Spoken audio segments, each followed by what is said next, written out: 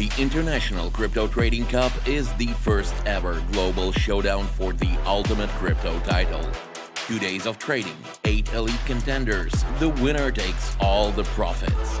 ICTC 2025, the world's first crypto trading championship.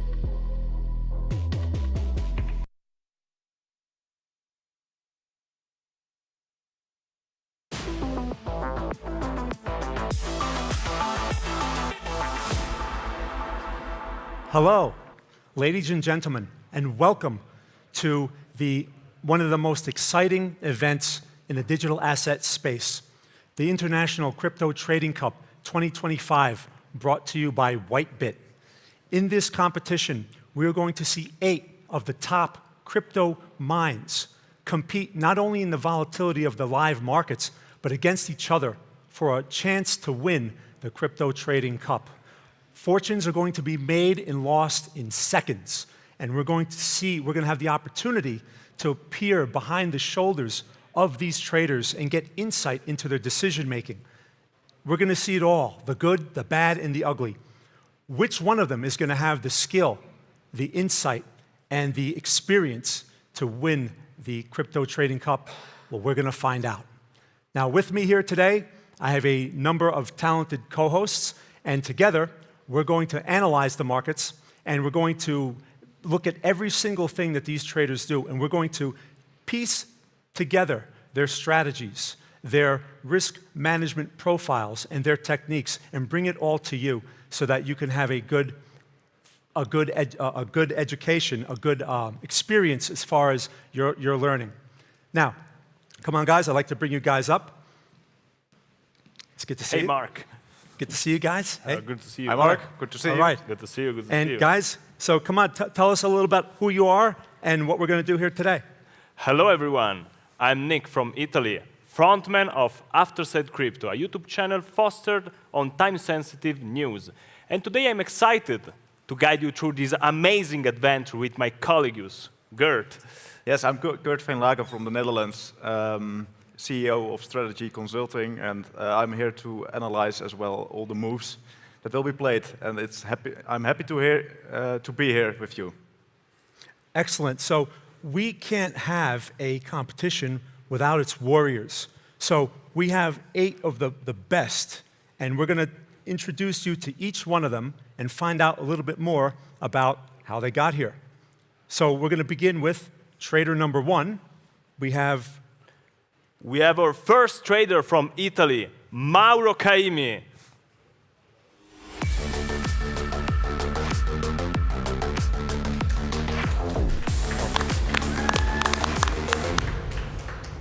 All right. Mauro is an expert with 11 years of experience from our country, Italy, and he moves on the market with cyclical and technical analysis, which is usually used in larger time frames. So it will be very exciting to see what he unfolds today to beat the market in real time. Everything will be open, so also his screen, we can request it, so see his screen and his tactics. Right, so we're going to be able to ask them questions and see actually what they're doing. Exactly. Right? So that's going to be that really will be the cool. best part. That's wild. It's never been seen before anywhere. Right. I mean, that is something. So let's get into trader number 2. We have Yevgen Loza.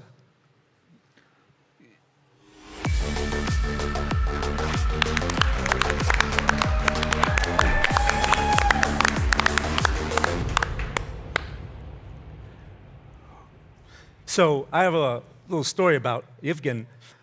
This guy was the top content producer on TradingView. Oh, on TradingView? Yes, back in 2017. I remember his name, Excavo. I remember him very clearly. I know him. Yeah, the crane right. like. Yeah. Yes, right. He had the that. crane.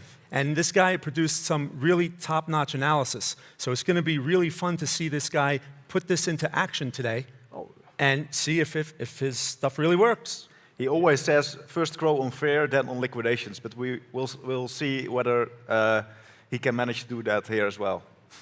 Yes. Right. Yes, excellent. So the next trader on our list here, trader number 3, we have Moose Money.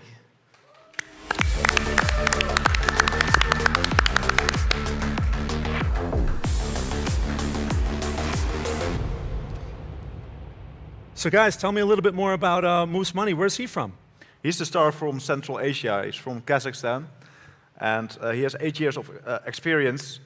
Well, he has recently rebounded from a big loss, so that's one you should take into account for coming back after a big loss.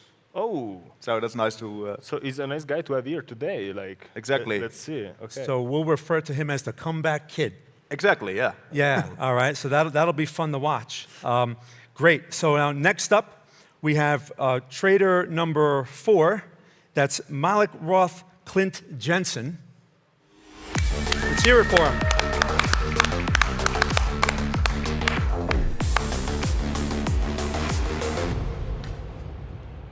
All right, so Malik is a trader with 6 years of experience from the UAE, as far as I understand, right? Oh. Yeah, and is famous for a 386% return in just a week. In just 1 week, I heard that Yes. right? You heard right, man. Wow. Now, Let's witness if he cannot do it in just 2 days. Yeah, let's see. Can he Let's see. do it in 2 minutes? 12 hours, yeah. right? Yeah. Can he do it in 2 minutes? Because these guys are going to be like on the 1 minute time frame, Oh, yes. right? Cool. So that's going to be fun to watch. Man, we got some great talent here. Next on our list, we have trader number 5. Let's hear it for Merlin the Trader.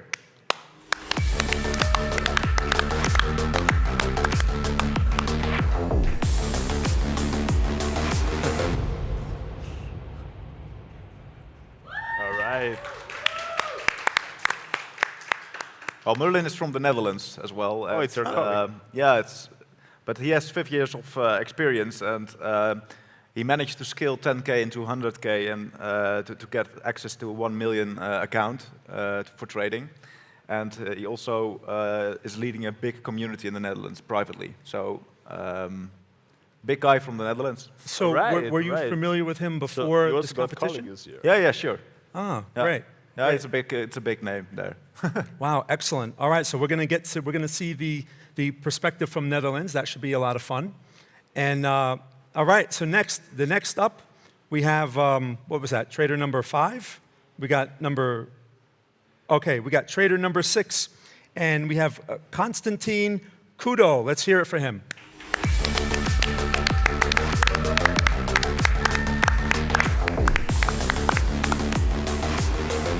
So what do we know of Konstantin? Well, he's a trader with 6 years of experience from Ukraine. Is really fostered on intraday trading and swing trading. So this is his daily bread, I guess, right? Intraday And competition. he is also CEO of the largest educational tech in Eastern Europe. So he's very much into educational stuff. And well, let's see if he can apply it himself. So All right, let's see if he can teach us something then. exactly, yeah. All right. So this intraday action should be right up his alley. I mean, this guy's. He teaches people how to do it. So let's Yeah. show. Let's see if his see. teaching works. Exactly. We're going to find out firsthand. Playing with reputation. All right, Yeah. excellent, excellent. Now, next up, we have trader number 7. And let's hear it for Luca. Oh, you're going to have to say this name, Nick. Oh, first Max. Max. Oh, I'm sorry. Maxim. Oh, there we go. So next up, let's hear it for Maxim Yakovenko. Yakovenko, I got that name right? I hope I got the name right. I have the list said Lucas. Well, it's actually Max Hama. It's a guy with more than 18 years of experience. Well, he has a reputation for precision and also humor. So I'd like to have some jokes from his side. And maybe RPNL is not expressed in humor, so it should add up to USDT-B in the end. Yeah. Right. So what was his name again? Because it was Maxim. Max Hamaha. Hamaha. Right. Okay. Great. Thank you for correcting me there. And then next trader number 8. Trader number 8, straight from Italy, Luca Boiardi. Let's hear it for him.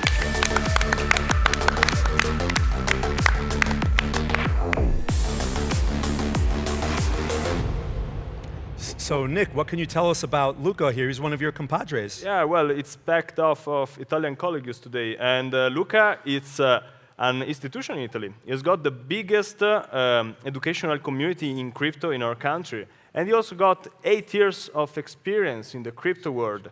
Usually he's he's a trader with a more like long time frame approach. So Swing it will trading. be swing trading. And it will be very interesting to see how we will adapt to this great competition. Yeah, that should be a lot of fun. So, I mean, we're going to see such a variety of strategies. Yes. And, you know, my part that I'm most excited about is I cannot wait to interview these guys because we're going to be able to talk to these guys on screen in real time as we see their trades, and we're going to be able to ask them questions like, hey, what's your thinking behind this one? Why are you doing that? You know, and we're going to get so much insight. That will be the best part for sure. There's also a lot of experience here, so from longer and shorter time periods, so like 6 years to up to over 18 years. So the question is, are people with more experience more defensive because then you can be ran out by a guy that's taking the risks? Yeah. Right. Well, I'm curious to see if does experience outweigh the random nature of the game. Like, for example, you know, when you have a game of poker, you can have like a new guy and he can beat the experienced guy because the cards just happen to come out his way. You know, so what are we going to see? Will experience overtake the random nature of the game? They've got the same cards, so maybe. Yeah, they've got the We'll same see. cards. We'll have to see. Same start. We'll have to see, right? So another thing that's going to be very interesting is what happens when these guys start losing money? Because, hey, we know that this game is not just about winning, Yeah. right? It's about coming back It and is about emotions. It getting is over about Can they control their emotions? Now, remember, for the viewers at home, this isn't just, oh, you know, I'm just going to be placing some trades. They've got the whole world on them. There's a lot of weight on their shoulders. Oh, yes. I mean, they're going to sit there. If you start taking some bad trades, the whole world is going to see it, and I can't imagine that feeling good. What about you guys? yeah, it's prestigious. So you really the most of them are going to lose here. So I'm happy to sit here. Right, you're happy to be on this side of the Exactly. this side of the screen here, right? You know, I hear you. Oh, yes. But it's just gonna be tough to. I mean, it's gonna be interesting to see how they deal with these risks and using leverage, because as we know, leverage can help you, but can also hurt you.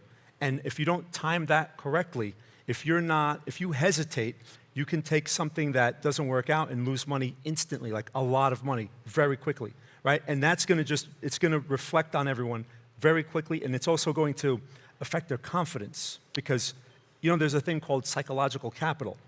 And when you lose money, you don't just lose money.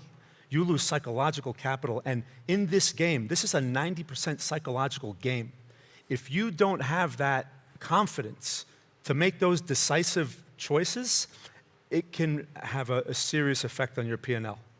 Oh, I mean, yeah, have you for guys sure. experienced that yourself? Oh, yeah, for Yeah, sure. sure. You sure. will not be ever confident again if you hit too many losses in a row.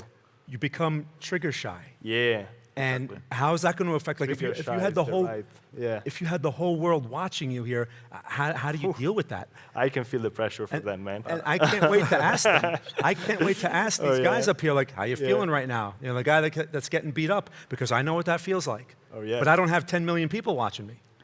You know, I do it in private. You know, I have a couple of people watch me or whatever, and I'm like, I lost a little money. Oh, okay, no big deal. Okay, let's grab a sandwich, but they are on stage. Right, this is high stakes. So, I mean, we're probably going to talk a little bit more about this soon, but tell me a little bit more about the money that's involved here. Like, what are we looking at? Like, I know we're going to get into more details, but maybe give me a little taste. Like, what are we looking at here? Like, what does each trader have to trade? Well, they've got a 50K deposit, each one of them. So 8 times 50K, 400K is at stake here. And the price that goes to the one with the highest RPNL, which is the highest realized profit and loss. So you should have closed the trades. That's maybe good to know for the traders, because it should be realized profit Yeah. or lost. Effective profits, yeah, for Okay, sure. that's interesting. Yeah, we're going to definitely get more into Up that. to $5 million. Yeah. Oh, Okay. it's really high stakes. We're going to be showing some of the details on that here in a moment, but right now, I got a special treat for you. All right, I'm going to bring on the man that has made this entire event possible. Please, everyone, give a warm welcome to Mr. Volodymyr Nosov.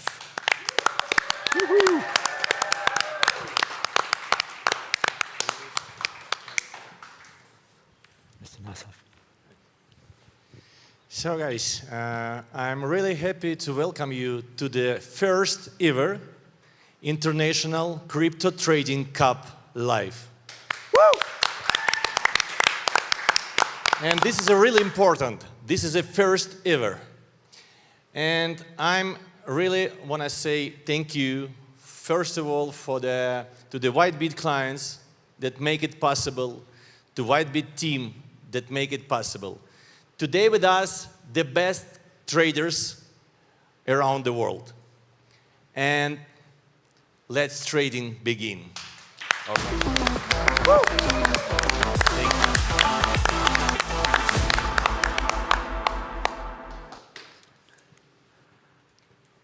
Now that we heard from Mr. Nosov, I mean, that was great. Now we can talk more about the rules of this game, what these traders are going to have to face, what kind of parameters they're going to have to trade within. So, guys, where do we go from here? How do we start this? Well, as said at the beginning, every participant will have 50K in a special value for... Let's talk about that for a minute. Yeah. So they're going to have a special currency that they're using, which Yeah. is USDTB. Can you explain that? It is an internal currency for this tournament. So it will only be usable in the tournament, but it will move the market, just like real USDT. So this is not a practice account. No, this is not fake. This is not demo. This is real. And realized profits will become actual USDT. Ah, So- interesting, interesting. So there's going to be some more details on the rules of this game. Now, what are some of the other rules that they have to consider? Like, for example, can they use outside analysis or anything like that as they trade? It's not allowed. It's not allowed. No outside analysis. No outside analysis. So for the algo traders out there, hard times, you know? Yeah. They've actually used their own brains, so So they're on their own. exactly. No, no team. I can't text them any analysis as we're doing this here. I can't tell them where Bitcoin's going in the next 5 minutes. No, you I cannot. can't help them. Okay, sorry, guys. All right, so they can't use any outside sources. How about any algos? Can they use anything like that? They can only use standard indicators from TradingView. Interesting. Okay. Yeah. So it's up. They have So no no custom, you know, like no custom indicators. No. Just not allowed. the basics and whatever they have in their head. Exactly. And they can use Notepad, for instance. But yeah, that's it's an inside tool. Great. So you know what? We have a video here we're going to show the audience that's going to explain these details more. Take a look.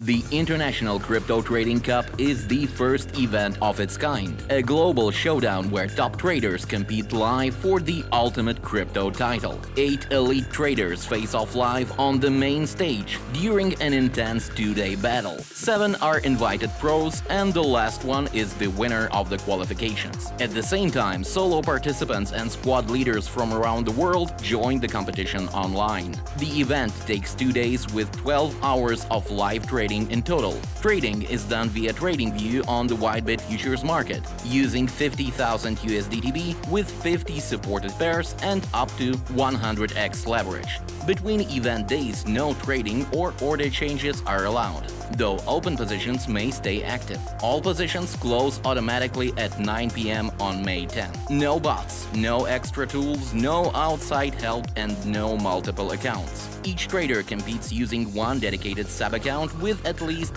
3 trades per hour required. If your balance hits 0, you're out. The last remaining trader continues solo until the timer ends.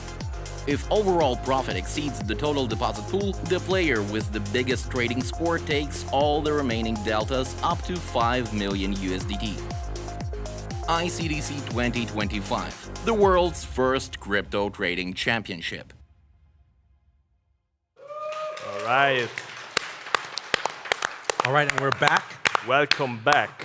Welcome back, and we just saw a little bit more about the rules there, so now people know how this game is going to be played. 5 minutes in, and the traders are already trading.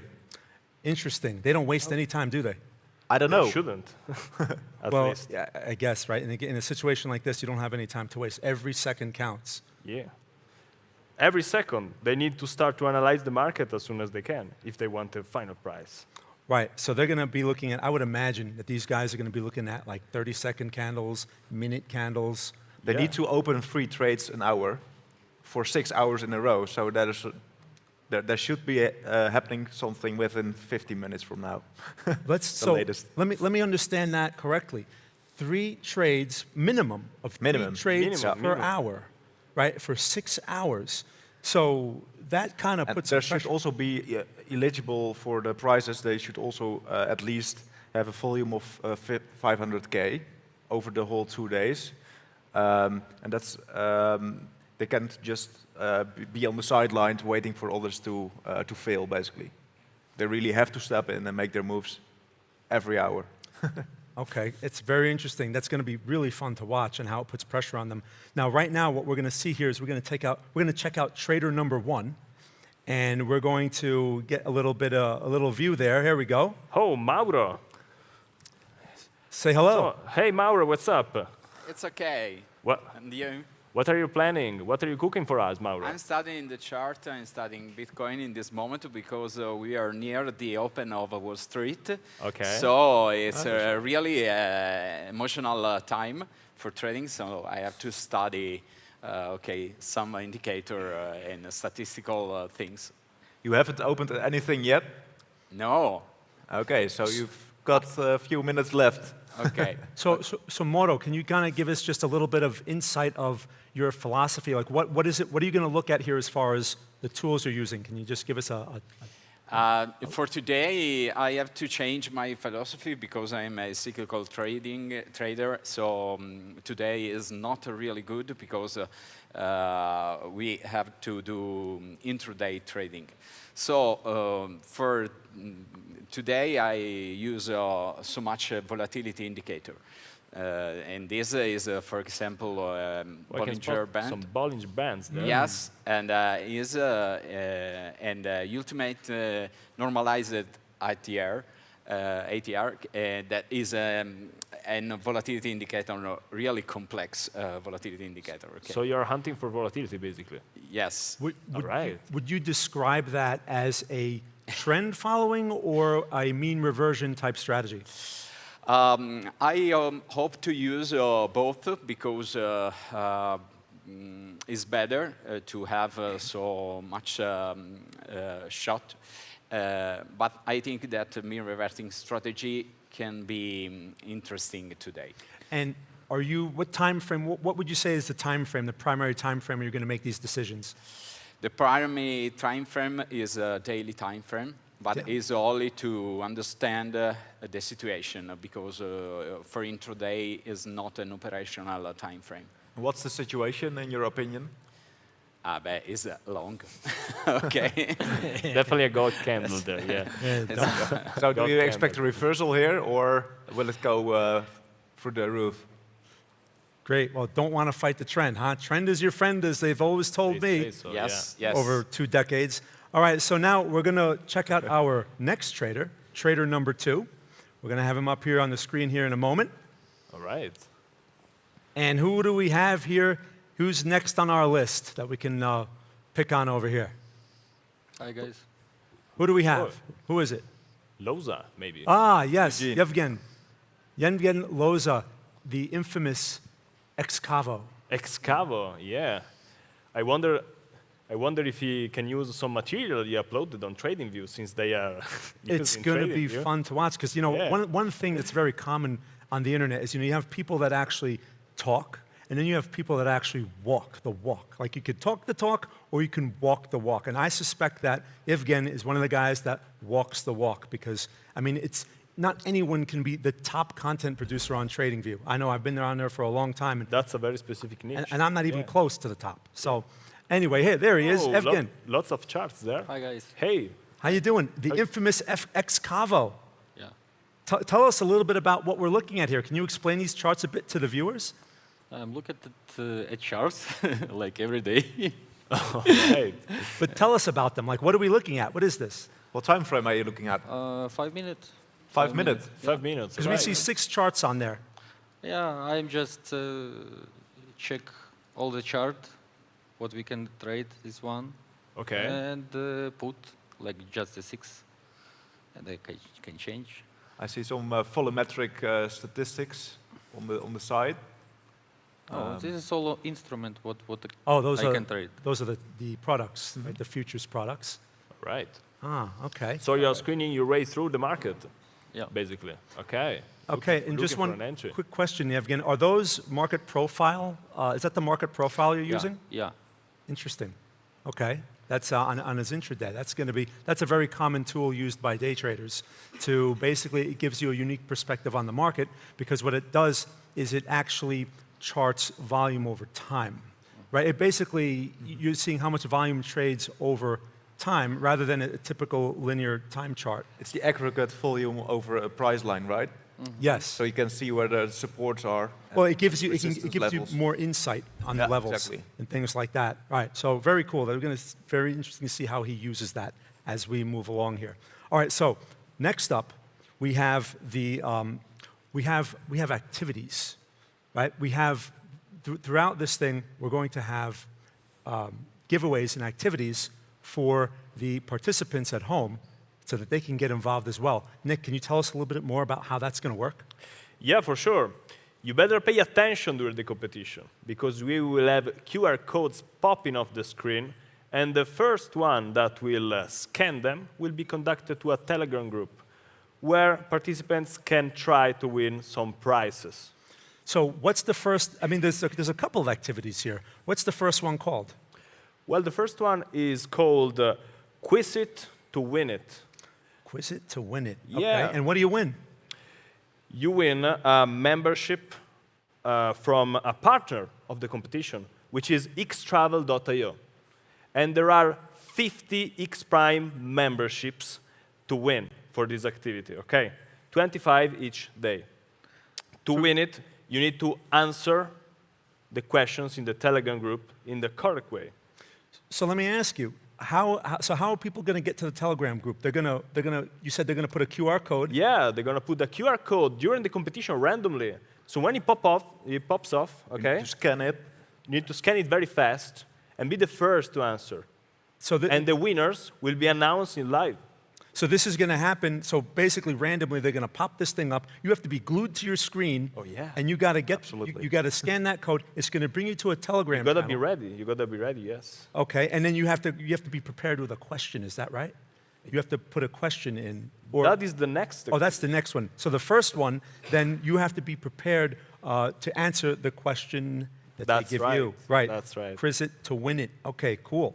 That should be fun to watch. And then what happens? The moderator selects the winner, and then they're going to present them here, like you said, right? We're going to see Yes, all the winners. exactly. Every day we will have 25 winners So for this activity. You're going to It'll want be to. twice a day. So the first time, 12 winners. The second time, 13 winners. 25 one day. 2 days in a row, 50 giveaways.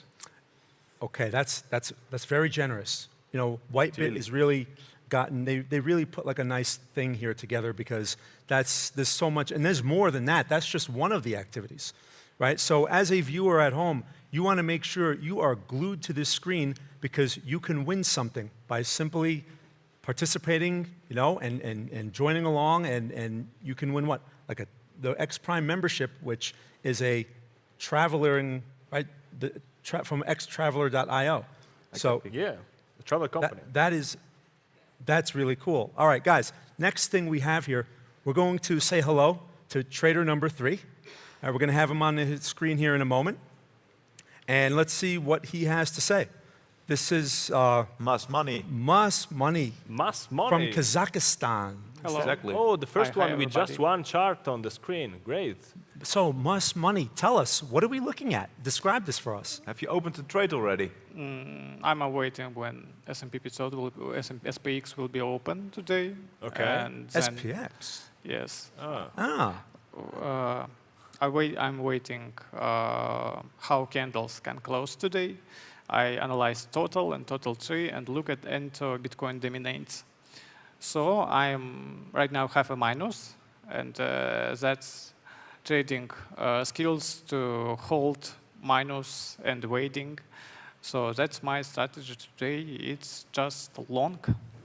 Long only. All right, so you're following the trends. Interesting. Now, so let me ask you, you're using, to make sure I understand this correctly, you're using the S&P and you're looking at the correlation using total 3. You mentioned total 3, I heard that right? And you're using that to gauge what, the direction for Bitcoin or a cryptocurrency that you're considering? Is that what you're doing? Yes, I try to find difference between S&P total, Bitcoin dominance, and try to find anomalic volatility on the coins. And what are those indicators on the bottom of your chart? What indicators? Yeah, what are you using? That's RSI. It's classic indicators for all traders. For momentum? All right. So this is The strength of the trend. awesome oscillator of Billy Williams. That indicators show.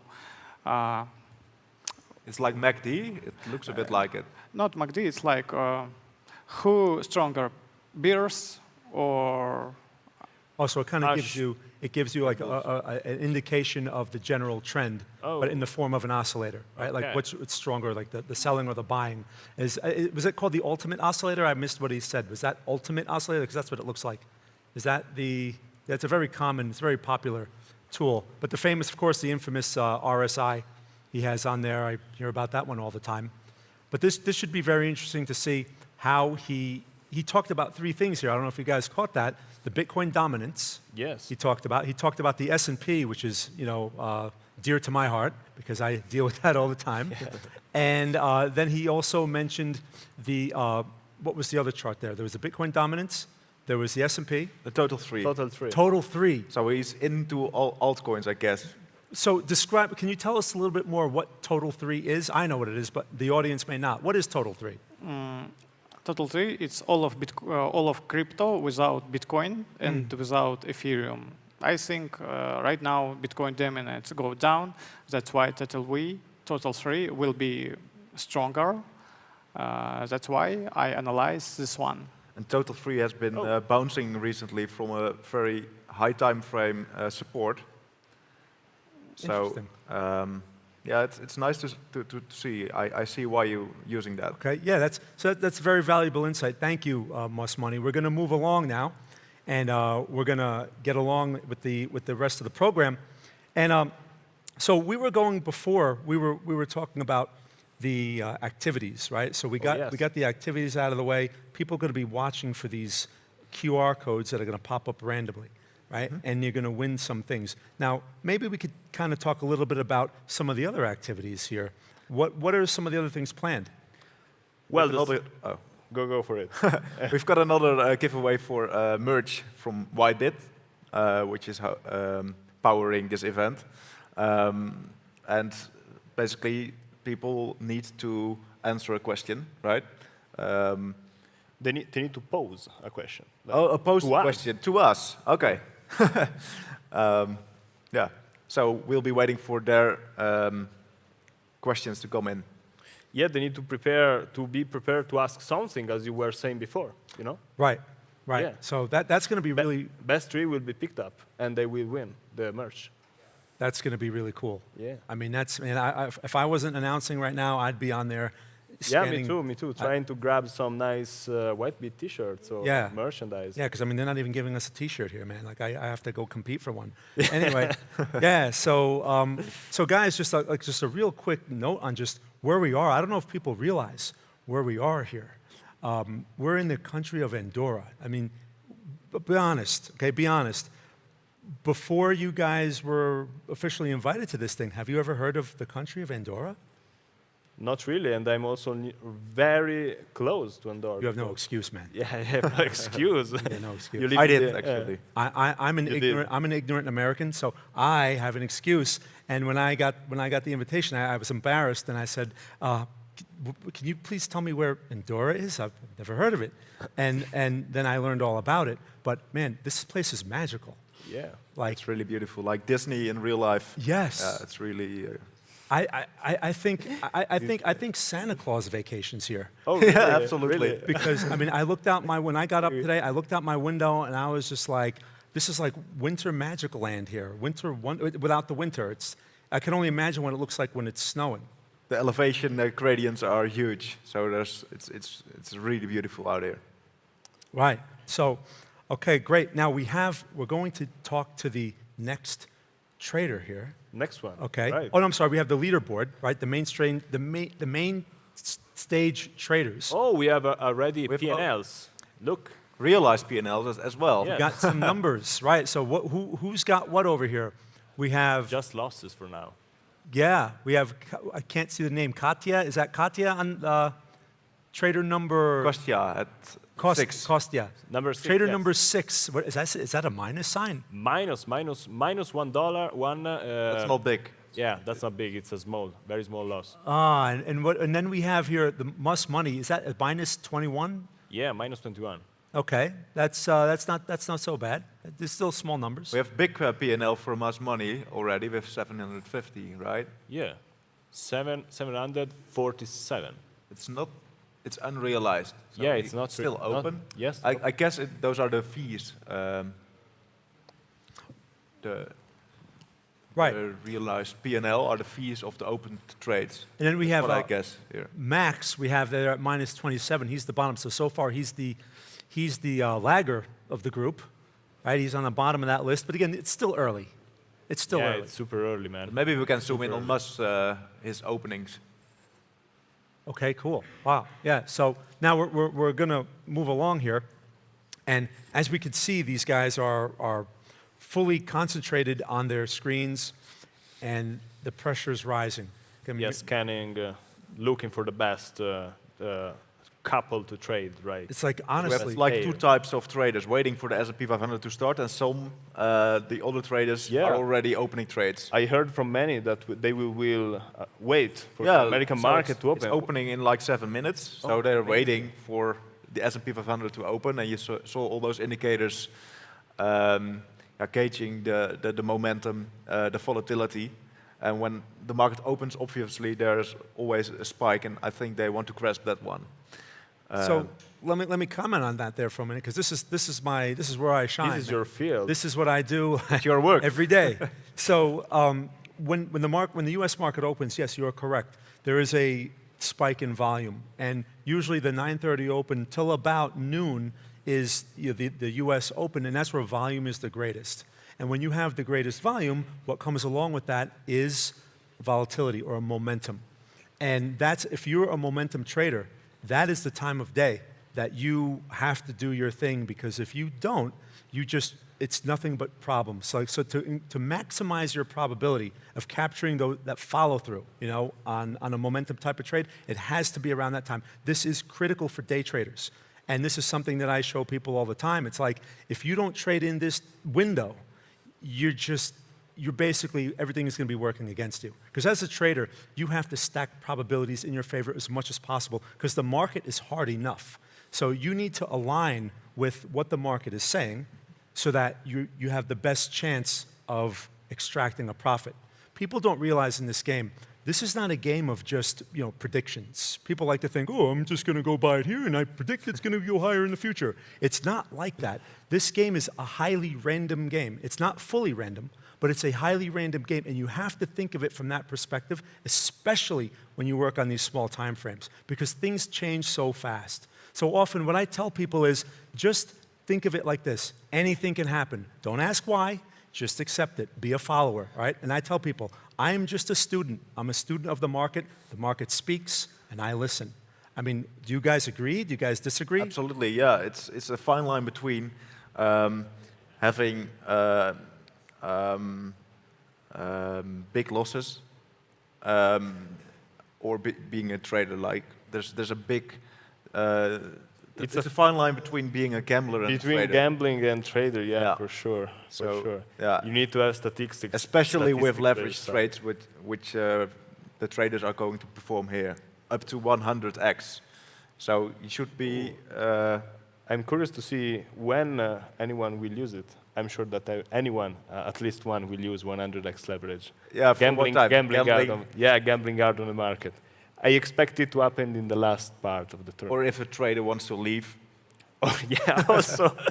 Yeah, of you course. can just open a 100x trade if he and wants wait. to get liquidated with the world capital. Yeah. Yeah. But that would be gambling, not trading, right? Yeah, for sure. You mentioned that word gambling. You just mentioned it a couple of times. It's a very interesting word because typically as traders, you don't like to think of yourself as a gambler. That's kind of like sort of has a negative connotation, right? We're sophisticated investors, but in reality, it is a gamble. We are basically managing risk and we are taking chances, but it's an educated gamble because we're not just taking something that has a completely random probability. Like when you go to a casino and you play a game, you most likely a lot of times you have less than a 50% chance of winning. But in this game, if you understand what you're doing, you can gauge that probability when it's more in your favor. So perhaps you're taking trades with a 60% or 70% probability. You can still be wrong. You can still lose. This is one of the things that took me forever to learn myself is when you have a win or a loss, you cannot take it personal. It's basically the market either just gave you a gift or it took money away from you. You cannot take it personal because of that random element. What do you guys think of that? Well, you're definitely right, man. I mean, you need to play your cards the proper way. You need to think in the long term. I mean, now it's quite difficult because we have just 12 hours, okay? So to think long term. But you need to have statistic on your own favor and to play with a decent risk-reward ratio also. Because you need to win big if you win. But if you lose, you need to lose just a little bit. I mean, if I win 100, I cannot afford to lose more than 100.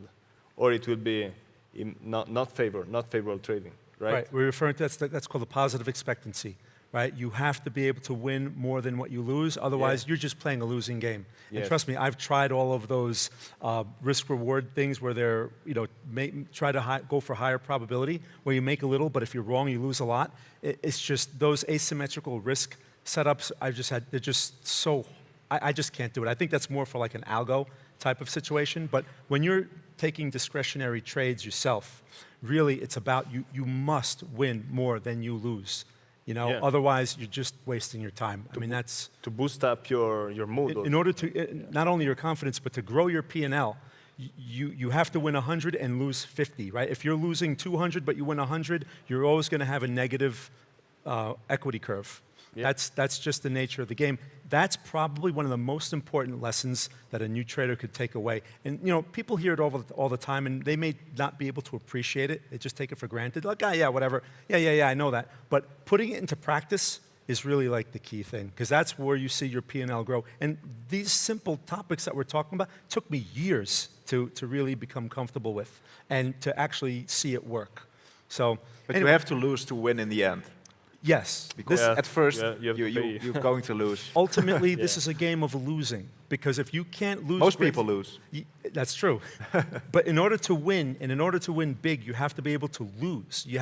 Losing is a skill, as funny as that may sound. You need to learn how to lose. Right. Like how to take a loss. Right. Yeah. You have to lose gracefully, because if you let the losses get to you and you get out of control, that's the recipe for wiping out an account. And trust me, I've been there.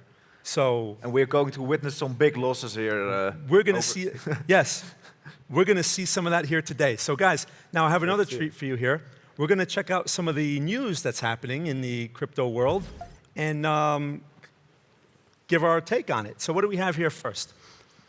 XTB boosts crypto CFDs offering for institutions. So CFDs, huh? Yeah, this is your field, right?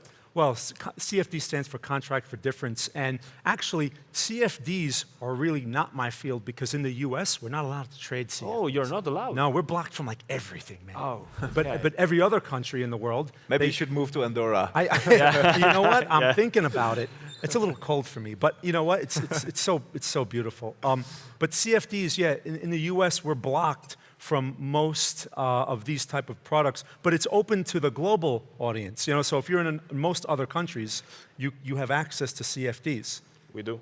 And I've experimented with certain CFDs, like the popular S&P, like in NASDAQ, the stock indices, they have CFDs for those. And I've actually looked at those and I've done analysis on those charts. And they're a very nice replica of the actual S&P and the actual NASDAQ. I mean, they are such a great proxy. They offer these opportunities. So basically, if you're not in the US, if you're in another country, you can still trade the S&P almost like the real S&P, thanks to the CFDs. And there's other ones. They have CFDs for stocks. They have CFDs for metals. They have CFDs for pretty much every asset class out there. And it's also the next step in institutional adoption. CFD is another way to get exposed to the Bitcoin chart, for instance. Yes, because you can trade in an easier way for institution to be acceptable for them.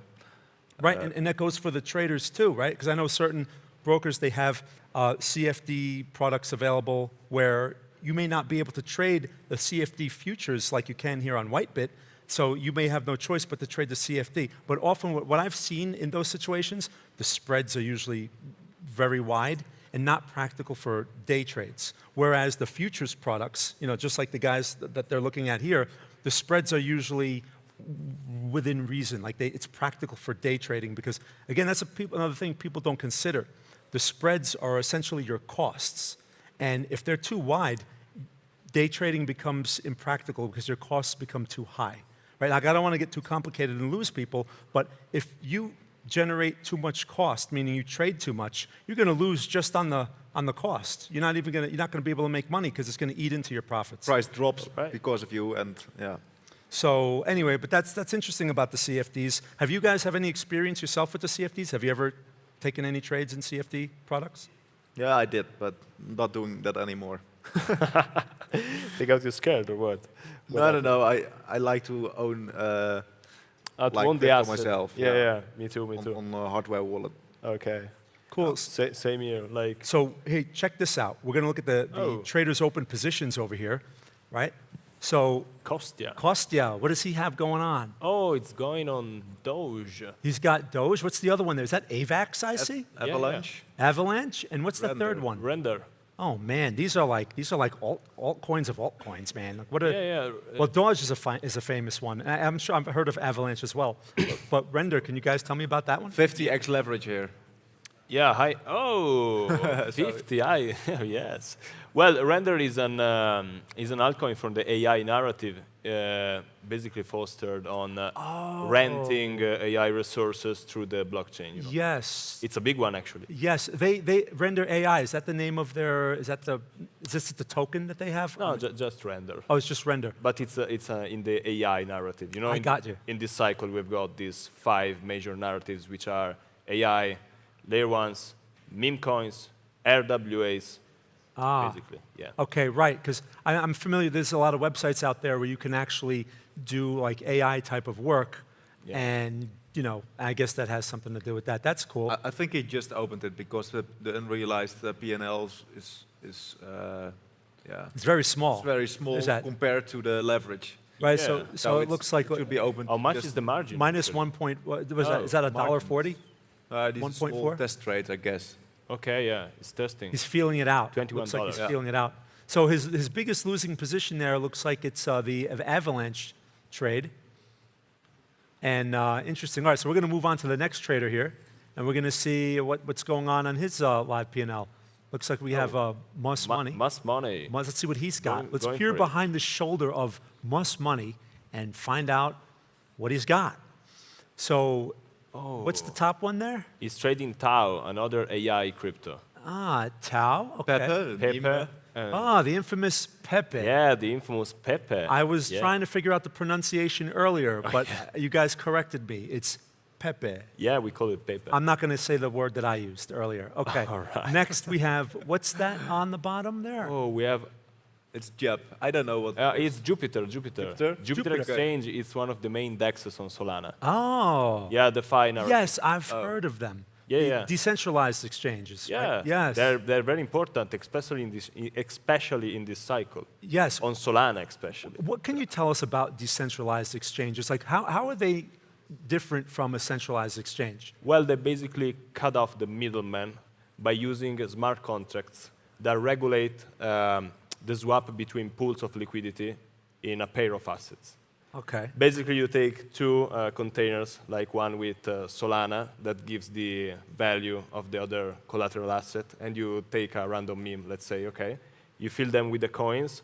So traders can put Solana in the Solana container and grab tokens from the other container. And all of this is autonomous, regulated by the network. Oh, Yeah. Okay, cool. Wow, that's interesting. We'll talk more about that. I wanted to take a look at some of his numbers, but all right, cool. So when it comes to these decentralized exchanges, I've experimented with a couple of them, and I found it to be a little cumbersome moving, because you have to move money from the one wallet, you have to transfer it into the currency or the crypto that you're actually going to trade with, which means you have an open position there. Then you got to transfer that into the wallet of the decentralized exchange. Then you have to place your trades. And then after that, you got to withdraw that money. If you want to be flat again, you have to withdraw the money. It's got to go back to the trading currency. It's got to go back to your wallet. Do you guys find that a little cumbersome, or is it just me? What do you mean with cumbersome? Like complicated? It's too many steps. Like I'm jumping through too many hoops. Where before, when I trade futures, all I have to do is I'm in, I'm out, I'm back in dollars, and that's it. I'm flat. Yeah, for sure. You have to know what you're doing. First time is always difficult. So look. Okay, who do we have now? Max. We have Max. Hamaha. Max Hamaha. What's he got going on here? So is that selling, Bitcoin? only shorting. Oh, shorting the market. On 5x. Counter trade. He's got Bitcoin. He's got Pepe, and he's got Solana, it looks like. Yeah. Interesting. Yeah. Also in loss. All these guys, we haven't seen any green yet, have we? Not much. But it's Not early. really. It's early. Not really. Yeah, it's early for sure. I'm not going to pick on these guys, right? You got to give it a little chance. Also, the market just opened. He also using a big margin there, like Is that 12K. Oh, interesting. Yeah, with Okay. 5x leverage. So Wow. it's getting hard on Bitcoin right now. So he's at 5x, and the other guy we were looking at was at 50, wasn't he? Was he using 50 times? But he's Yeah, 50x. 50x, but 50x with really leverage. small margin. Ah, Exactly. Playing with small margin. But he's using 1/4 of his whole margin. Yeah, a he's lot. using a quarter. A lot. The other guy was quarter of- using much less. Yeah, Right? $21. Like. So this guy here is being a little more, since he's using more of his buying power, he's being a little more conservative, right? He's not tying up, he's not taking gigantic positions with small money, right? He's using more of his money. So I would take that as he's being more conservative. Yeah. Less leverage, more margin. Yes, because less leverage, meaning he's not, he's keeping his risk. But fighting the trend here. Yeah. Right? Selling on Bitcoin. Right, oh yeah. Well, you get these guys, man, they see what could be a top and they give it a try. But there is some room for that if you know what you're doing. Like if this guy was an amateur, then I'd pick on him. But we're talking about pros over here. So if he's taking a short, maybe he sees some type of small pattern on a small time frame. And I tell people all the time, just understand the risk you're taking. If you're going against the trend, and there's room for that, just understand, number one, what can go wrong. And number two, be able to recognize that when it's not working, quickly and do something about it. So basically, you adjust your expectations. You keep them smaller. When you're going against, you keep them smaller, expect less, so that if the market's going to go the wrong way, you know right away, out, I'm out. Because chances are you're going to be wrong. That's how I deal with stuff like that, and that's usually what I encourage guys to do. What do you guys think? Well, you should have a plan even before you enter in a Of position, course. in my opinion, I mean, like always. Or otherwise you're going to get too greedy or maybe, too scared. You get flooded and you sell the bottom, you mean. Right, Yeah. right. You But also have a stop loss in place and know where to take your profits already. Right. Because otherwise you're staying too long in the trade and it will drop eventually. Yes. And But the key thing with something like that, again, like shorting, this guy's shorting. We saw those Bitcoin chart when we were talking about that earlier. I mean, it was pretty much vertical. I mean, what are we over? We're over 100K now. I don't know the number because I can't see the chart. But I mean, it's 103K. 103K. Yeah. I mean, this thing is on fire, and it takes knowledge and experience to short something like that because you are fighting the world right there. And it doesn't mean it could pull back maybe a couple 100 points, and maybe that's what he's trying to capture. But it takes courage and experience to do something like that. If you're a beginner, I would not recommend shorting Bitcoin right now. Yeah, definitely. It's like you're walking in front of a freight train. Don't Yes, do that it's as very well. strong in these days, yeah. You know, yeah. So I mean, that's the thing with something like that. And like I tell people, as soon as that thing goes the wrong way on you, out, because that's how you mitigate the risk. As soon as you recognize wrong, get out. Just get out. You know, because again, you short something that's strong. And look, I've done it. I could tell you lots of stories. I've done it, and it's not fun.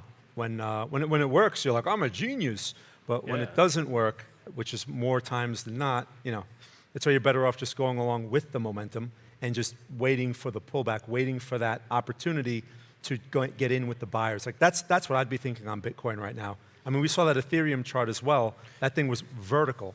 That was a serious daily candle there. I mean, that's the mother bar right Yeah. there. That thing is. Yes.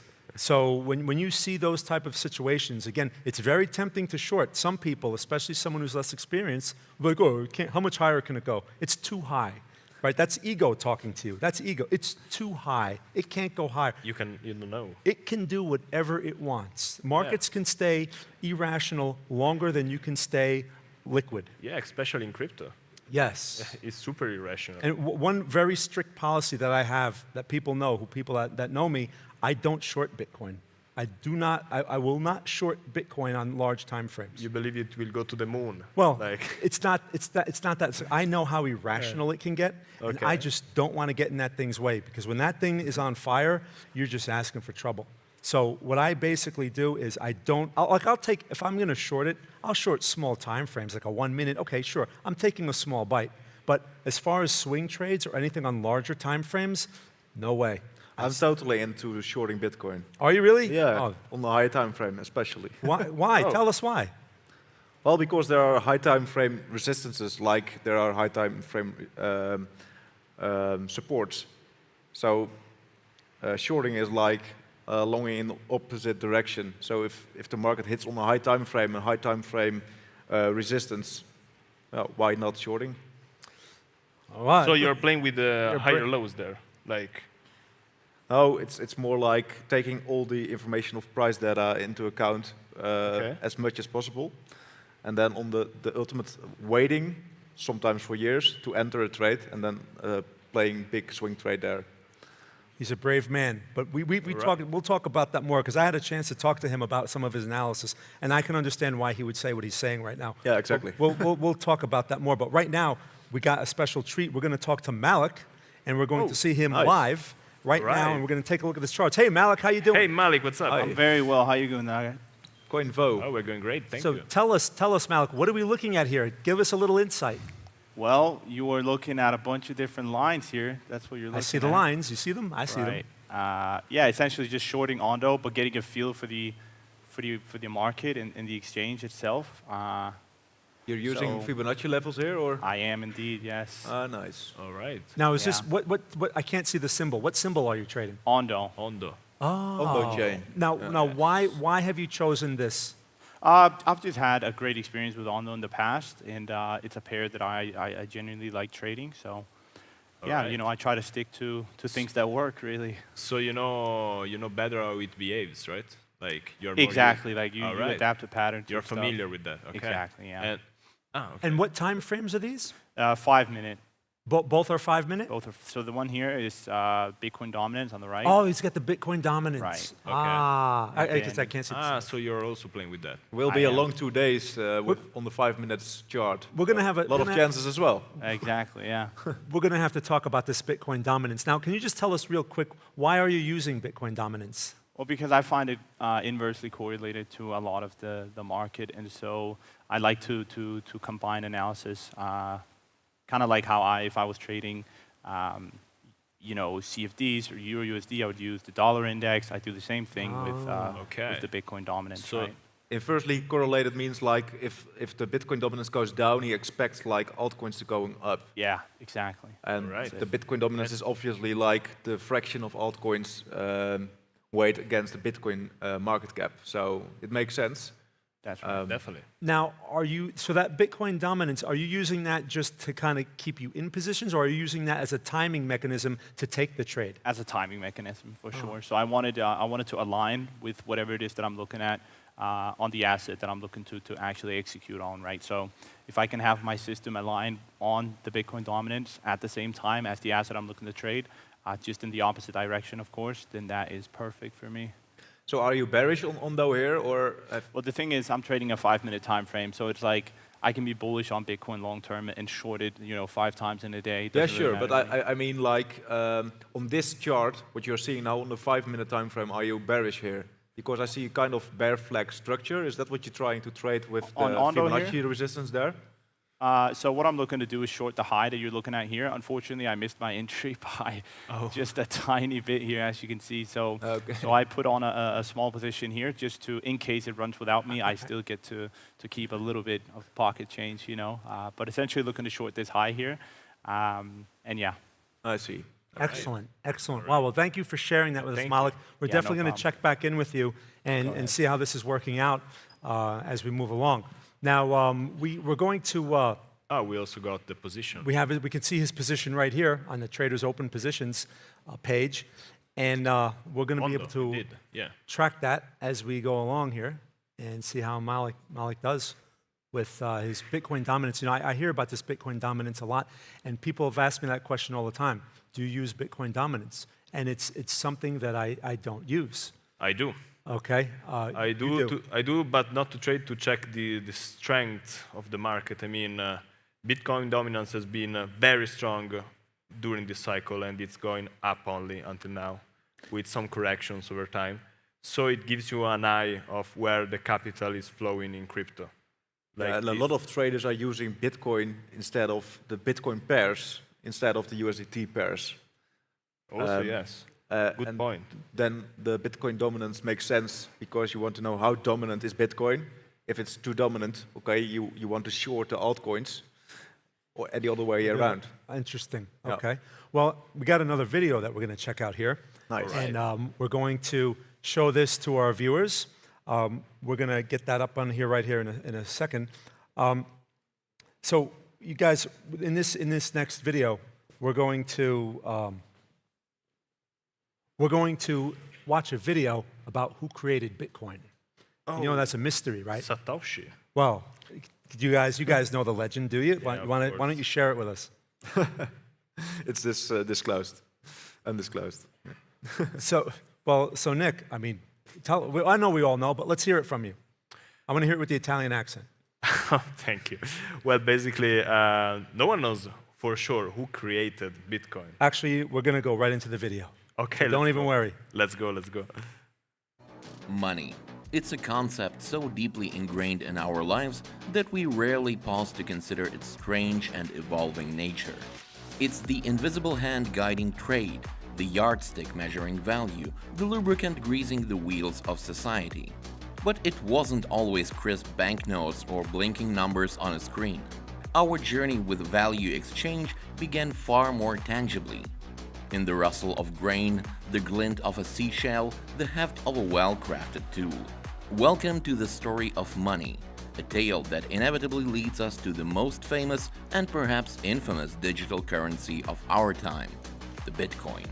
For centuries, the value of money was tied to metal it contained or represented. Even when paper money emerged in China around the 7th century, later adopted in Europe, it was typically a promissory note, a claim check redeemable for a specific amount of gold or silver held in reserve. This was the era of gold standard. I think that one of the most important, because it made people see what money really is when they abandoned the gold standard.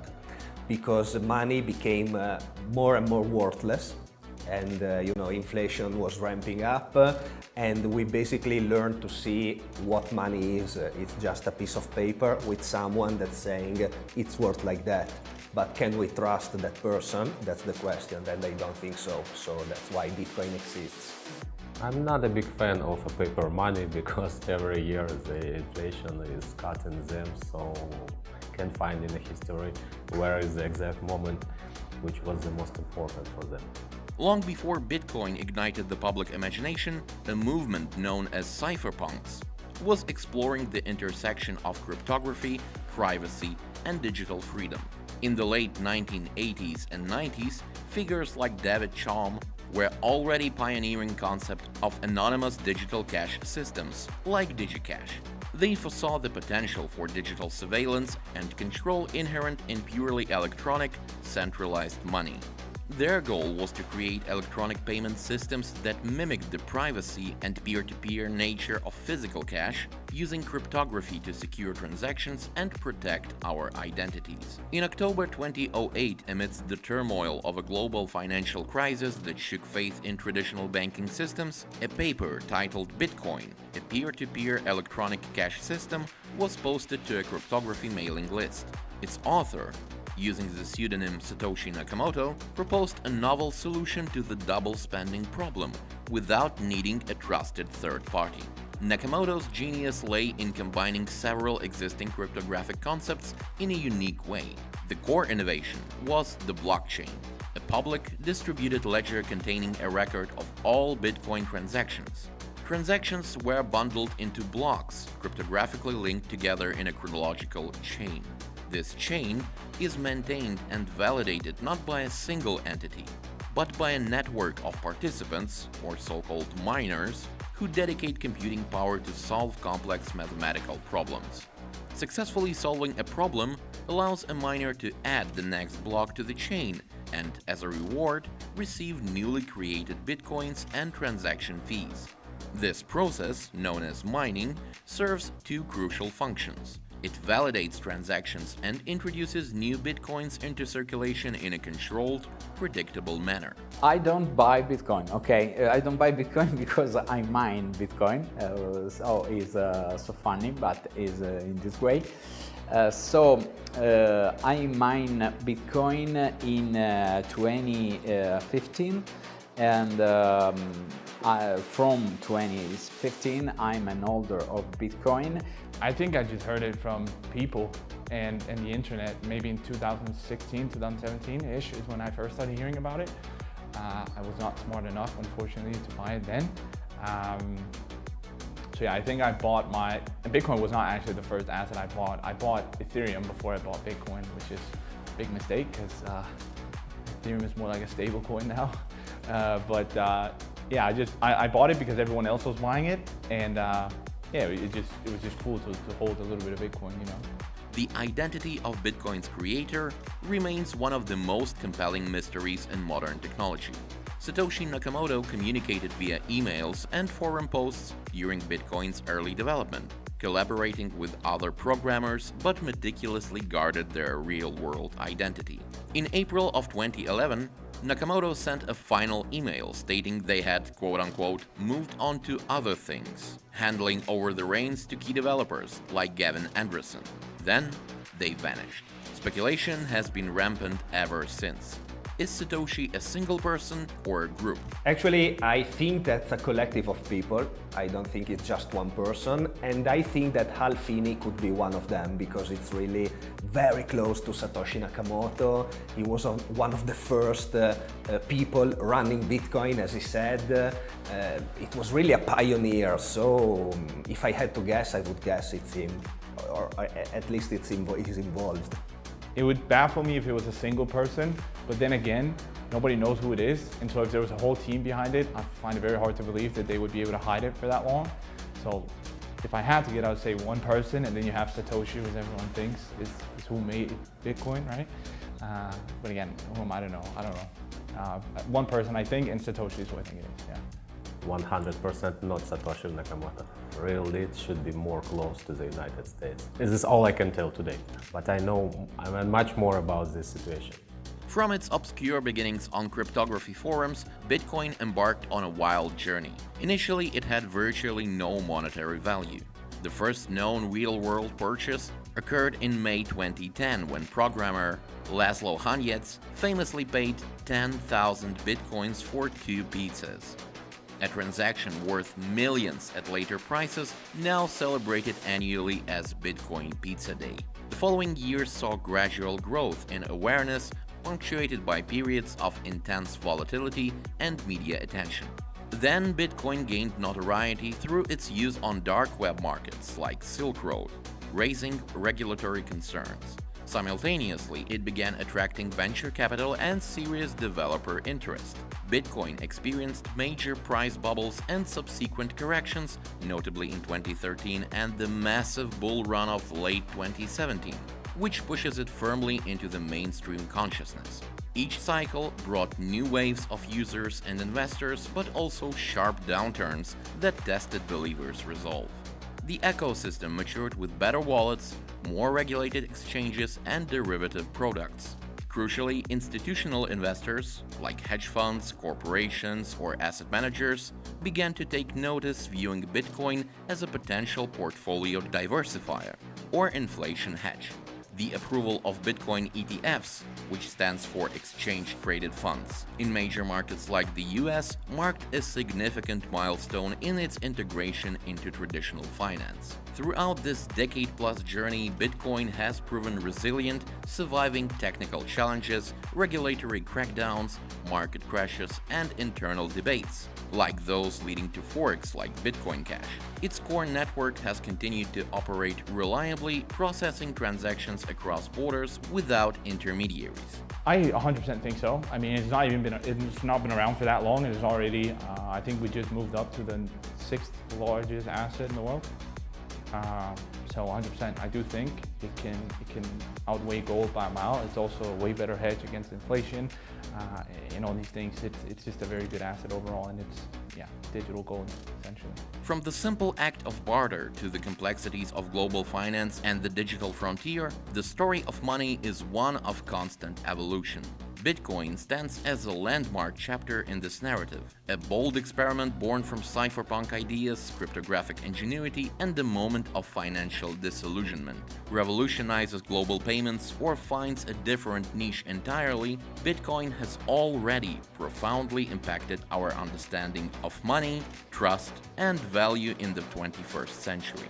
It remains a ghost in the financial machine, a decentralized force whose ultimate destiny is still being written, one block at a time. All right, everyone, welcome back. Now, we're back here at the International Crypto Trading Cup, powered by Whitebit. And just with us here right now, we have joining us Alessandro Monterosso. Did I pronounce that correctly? Welcome. Yes, perfect. And he's straight from Italy. Why don't you tell us about yourself? Sure. I'm 34 years old. I'm a tech entrepreneur into crypto since 10 years ago. I usually trade a scalper, so I don't do that every single day, otherwise I will be like burned. But I usually I love a lot, and sometimes I do videos about crypto. And in 2021, I predicted this next wave with the exact price of the first stop that we reached. So I'm happy to be here and to comment and stay here with you guys on those 2 days. It's going to be challenging, and if I knew the top line of the prices, maybe I would have participated as trader. Interesting. Well, yes. I have to say something about Alessandro over here because, you know, I got this great opportunity to meet you guys, the Italian guys. And let me just say this. If you need a guide, a world tour guide, especially when it comes to food, you want to talk to Mr. Monterosso over here. Go for Present. Because Especially food. This guy knows food. That's all I'm going to say. So, no, it was a great time. So now, as we move along here, and again, thank you for joining us, Alessandro, we're going to get into our first activity, and that is called Quiz It to Win It. Oh, remember, we talked about this a little earlier, and this is the X Prime memberships giveaway brought to you by xtraveler.io. So this is what we're going to do. It's time to have some winners then. Yes, that's right. So we're going to get into this first, right? We're going to get into the activity part, and you have a chance, right? The participants at home have a chance to win, right? 50 X Prime memberships, right? So we're going to start giving that away now. We're going to start with that right now. Now, here's how it works. You have to answer our question on Telegram, and maybe your answer will be the winning one. All right, so here's the question. Are you listening? Let's go. All right. What is your reaction to today's Bitcoin chart. Show us with emojis. Go. Remember to scan the QR code. There's the code Yeah, right there QR on the code. screen. Be Yeah. fast, be the first, otherwise you will be left behind. And this giveaway is offered by our partner, xtraveler.io. Yes, X-Traveler. That should be really cool. Like, and there's 50 of them, 50 giveaways. So there's plenty of prizes to win. Answer us. Tell us. Show us what kind of emoji you're going to share. So, guys, what kind of emojis would you share? Well, the most cliche one in these Oh, no. days, Here we go. especially. Yeah. Let's hear it. The rocket emoji. For sure. That's a cliche, but it's real. You know, we are mooning right now. Yes, I know we're going vertical. What a perfect timing to have this kind of show. Yes, it is a great time. It is a great Better than time. selling off. And Alessandro, what kind of emoji would you choose? Actually, my emoji will be the crying one because I didn't enter with BTC long 2 days ago, so He missed it. I missed it. Okay, I can understand the crying one, yes. And for me, since I don't know how to work emojis, I would probably just pick like the smiling one or something, or maybe a pizza one, just because, you know, a pizza one. Bitcoin pizza, the Just pizza days. yes, because now because Bitcoin is becoming so expensive that, you know, You can buy a ton of pizza with it. yes, I can buy a pizza with it. I don't know. I mean, yeah. So anyway, I was just trying to make a bad Italian joke. So Right. anyway, we're going to see what kind of emojis that people are sharing with us here. So again, if you're at home, hopefully you scanned at that QR code and you're in the Telegram right now answering the question. I can't wait to see. Shoot your emojis, guys. Shoot Yes. Yeah, go for it. Don't be shy. And Try to win. our moderator is going to select the winners, and then we're going to read them right here. We're going to see them on the screen, and you're going to know if you won. So we're going to see it here in just a few moments. Okay, so the activity is over. The moderator is now going to select the winners.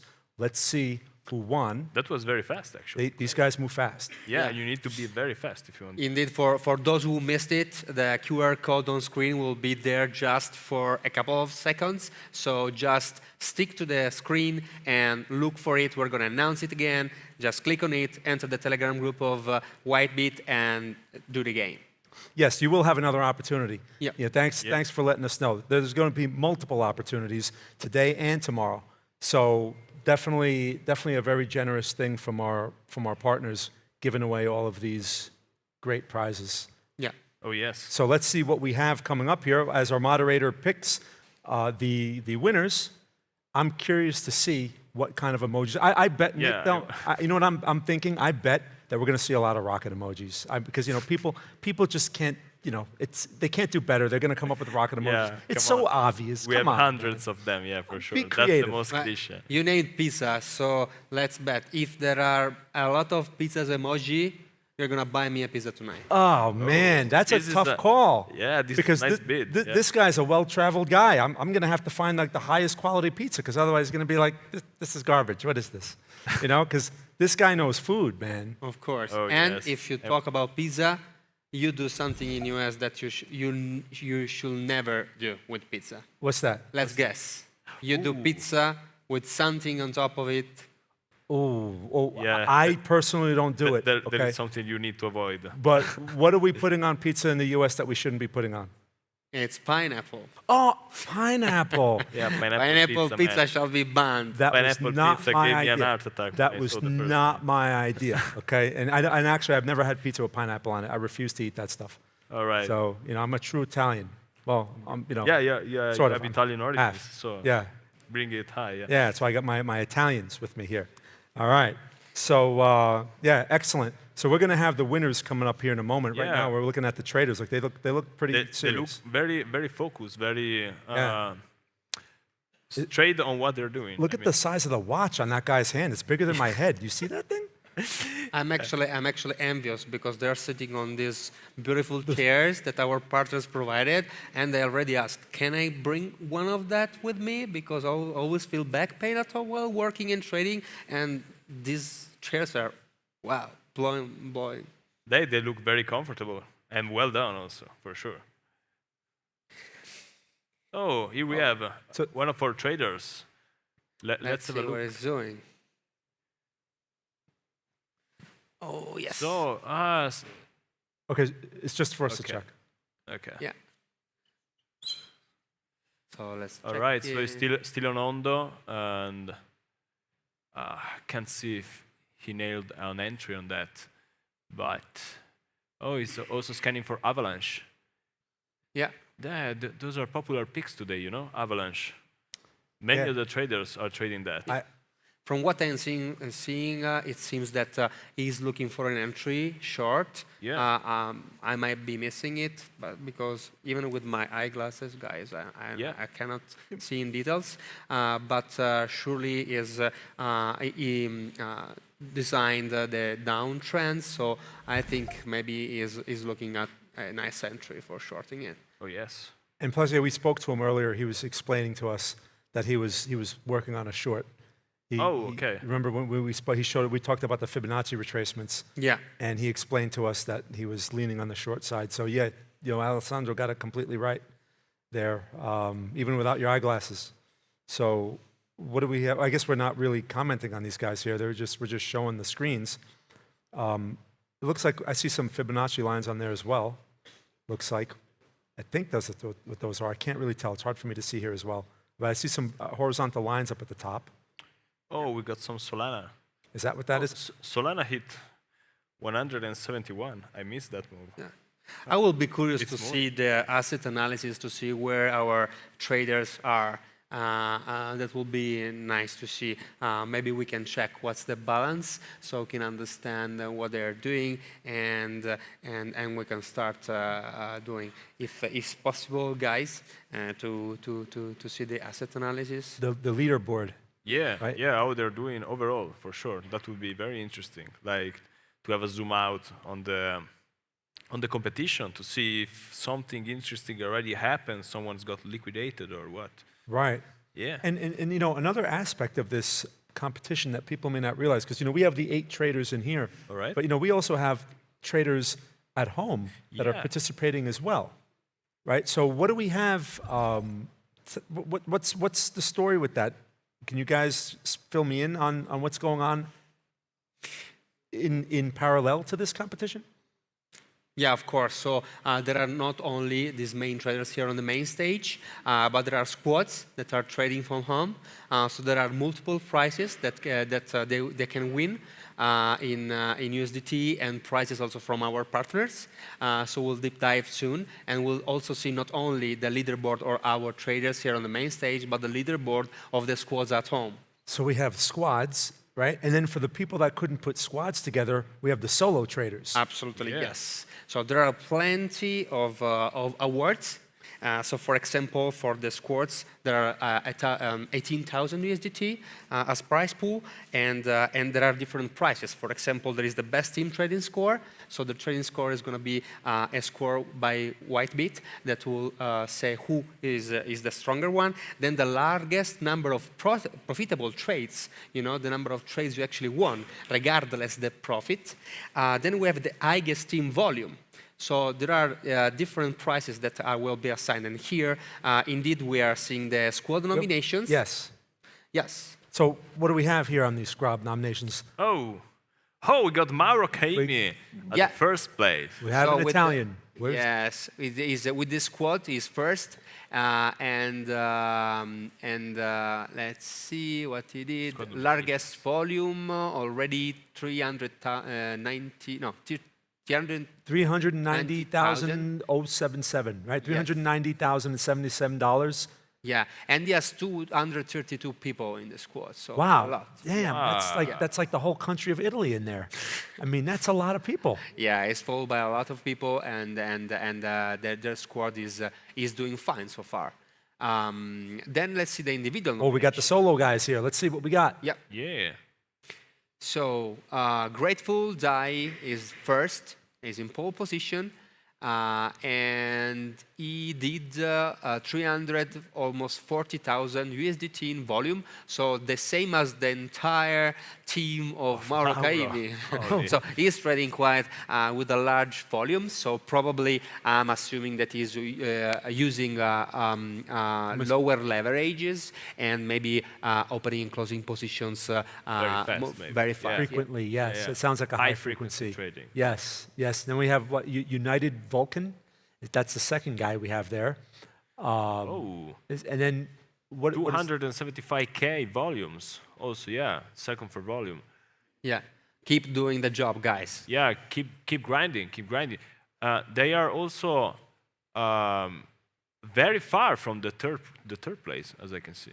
Like, no, sorry, my mistake. It was 218K volume. Right, that's Great Stellar. That's the bottom, right? That's the bottom. Yeah. Yeah. So those are our solo traders.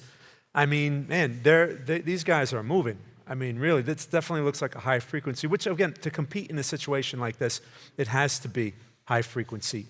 This is reminiscent of a poker tournament. I don't know if you guys are familiar with the poker tournaments. They're very popular in the U.S. Well, I guess they're popular everywhere. But one thing that stands out to me, I'm not a professional poker player, but when you watch a poker tournament, the players there have to play the game particular to the tournament. So they have to adjust their strategies, and you see them make decisions that don't exactly would make sense in a regular game. Yeah. Right? And I suspect that this type of competition is going to be very similar, where you have to make adjustments like that, where you have to do things here that you normally would not do in like your regular whatever, because you're competing with other traders here, and you're trying to put a P&L on the board, and there's parameters that you have to stay within. Compared to if you were at home and you just trade for yourself and you're not dealing with any type of competition. You guys agree?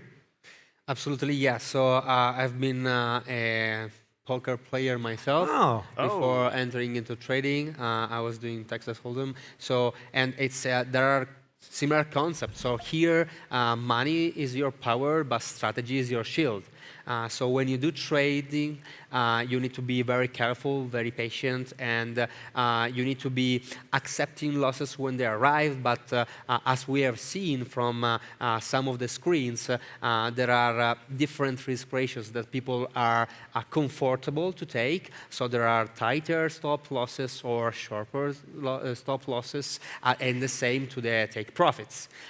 So it's all about the strategy. It's all about when we're comfortable to stop, even if you are going profit, because sometimes you are profiting from it, and you might tend to remove the take profit. You say, oh, let's wait a little bit. But as we have seen here, with a lot of analysis, and the audience from home will learn a lot.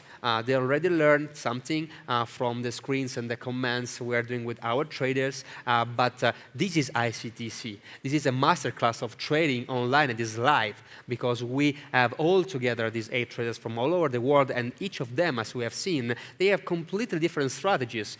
They look at different indicators, and they are very personalized, because the experience traders have in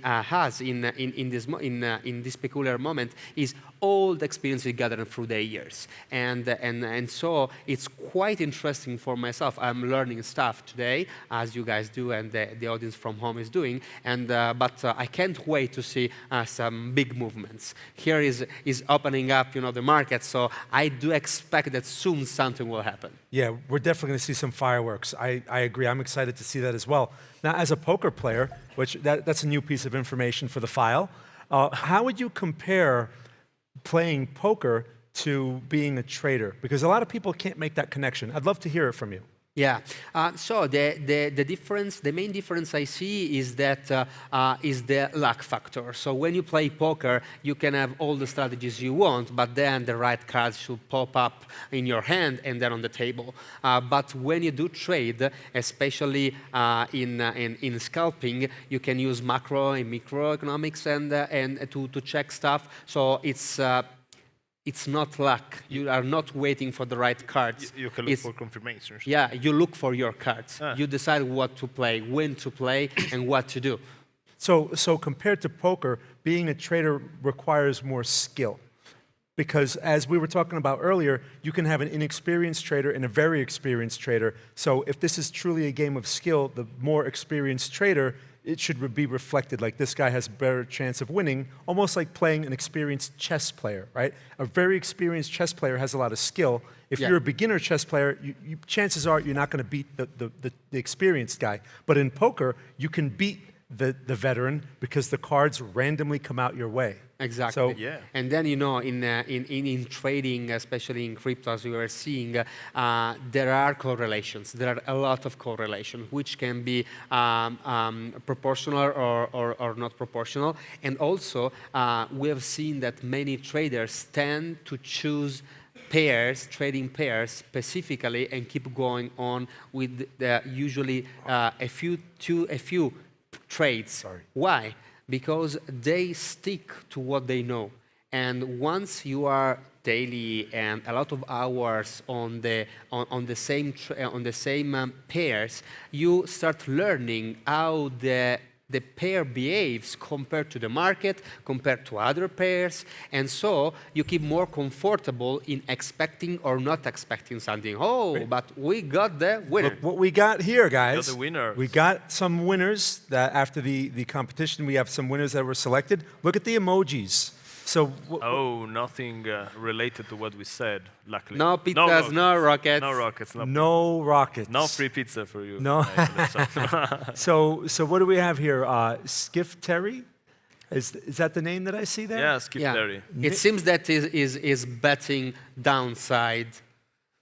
I see that, right? Yeah. And we have Nick, we have Nur, we have Fidel. Congratulations, guys. Yes, congratulations. Yeah. You guys are winning here the... the pizza is there. Where's the pizza? Ready to pay? Oh, man. I'm going to have to get some more euros. All right, so we have Exhale, we have DW, and Sergey with the... Is that Sergey with the pizza? All right, there, and Edward. All right, congratulations, guys. Thanks for your emojis. All right, very nice. Have we seen a rocket yet? Not yet. Not yet. Rocket is not so popular. What's that thing as I on the expected. bottom? What is that thing? It's a meteor. Oh, is that what that is? Yeah, it's a meteor. Looks like, Okay. Looks like a meatball, but... Yeah, I was... Okay, Edward. It's always on my mind. Yeah, Edward with... what is that? Oh, it's betting on... Edward looks bearish with that emoji. Is that... Yeah, and then we have Cedo... I can't even read that. Sea of Bofa. And are those cards? Those look like cards. Those look like... It is yens. A pile of cash. Oh, is that what that is? Cash. Oh, my eyes, man. Yeah. But in general, it looks that many of them, through the emojis, for what I'm seeing, they are bullish. Except of some, like Edward and someone else. But the most important emoji was the pizza one. Yes, yes. We got Thomas Kexes over here with the face emoji, and then there's free bands. What is that on? What is that on the bottom? There's nothing there. No, there's nothing. Okay, so maybe it's the blank emoji. I don't know.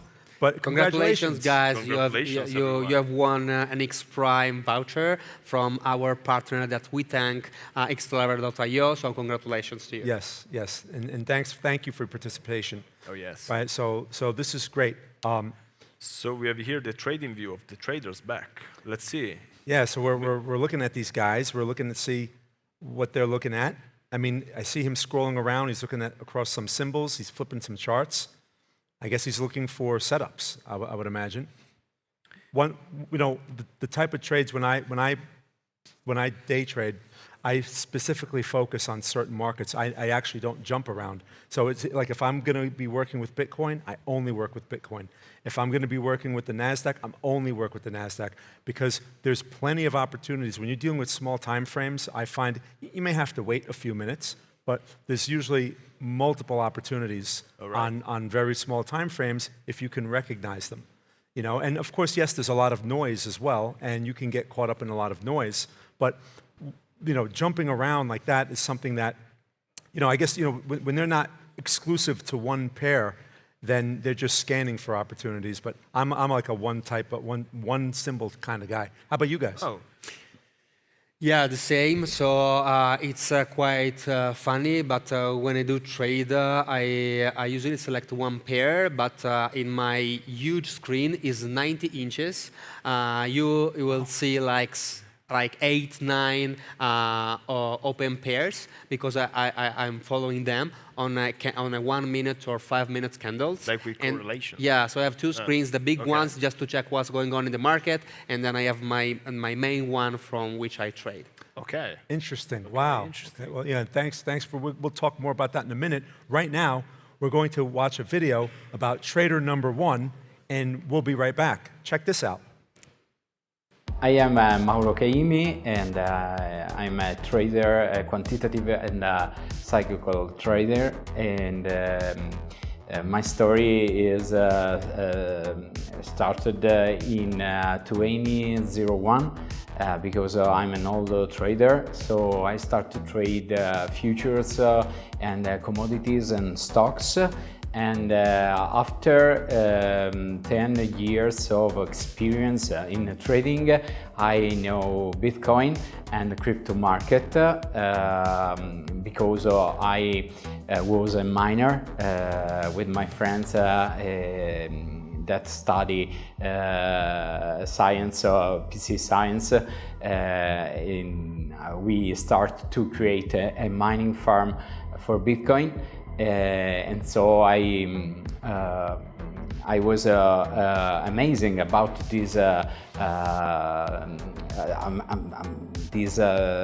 discovery of Bitcoin, and so it's a lot for me, and I changed to trade my trading to from future and commodities to Bitcoin and crypto.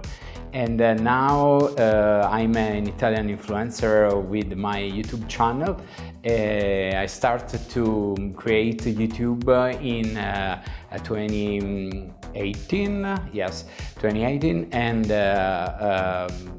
to teach trading strategy because in Italy some crypto trading are not professional trader, and so it's my mission is to teach professional trading and technical analysis for my follower, and also cyclical analysis.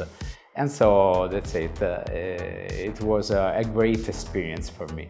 I improved some skill studying trading and also for myself, because trading is really important for yourself and your mindset. So studying trading and do this for a really long time. I improve my skills about my psychology and my mindset, such as behavior control, or to control my bias, natural bias, like financial bias. Okay, so it's really important to do a guest with you because studying and trading is really difficult for people that is not passionate or is not focused in this type of professions. And so it's really difficult, but it's really the best thing that I can do for myself, because it's important to create a perfect good version of myself. Risk is a really important thing in trading because it can explain if you are a gambler or if you are a professional trader. Control the risk is the most important thing because in trading the strategy is to have the fish, okay, the possibility to trade again. So if you go to all in on the market, is not a good idea, because you are not a professional trader. In this case, you are a gambler.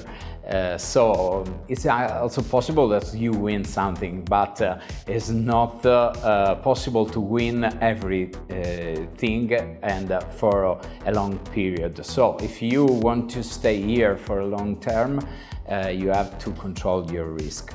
So I think that is the same in my life. I not prefer really a great risk in my life, but it's different because trading is a professional. So for profession, I have to control, but for my life is not the same, no? So for my personal life, I think it's a good thing to have some risk. So it's not a bad idea, okay? When I'm not on the market, I prefer to play some instrument and singing because I'm a musician. So this is a most important hobby for me, because in this way I can balance myself, my creativity, and also my social skills. So musician give me the possibility to do something that is really different from my work. So I can create a break, okay, from the natural daily routine. And in the second part of my day, I become a musician, so it's really wonderful for me, because I have the contact with the crowd, with the people. I can sing and I can play some instrument like saxophone, because I play the sax. So it's really a good thing. So music for me is really best in my life after trading. Not simple to describe success in trading and in professional things, because it's really subjective things. For me, success in trading is to create a strategy and plan that I can use also for a long period. Is not to do the one single trade for my life. Okay, it's not to create so much profit only with one trade. For me, success is to understand the markets. Understand the markets, it means also understand the people, because markets are a social place. It's not only analytical or statistical place, it's a social place. So understand the market is really important, because gives you the possibility to create a long period work and a trade that you can do for really much times. So success is this for me. Okay, is understand and have the comprehension of the change in the market, of the changes in the market, the increase of the market, and the behavior, different type of philosophical thought in the market. Okay, because market is also developing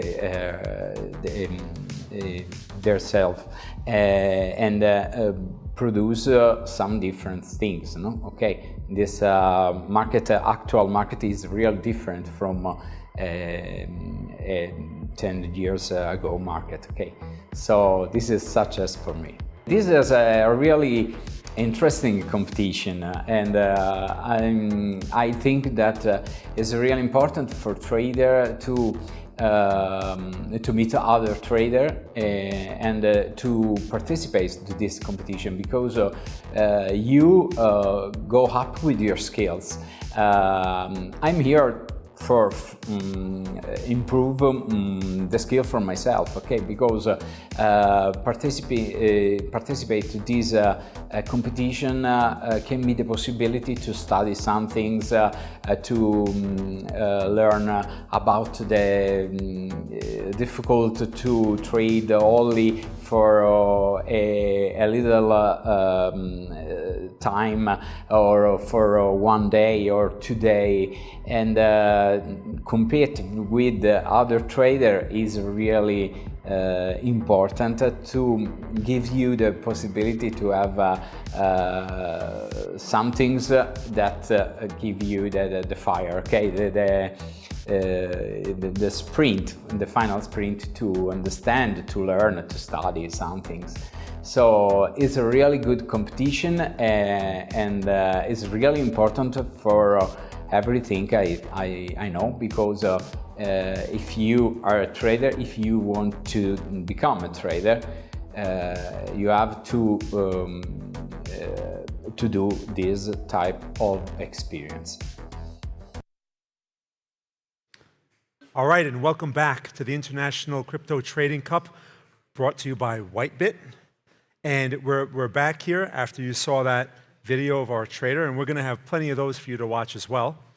In this next segment here, we're going to be checking out some more of the traders behind us, and we're going to see what they're doing. We're going to peer over their shoulder, and we're going to see the type of positions they're opening, and we're going to see where they're at. Now, we're going to begin here with the main stage traders. We got the leaderboard. Let's see. And let's see what we got. Oh, they are all negative, apart from Max. And who's the top? We got Max at the top, and who's at the bottom? Max Ahamaha, congratulations. You are the only one with realized the only profit. Green guy. Yeah. Yeah. And on the bottom, Bravo. let's give him a hand. Let's go. All right. And second place, we've got Mauro Caimi with a small loss. Okay. But still red. He's practically, we can call that flat. I mean, Yeah, it's flat. We'll say flat. Yeah. Okay. What I can see here, even after over an hour of trading, we have very, very low drawdowns. So it means that they are maybe testing the market. Also because just by chance, here today, we are after like 24 hours of upwards in the market. So, you know, there is a lot of volatility potentially. So the market is actually quite dangerous in these days, we can say, because there are high volumes and there is a lot of bid-ask, very short bid-ask. So there is a lot of volume, which means a lot of volatility. Well, usually after like such a move, right, the market typically needs a break, right? It takes a break, so it'll consolidate usually when you get such a massive move like that. And these guys may be caught in the consolidation. And that's something that people have to deal with, because, you know, the market doesn't operate on your schedule. The market operates on its own schedule, and it's up to us to adjust. And sometimes, like, you know, a trader can't just make a trade happen out of thin air. The market needs to align. So what we're seeing here with these P&Ls is maybe they're dealing with a consolidation period here, and they're trying to get that feel and figure it out, because there may not be any clear-cut trend, right? Trend is easy when you have one, but when you don't have one, then it can be a tough adjustment. Yeah. You know? Yes. But if you look, this can change like in seconds. Yes. Because if you see, for example, the bottom, you know, we have mass money. Mass money actually is the one that is losing I guess the most, minus 1,000. But he has the, I guess, unrealized P&L. Yes, it means that if he would close right now his position, he will get directly to the top of the chart. So we need to check all of these moves and see. But I will be curious to see what most money open position is, and also what our traders' assets are currently. Right. That's a very good point that you bring up. Right. That he's got his unopened, unrealized P&L. Yeah, actually huge. At 45.83. It looks like. 4.5K. Right. Right. And that would, again, if he closed that, he would be at the top. Yep. So that's really where his P&L is at. It's just not realized. That number can keep growing as well, you know. And we have Luca, Also, right? Luca's at what, $35 on that unrealized? Unrealized. Yeah, also Mauro Caimi's got We a have- very high one. And you have Like again 4K. 834, right? Who's the next guy? So Mauro. Mauro with 4.1K of unrealized Unrealized. P&L. So right now it's Yeah, basically. actually is the second by no, maybe it can be the first by fact. If Let's close. see traders open positions. So he actually has 3 current open position and is short on all the 3. Oh, yes. So I might assume that he's considering a fake out of these 3 pairs He's instead looking of for a the breakout. pullback, right? Yeah. Yeah, maybe is going. And indeed, he's one of the traders with the highest unrealized P&L. So he's probably checking thoroughly through the graphs and finding the right moment to close the position and cash in the USDTB. And currently is trading on Ethereum, Pepe, and Bitcoin. So he has the main cryptos and meme coin. Yeah. Right, now Ethereum, you know, Ethereum is a tough coin to day trade, in my opinion. I've messed with it. If I have a choice between Bitcoin or Ethereum, I prefer Bitcoin because it's just smoother and it gets to the point. Yeah. Where Ethereum can be very sluggish at times and just very, very tough to trade at times. So, I mean, Ethereum is his top pick right there. Let's And see, yeah. that requires skill. Oh, you can see. So from here, maybe I'm seeing that he has a take profit set that he didn't touch for a few points. It's close, maybe. right? It's yeah, close. Very close. So he has his strategy set already. Yeah, let's go to Mas Money. Yeah, Mas Money has 4 open positions. And the one with the most potential P&L is LDO. So he actually is long with a 10x leverage. So, and on the other 3 is actually losing. So he has 3 longs on Jupiter, on Tau, on Pepe, which is actually potentially losing some money. So we need to understand whether he's holding his bags, if he's very close to his stop loss, or if he will wait more and maybe put some more margin in order to adjust the purchase price and aim to reverse backwards. Now those are, look, we get to see his charts right there, and as he's flipping through them, I mean, it looked like he was long. You mentioned, right, that one position. Yep. And the others were shorts. So I mean, it looks like these guys are taking advantage of that pullback because the charts look very similar. In fact, that pattern that I see right there that has resulted in a short is something I refer to as a failed high, where it goes just a little bit higher and then it fakes out, right? And that's a very common pattern that actually sucks in a lot of inexperienced traders and they get long, typically. Yeah. And what happens is they get caught in that position, and then when it pulls back, they all have to sell, and that's what leads to this type of selling pressure that you're seeing right now. It's very typical. I see this all the time. It's a repetitive pattern. I suspect these guys are capitalizing on that same thing. They're using it. What do you guys go. Yeah, okay. Yeah, Let's yeah. go with Malik then. Malik. Ondo, Malik, so he's Ondo still fan. on Ondo with a 5x leverage, so he's pretty cautious. And he has around 1,000 USDTB unrealized P&L. So he was saying, if I remember correctly, he was short on it. So probably he is waiting to take his profits and take some positions on the leaderboard. Look at that. So that you got that pull. He was talking about this short earlier when we spoke to him. Yeah, it was, Looks like he was correct. There he is. It went very well. He is more than midway to his take profits. If you guys from home see, he's looking at the bottom. So he set his take profit, and he's very close. He's very close to it. So probably in the next few minutes, he might reach that. we may see a change in our leaderboard because he keeps going down with the and he's going to realize that, oh, it's turning on him. Well, we'll have to see how he deals with that.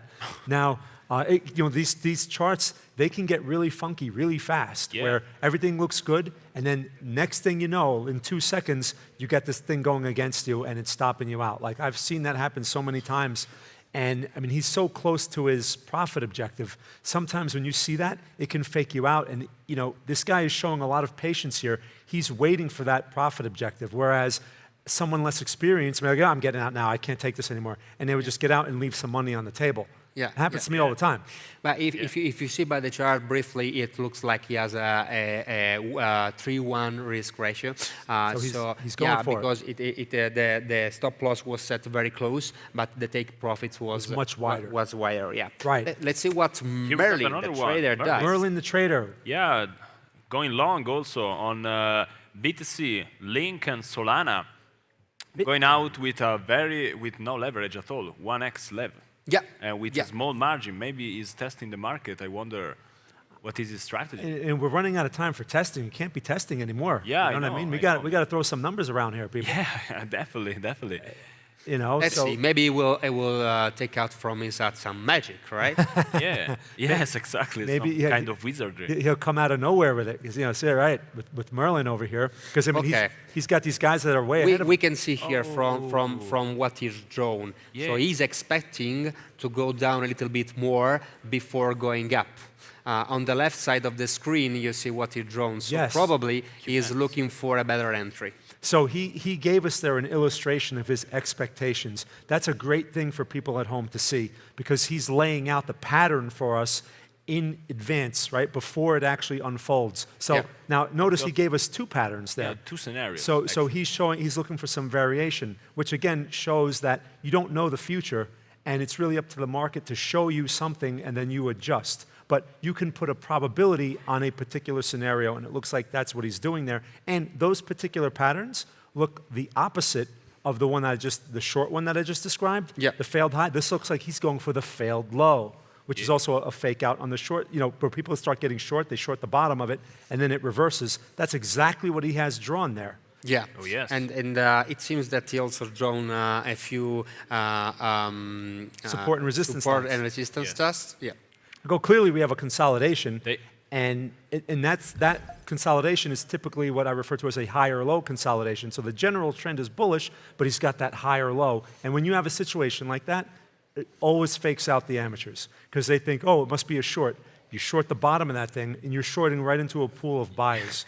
You basically buy the top, you get squeezed, right? As you're short at a bad price because you get fooled into thinking it's a short. You get squeezed. Next thing you know, the thing is making a new high because all the buyers are piling in, the shorts are getting out, and you lose, right, as the amateur, and this guy wins because he can see, he has that insight that a lot of people are missing.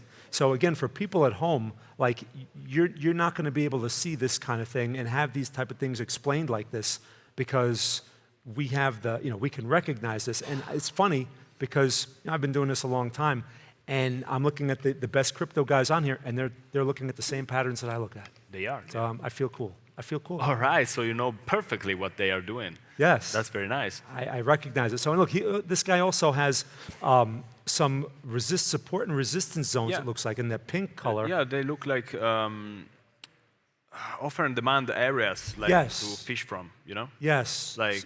So instead of using a precise price, which is often a mistake because the market is not precise, it's messy, you have a range of prices. Yeah. So you have a range of support, you have a range of resistance, and that reversal pattern or that confirmation you're looking for is highly likely to appear inside of that range. That's how I interpret something like that. Yeah, me too, definitely. Maybe placing more entrances at certain levels, like to don't miss out the train or whatever. Right, but it gives you a level to expect something. And then when that thing happens, the confirmation, right, you have your location. So the location gives you a probability. You're like, okay, there's a better chance that this thing is going to reverse here, but the market has to show it. If the market doesn't show it, you do nothing. You step aside because you respect the market. But if it shows it, you are prepared because you were anticipating that reversal, and then at that point you could measure your risk and you can justify taking the risk. Now what happens after that is up to the market. It's not up to you. So the market either delivers a win for you or it goes the other way, and you can't take it personal. You've measured your risk and you've done your job. And that's the most we can do is mitigate the risk, measure the risk, mitigate the risk, and if we face the loss, we take the loss. That's it. And you move on to the next trade. You can't dwell on it. That's the mindset of a day trader. You know, when it comes to being a swing trader or an investor, you have a lot more, you have the luxury to relax and be like, oh, you know, I'll wait a few days and see what happens, and you can have much wider stops. You work on wider time frames. It's right. Things don't change as quickly on the larger time frames. But when you're dealing minute to minute, or when you're dealing with sub 1 minute charts, you don't have any time to sit around. Things change. You have to accept it and adjust because you have to listen to the market. Otherwise, you will find yourself in trouble. Oh, yes. Yeah. So we have Luca here. What's Luca up to? Luca screening out the market, looks like. He's looking at it. Is that his leaderboard? What is he looking at there? I think he's zapping through the pairs to find the next one. So he's scanning through the pairs. Remember, this was the fundamental guy. I can see the name of the setup, Degen short. Looks like he's looking for a short, maybe. Yeah, potentially yes, but I'm curious because so far I didn't see a proper scalper strategy. We haven't seen right. Yeah, so everyone is more on the 5 minutes, 15 minutes charts and opening a few positions. And while if proper scalping, you go on a 30-second, 1 minute candle, and you do open and close, open and close. Yeah. But I do expect that as soon as the times kept ticking, people will start maybe changing the strategy. So it's they're gonna feel the rush to the pressure. The price. They're gonna get pressure, or to the scalp. They're gonna get pressure. So, right. They're gonna get. It'll be interesting to see how they adjust their strategies, because that's a very good point you bring up. No one is practicing anything that looks like high-frequency trading, which is more common very conservative for day traders. This is something that I would call like intraday swing trade type of thing. It's not a swing trade because you're still in the same day, but it's more of a trend-following, broader time frame type of strategy. And it will be fun to see if they have to, as they get more time pressure and they run out of time, they're going to have to go for those smaller bites with the bigger size. Absolutely. Oh, yes, definitely. Here we have Mauro. Mauro has highlighted a few indicators in there. So if I correctly see it, is probably potentially looking at the downtrend.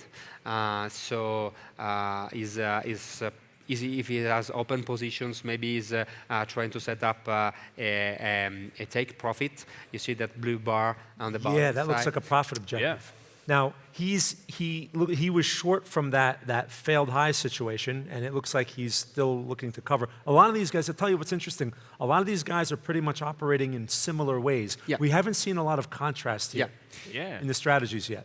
From what I'm seeing, it seems that we are in the middle of a consolidation. Yes. So it's a very risky moment to trade. So maybe they are finding the right They're moment. waiting. Yes. Yeah, because it goes.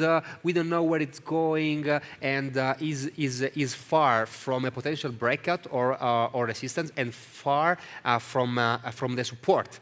So usually when opening a trade, you look, if you go short, you look to be as close as possible to a resistance in the time frame you are trading, and on the long side, if you are going long, you are looking for a price that is as close as possible to the bottom of the time frame, and we are not there. So I've seen on the charts for the pairs we are watching on the screen that is somewhere in the middle. So maybe they are finding looking for the right moment. They're waiting for that moment, right? Yeah. That's a good point.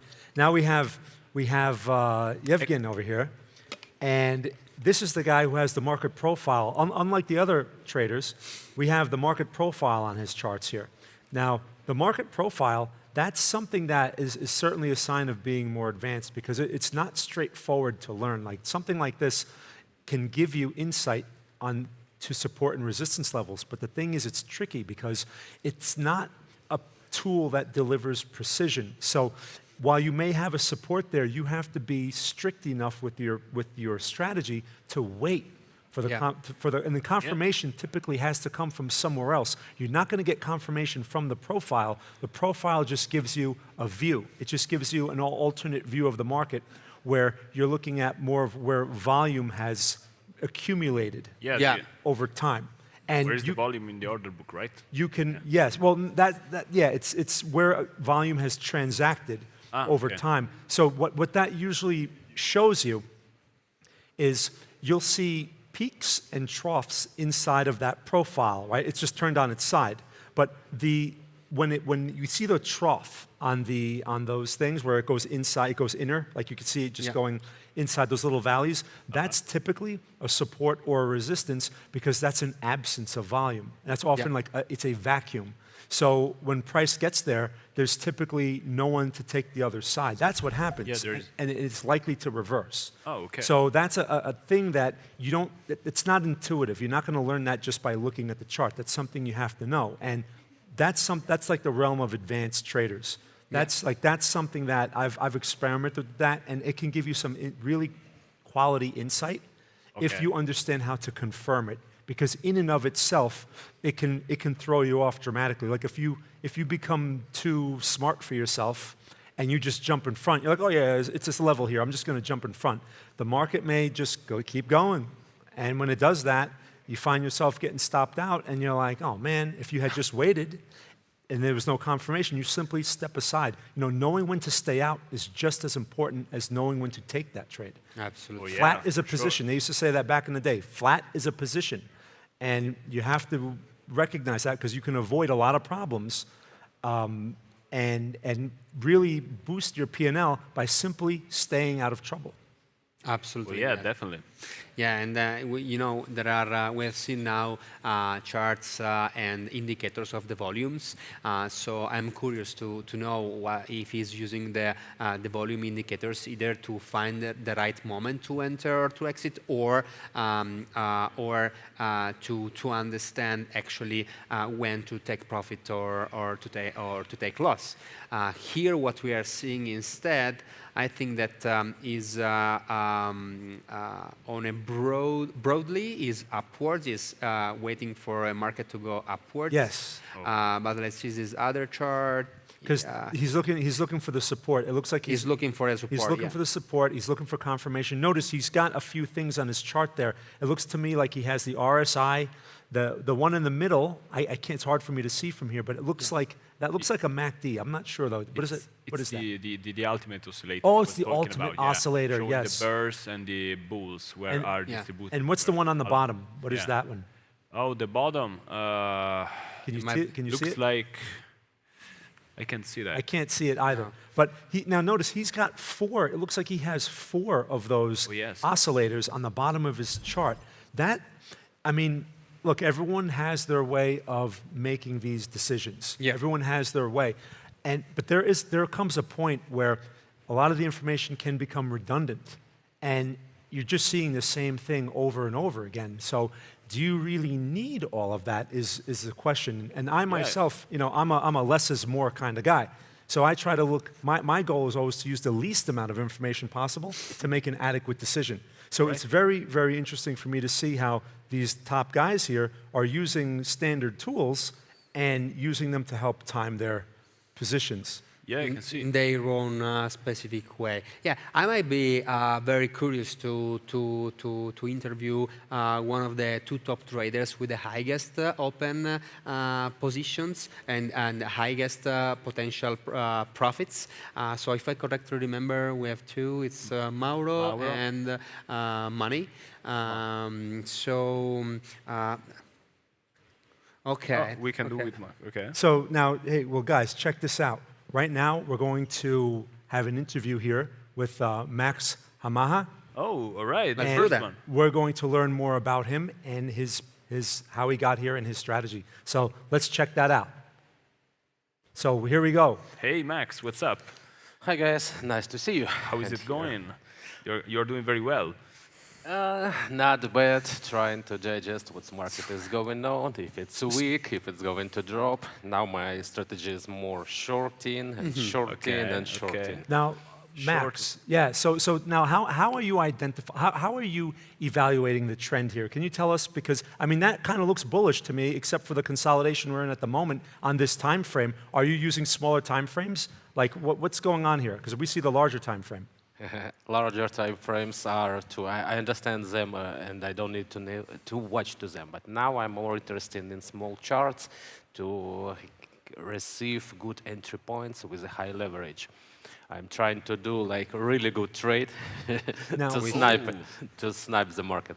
Okay. Now, we haven't seen that yet, really. We haven't seen any type of like scalp or anything like that. Now, would this be a scalp type of trade, or is this a bigger move you're looking for? Are you going for it? Scalping?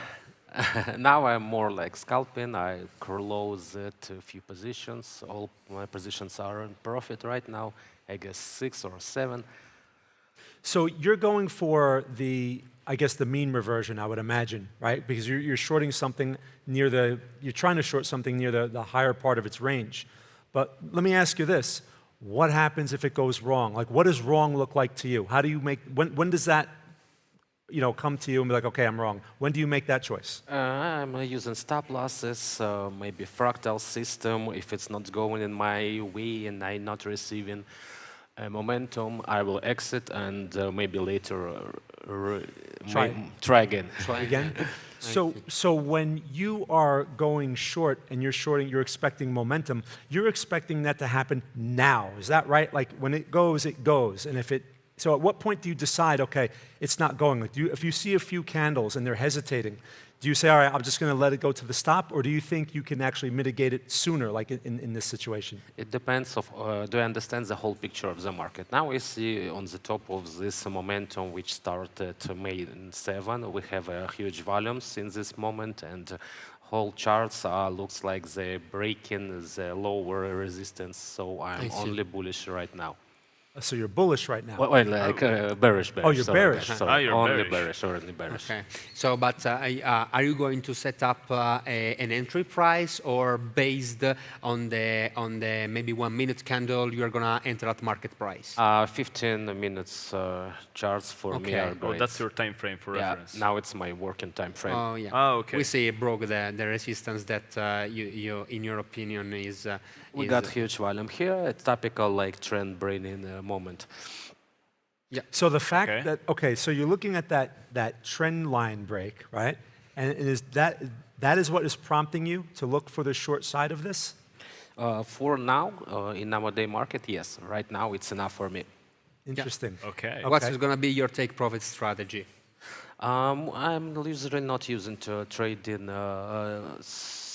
profit strategy. I'm just moving my stop loss for the profit, like trailing stop. Yeah. Trailing stop loss. Trailing stop would be. Interesting. That's so clever.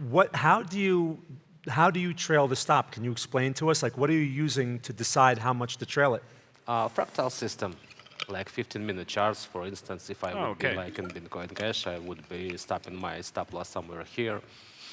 Are you using like a previous high of like a structure, basically, or are you using like a previous high of a candle? Depends from the instrument. In Bitcoin Cash, for instance, I should not put stop loss. It's to be too big. I can put it lower, like here. You have a lower high right there. Okay. Yep. That's interesting.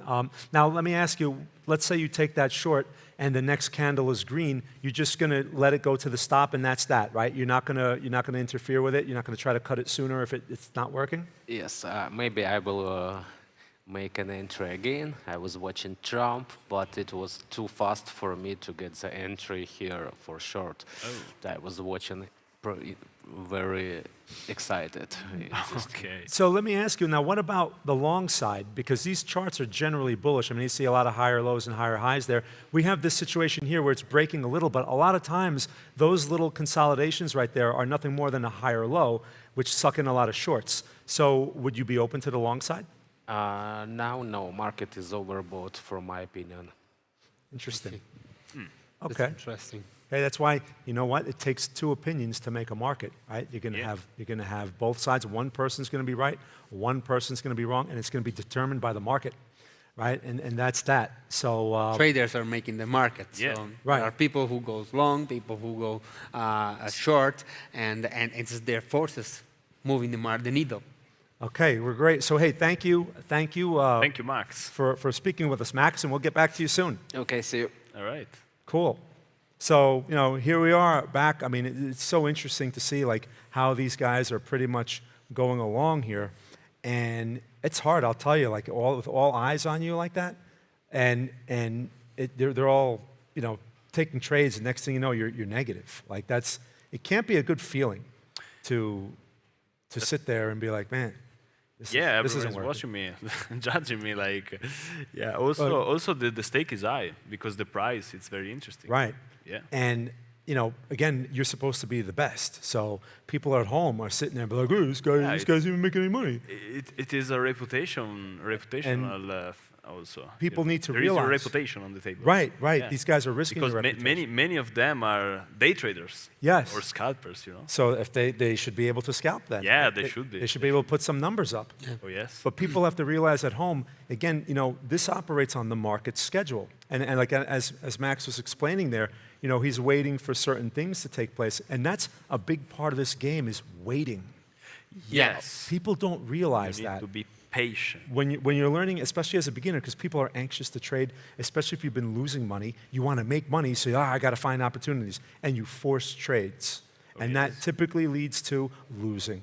Yeah. You know, you have forced trades, you have revenge trades. Yes, revenge trades. After a few losses, you keep being angry and you just do something like emotionally. Yes. And that's one of the wrongest things that you can do because you're going to keep losing.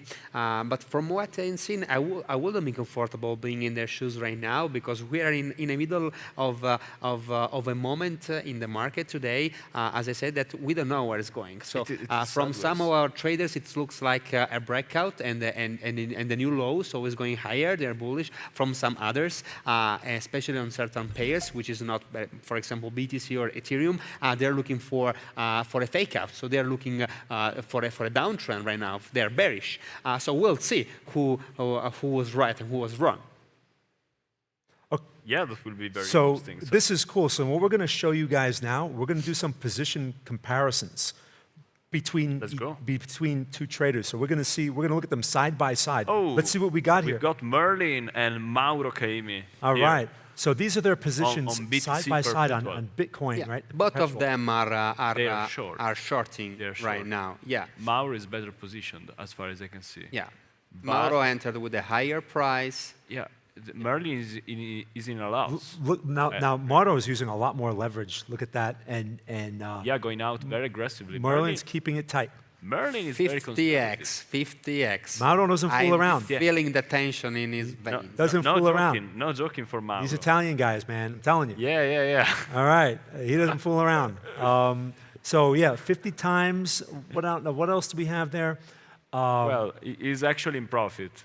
He's realized, look, he's at almost $9,000. Yeah, bravo. Nice job. Bravo, Mauro. Bravo. Nice job, yes. Yeah. Bravo. I have to say it in Italian. All right, so, wow, okay. Now, he made this in what? How much time have we been talking here? Like maybe a half hour? And this guy's up $9,000? Yeah. On a 50K account? Yeah, we said that previously. He had a few open positions and probably he closed some of them. So, yeah. So, I mean, you do the math on the percentage of that. I mean, that's like, what, like 20% almost? A little less than 20% in an hour on a 50K account? Yeah. I mean, that's pretty impressive. It's impressive. I have to say, I totally agree. Yeah. Like, you know, you make that kind of money, you're done for that, you turn off your platform and you walk away. I mean, that's what I do. Like I'm done. The day is done. I just work for 30 minutes. They're looking for that's that. okay. Hard labor for 30 minutes, I'm done. Goodbye. Yeah. You know? But he needs to do at least 3 trades every hour. That's right. He's doing the tournament. So like we talked about before, you kind of have to adjust and you can't just walk away. You cannot walk away. You can't just, he's got competitors here. Yeah. So, wow, so that puts pressure on Merlin here. He's got to pick it up. I mean, you know, and the problem with that is he can't force the market. He can't make the market do what he wants it to do. He's just going to have to like wait for his next opportunity and then really capitalize. This is the sketchy part. Waiting for an entry, waiting for an opportunity, while others are profiting maybe. Right. You know, you feel the pressure on your puts shoulders. pressure on you because now you got to keep up with them. But if the market's not cooperating, especially your strategy is not aligned or whatever, you picked the wrong strategy, you know, it's just going to put you behind and it can affect you psychologically as well. The chances of him making an emotional mistake are greater in my opinion. Yeah. So now we're comparing with Loza with Kostya. Yevgen Loza and Kostya. Okay, this is interesting. Now both long on Bitcoin. Both long Bitcoin perp. And let's see, what do we have? What do the P&Ls look like? So we have, is that $21 unrealized? We have 0 realized on Kostya. Loza is better positioned. Yeah. He realized some profits, $600, and he's also has the same as unrealized. So far, he got also a better entry compared to Kostya on the long, but he has a lower leverage. So Yes, I was just noticing that too. But the margin is far way higher. Yeah. It's 10 grand versus 1K. Yeah, so he's putting like 25% of his own bag in a trade. So that's risky, but he's managing it well. But I think he's keeping it. He's trying to keep it on the more conservative front. That's what that looks like to me. While this guy with the 20x, he's looking to be a little more aggressive with that because he can pounce. He can put some more money into the market, right, and make more money faster. Yeah. Because he's using less of his money to take positions. So it looks like he's definitely taking a more aggressive stance. So it'll be interesting to see how these two compare when we check them out again as we move along with the show. Another couple interesting things here that we can notice is this. If we take a look at Yevgen's chart, right? I mean, again, he's got his 6 charts up here. Oh, yes. I mean, I noticed on the first top, the 3 on the top, right? And then he has on the bottom, I noticed on the second and third one, he has clean charts. Have you noticed? They're blank. Yeah. There's nothing on them. Another thing I notice here is I don't see any oscillators or anything, do you? Yeah, me too. Clean charts with just... Right? Interesting. Here we go with money again. Most money is back. What do we have here? He looks... Yeah, he uses a lot of... There's a lot of oscillators on that chart. Yeah, oscillators for sure, but also trend lines and structures like that, And it's very interesting. I have yet to see one trader that is using no indicators at all, but just structures. We were close with Yevgen was the closest one, right? Yevgen Loza was the closest one. But he has got the... but he has the profile. Yeah. So also, he's using Asian candle. Oh. Yeah. Oh, is he? Oh, okay. That's also a nice tool to... Yeah, that's more of like an average candle compared to a typical candlestick, which gives you the actual prices, right? These type of candles actually average, giving you the range of the candle. And so you're looking at average ranges, basically, rather than open, high, low, and close. You're looking at like an average. Yeah, they give you like a better, as far as I know, they give you a better image of the trend. Yes. Equinaccio. Yes, because it cleans up the noise, basically. It reduces the noise when you're looking at more of a precise chart, like a candlestick chart, which can be noisy and messy. Is he using the footprints? Oh. So what do we have here? So now we have a comparison between Must Money and Malik. Oh. What are they looking at? Still B2C. Yeah, one is going long and the other is going short. Yeah. And so far, 10x leverage. Mus is ahead by a little bit, only because Malik is still in the negative there. Yeah. Yeah. So he's going to have to pick it up maybe see, I think what these guys are going to have to do, these guys that are in a negative, when the opportunity comes along, they're going to have to go big. Yeah, but let's see how the perspective might completely be different. So we have same or very similar entry price. One is going long, the other is going short. Oh yes. So who knows what they are thinking? Who knows what's their strategy? Moose is going long, whereas Malik is going short at the same almost exact entry price. That's a very good point. They spotted a very strong, a very visible resistance levels, looks like. Clearly, one is going to be right and one is going to be wrong. Yeah, probably one is expecting a breakout on the next level, and the other one yes. He's looking for the pullback. So it's interesting how, again, it takes two opinions to make a market. And in here, we're seeing this like live. We're seeing, one guy thinks it's a long, one guy thinks it's a short. Yep. And I'll tell you what's hard about a situation like this, especially for someone if they have less experience, you can be intimidated and be like, well, this guy thinks it's a long. I don't know. And it could cause you to second guess. Yeah. You really have to be confident with your decision and be like, sure.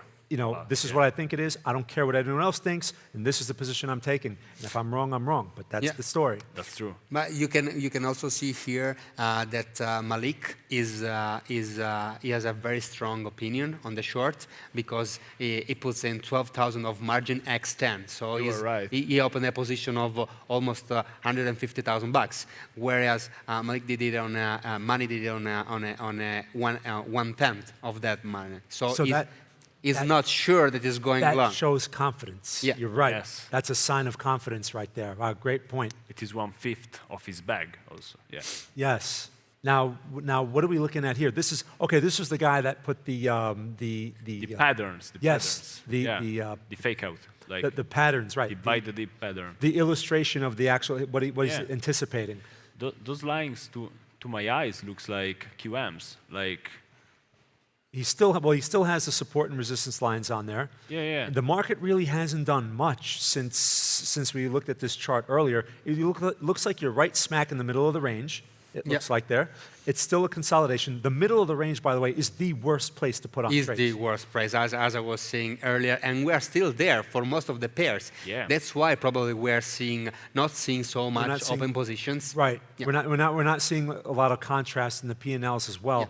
Yeah. But once this market starts moving and we see breakouts, or if it fails, we're probably going to see some dramatic contrast. But yeah, the middle is the most random spot, and anything can happen in the middle. It's 50-50. Yes, exactly. It's 50-50. Flipping a coin. Flipping a coin, yeah. So in a situation like this, he laid out for us what he's anticipating, and the market needs to show that to him. And if the market doesn't, I mean, the best thing to do is just to step aside and wait until the market comes to you. You don't chase the market.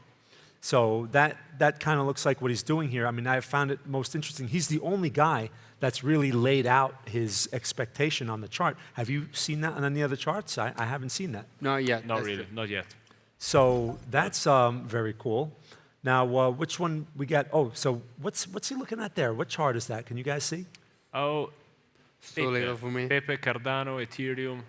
Oh, he's Avalanche, flipping through them. Is he Pepe. flipping through them? Okay. Pepe. You can be an Air Force pilot. You can see it. Yeah, you have good eyesight. You're not even wearing glasses. Oh, nice to know that. Yeah. These young guys, man. These young guys. Driving airplanes. Yeah.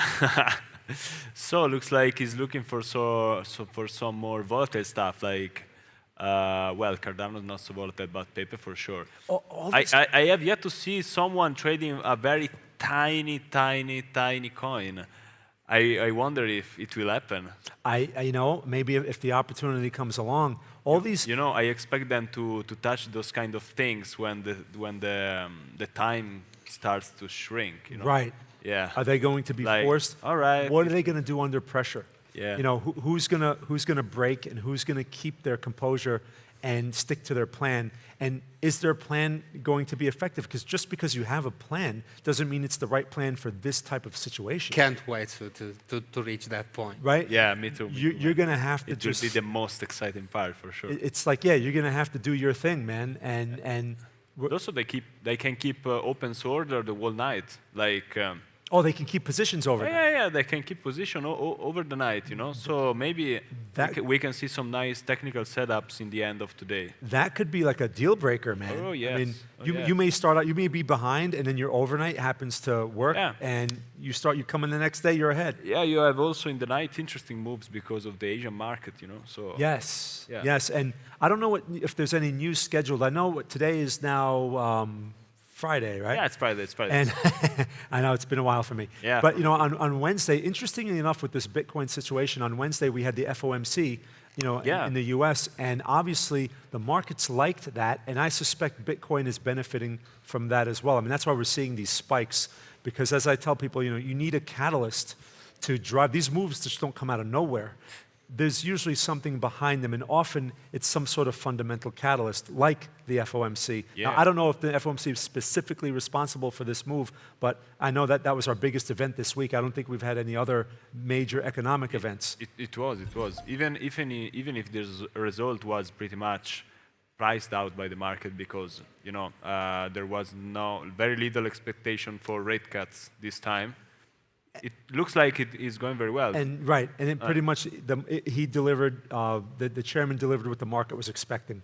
Yeah. So and also nothing exciting at all, but right, it's nice to see. This. Sometimes, right, no news is good news, right? Yeah, The market likes definitely. that because it means certainty. Irrational as always. Right. Yeah. So if there were no surprises, so I suspect that may have something to do with why we see that move across this sector, that massive move. I mean, before on my way here, Bitcoin was still at like what I think 95 or 96. It was flirting around there. I get here and we're like at 103. Like, man, I missed the whole party because I was getting too busy getting dressed. Yeah. But so it's very interesting to see that how they're dealing now with the aftermath of it. Because when you get such a big move, the volume dries up, and I think that's what they're dealing with right now. I mean, we're just an hour into the U.S. market open, and I don't know. I mean, these charts are kind of stinky. I mean, we're waiting for some action. And another tough thing is today is Friday. Oh yeah. And Friday afternoon in the U.S., it's like people just go home. Yeah, they go home. They just don't want to be sitting in front of a chart for the next 3 hours. And like, at least for myself, working on a Friday afternoon, and it's just a waste of time. And these guys have no choice. Yeah. These guys have to make this work. Yeah, they have. That's true from one side. It always depends on what trader you are. So, when usually people who trade on weekends is because it's more certain. So it usually doesn't do big moves even upwards or downwards. It's more tame, so for scalping, even if the volumes are lower, it's not that bad. That's a good point. Because you can almost forecast with 100% of certainty what's going to happen in a tiny range. Yeah, in that range. So you can keep a little profit here, a little profit there, and that's weekend trading for me. Right, and there's nothing wrong with that. The only thing is when you get the breakout, hopefully you're not caught on the wrong side, because at some point it breaks out, and then when you get that breakout and you're on the wrong side, you give back all that money that you made on your little scalps, inside of those ranges. So I totally get that though, and that makes sense. And here we're back to Yevgen's chart. Oh, yeah. His setup over here. I like the fact that he's one of the few that are constantly checking the volumes because the bid-ask spread, especially when it's narrow, it means that even if the market is going in a direction, if then there is a narrow bid-ask spread, a certain position, it means that at that point is either a good entry or a good take profit. So it means there is a lot of volumes in there. Right. Typically, it's a sign of liquidity, right, or lack of liquidity. Yeah. And when you're in one of those situations, like again, when I see wide spreads, that's a sign. That's a bad sign. Like you shouldn't really get involved, because if there's no liquidity, that means there's no volume. And if there's no volume, there's no momentum. Yeah. And as a day trader, you need momentum is king. Like you must have that. If you don't, do not trade. Like just walk away. But these guys don't have that choice. They cannot walk away. They have to make it work. They have to trade. And again, what I love about his charts is, again, he's focused on the profile. They're very clean and they're minimalist. And again, yes. I'm a big proponent of less is more, like I said before. And that's how I like to make judgments, because when you have too much information on a chart, it can become confusing. There can be conflict, and it can cause you to second guess. You'll say, this oscillator looks bullish, but then this candle, I'm not sure, and then it can lead to a higher frequency of mistakes. Whereas when you keep it clean, you can see there's more clarity, and you can be more confident with your choices because you're making decisions on less information. It's like you only, you really only need two components, trend, levels, and from there, you can many times the simplest strategies are the ones that work off the best. Yes. Like looking for a certain pattern on the candlesticks, looking for, I don't know, imbalances, Wyckoff patterns, and things like that. You don't need anything. You just look for the less the thing. The less to depend on, the better. Less is more. Yes, exactly. That's my motto. So we're going to go over now. We're going to change over to the leaderboard here. All right, again, let's see. And we're going to see the main stage traders. Oh yeah, Mauro Kayami, first position. He's still in the lead. Still dominating the scene. Right at 4,821. that panda is bringing me luck. Yes, the Italian stallion over here. And we have Malik is next on the line. Yep. Right? So Yeah. he's hanging in there. Scaling up the leaderboard. Right? And then we have Loza, right? We have Yevgen. And he's next at, what is that, 393? So, okay. All right, we're seeing a little bit of, they're starting to pick up here. Oh, yeah. Max is next at 279. Right? Oh, yeah. But then he's fourth now. Right. And then we start with negative. Then we go into the red. We're going to the red. We got Merlin, right? Minus 38. Okay, he's flat. We'll call him flat. It is very impressive how Mauro went away from all the others 5x. He's right. Yeah. He just jumped the pack. I wonder which operation went so well. Remember we asked him earlier, we kind of asked him about that, and he had kind of given us some insight, and it looks like his insight is paying off. Oh, yeah, Because he's going in hard and fast because he knows that there's no time to waste. Oh, yeah, definitely. And he's jumped ahead of the pack. So great insight from him. We have... So who's on? So your other Italian guy here, Luca Boiardi. Minus 898. He's going to need a little help. Yeah. So he's sixth. He's going to have to pick it up a bit there, maybe size up a bit, and I don't know what to tell him. Yeah. We see Moose on the bottom. I'm not sure whether he reached the stop loss on any of his positions because he had a very wide unrealized profit earlier. So either something went wrong, or he opened a position, or he got liquidated to a single position. We don't know yet that, but he has some open position still, 2,000 unrealized, which might support him a little bit. So right, so this is not we can't really make those judgments here yet because of those unrealized positions, right? So that's because we were saying earlier, if he closed that position, he would have been up there with Moro. Yeah. Moro. So and what about I can't read his name. Kostya. Yes, what about Kostya? He's there at $67. So these guys are they're flat. He's kind of in trouble because even with the unrealized P&L, if he closes now, he's still the last player. Still there. Yeah, so he closed a few of his positions. Maybe he got liquidated on the single positions, or he just took the stop loss. But anyhow, he was not correct about his predictions on the specific trade he did. Yeah, and that's showing up on his numbers there. So I'm going to be very excited to see how these guys turn this around because they're going to have to do something. Definitely. Tough position to be in. Oh, we got the second. Let's see Malik. Place here. Malik, yeah. He's still trading on Ondo? Yeah, he likes Ondo. No, wait. No, AVAX now. AVAX. Okay. He's back to AVAX and Bitcoin. Ah, okay. Yeah. Classical. Back to the classics. And checking out the dominance of Bitcoin. These guys. As he was telling us before, yeah. The dominance. I always have a debate about the Bitcoin dominance. Why? Because people, it's very popular. People use it, and it makes sense. I understand the logic behind it. But again, it just goes back to my less is more strategy. It's like if I don't need to know the Bitcoin dominance, then why am I going to use it when I can just rely on price itself and rely on just less information? That's always been my thing. Because Bitcoin dominance, what happens a lot of times with these relationships is, 1 minute the relationship is working a certain way. You're expecting a certain type of correlation, but then it changes. But it doesn't tell you that it's going to change. And then, so you're timing it like you're used to timing it, and then it throws you off. Yeah. I've had that experience. Mm-hmm. Where, dealing with something like, for example, the volatility index, the VIX, right, which is a popular tool used in the U.S., and I would say it's kind of used like the dollar index or something like Bitcoin dominance, where there's a relationship. There's usually an inverse relationship with the market, okay? But that relationship fluctuates. The correlation. The amount of correlation fluctuates. So if you still go in with that same expectation all the time, it can throw you off. I mean, I've had that where it's thrown me off because I'd go in full confidence thinking, oh yeah, it's going to do this. And then the correlation isn't there. And I'm like, and now I'm in a bad position. So I don't like too many moving parts. And that's how I feel about the Bitcoin dominance.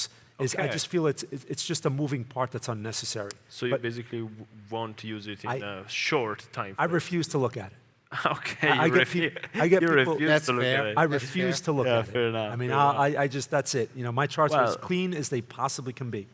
Well, okay. Well. So kind of like this guy. See this guy here? Yeah, I like this guy. Okay. Like Yevgen over here. I mean, he has the profile. You know, and I've experimented with the profile on my charts, but my charts don't even have that. Like, he's got those clean charts on the bottom. See those two on the bottom? I mean, I don't see anything on those charts. He also sticks to the classics. Like yes, those are clean charts, which tells me he's looking at, most likely he's looking at the price patterns. You know, he's looking at candlesticks and patterns. Because support and resistance levels, maybe. That as well. Because, I mean, you don't need too much. I can see some horizontal lines there, Joe. If he, like a rack of resistance levels and so on. Also sticking to the classics, like he's going for Bitcoin on 4 charts and on Ethereum on the one on the top right, Solana on the one of the bottom left. Solana also did a huge move. It looks like now it's going back to mitigate some parts of the graph that were skyrocketed, you know, right. The imbalances. Right, right.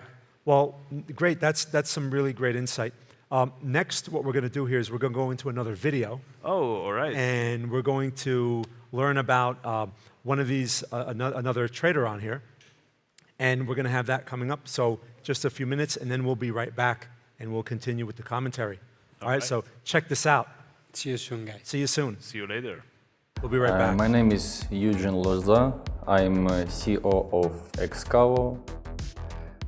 I'm a professional trader. I start at 2013. I'm coming to one conference, and one guy, his name Bill Hubbard, he's since experienced like 40 years in Wall Street, and he talked about the market, about the gold, and it's very interesting for me. After this conference, I start to educate, learn how to trade, what is it, financial market. That's how I start. My trading experience, it's 11 years, and I have a lot of challenges in my career. So I understand who I am, what my good skills, where is my problem. I just discover myself. In every trade I have a fixed stop loss. It's like 1-2% for my deposit. So this is my strategy. This is how I trade. Every trade 1-2%. I don't like to hold biggest minus, because my win rate it's not too big, but I focus at big risk reward. My trading routine, it's like I do sport every day meditation, and I have a big community, and I publish and research market. This is my routine. I'm not focused at education or mentoring. I'm just publish my idea for public. It's for free. It's in TradingView I publish every day, every week, my ideas, my view on the market, on crypto, on forex, in any financial instruments. So I just discover the market, what is success for trader. Before I want to fix in this area. I want to stay in this area, and after I focus at the money, I want to make big money. So now I'm just enjoying the market, and that's why I participate in this tournament. I like to work in this area, in financial market area. I'm not expect about other traders about other trader because I don't know their trading style, their performance. So I'm just focused at myself. I want to achieve victory in everything what I do. Web 3.0. Is it just hype, a tech buzzword, or is it genuinely the next evolution of the internet, set to change how we live, work, and interact online? To really get Web 3.0, we need a quick trip down memory lane. Remember the internet of the 90s? That was Web 1.0. Think static websites like digital brochures or encyclopedias. You could read information, but you couldn't really interact much. It was the read-only web. Think GeoCity pages, maybe Netscape Navigator if you were there. It was revolutionary for its time, giving us access to information like never before, but it was largely a one-way street. Then came the mid-2000s, and the internet exploded with interactivity. This is Web 2.0, the internet most of us know today, the read-write web. Suddenly, we became the creator. Social media platforms like Facebook, Twitter, YouTube, Instagram, TikTok, they allow us to connect, share content, build communities, and shop online seamlessly. User-generated content became king. But Web 2.0 has a catch. While we create the content, large corporations own the platforms. They control the data, the algorithms, and the rules. Our digital lives are largely hosted in centralized silos owned by a handful of tech giants. Think about it. Your photos, your posts, your connections, your whole online identity, they all exist on servers owned by someone else. You have access, but you don't truly own it. This centralization brought convenience, but also concerns about data privacy, censorship, and single points of failure. I'm waiting for a Web3 internet, and I'm a big fan of all guys who is creating Web3 platforms and blockchain, and they probably will change our world in the next 5-10 years.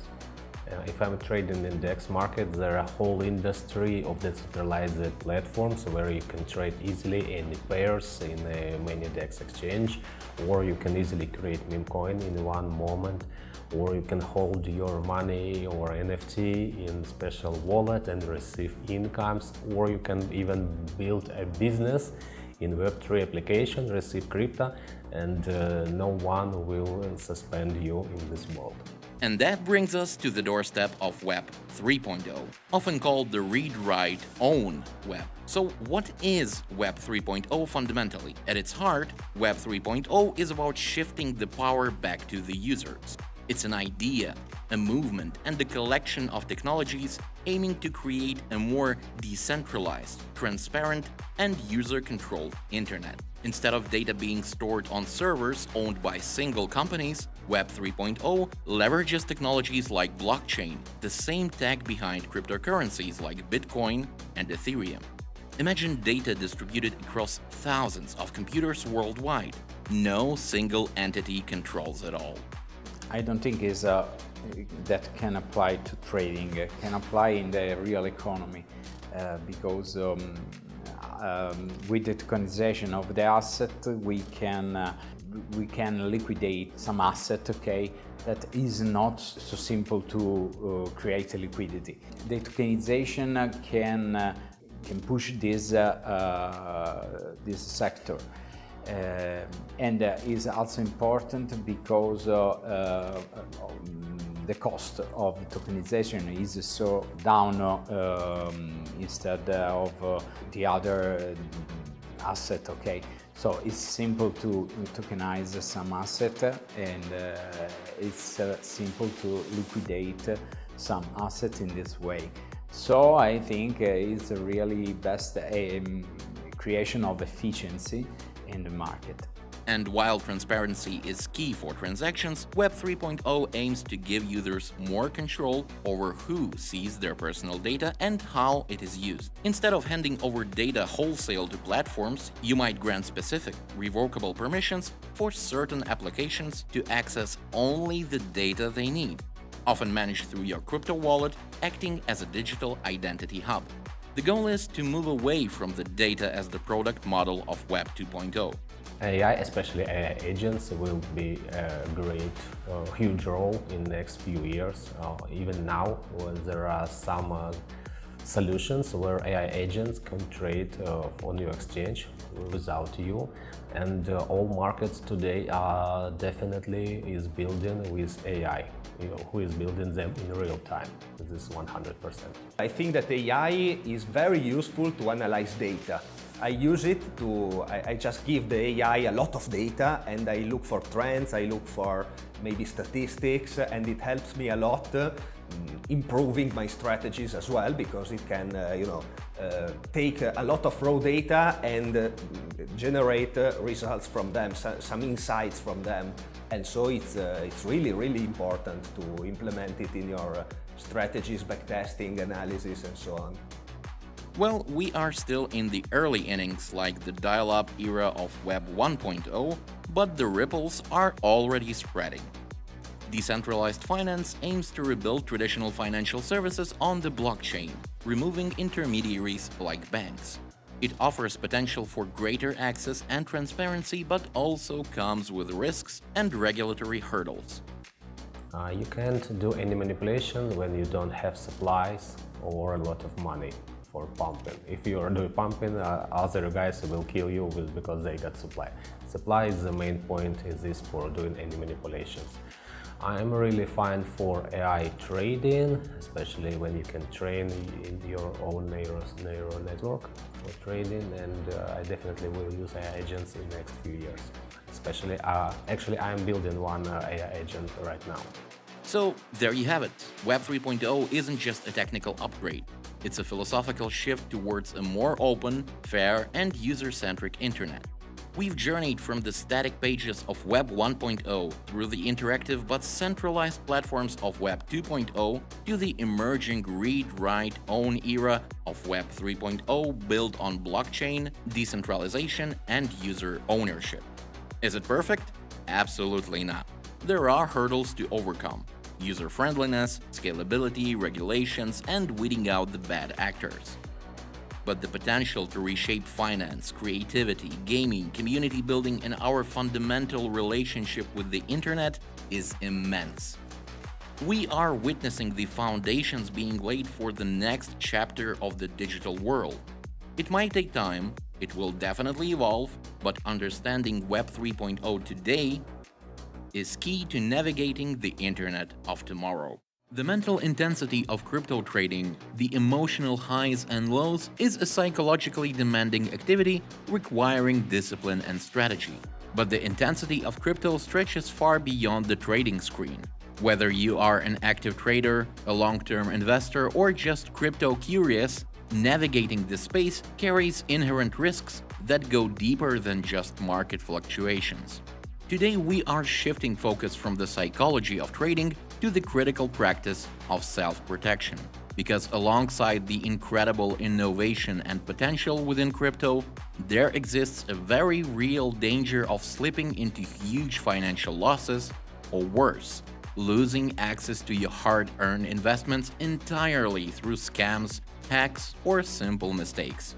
This isn't about spreading fear, it's about fostering awareness and equipping you with the knowledge and habits necessary to engage with cryptocurrency more safely and confidently.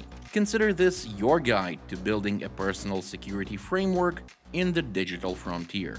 Before we dive into the practical steps for protection, let's clearly outline the twin threats that loom large in the crypto space: significant market losses, and the potentially more devastating permanent loss of access or theft. Market-driven losses are to some extent part of the territory. Cryptocurrencies are notoriously volatile. Prices can swing dramatically based on news, sentiment, technological developments, or broader economic factors.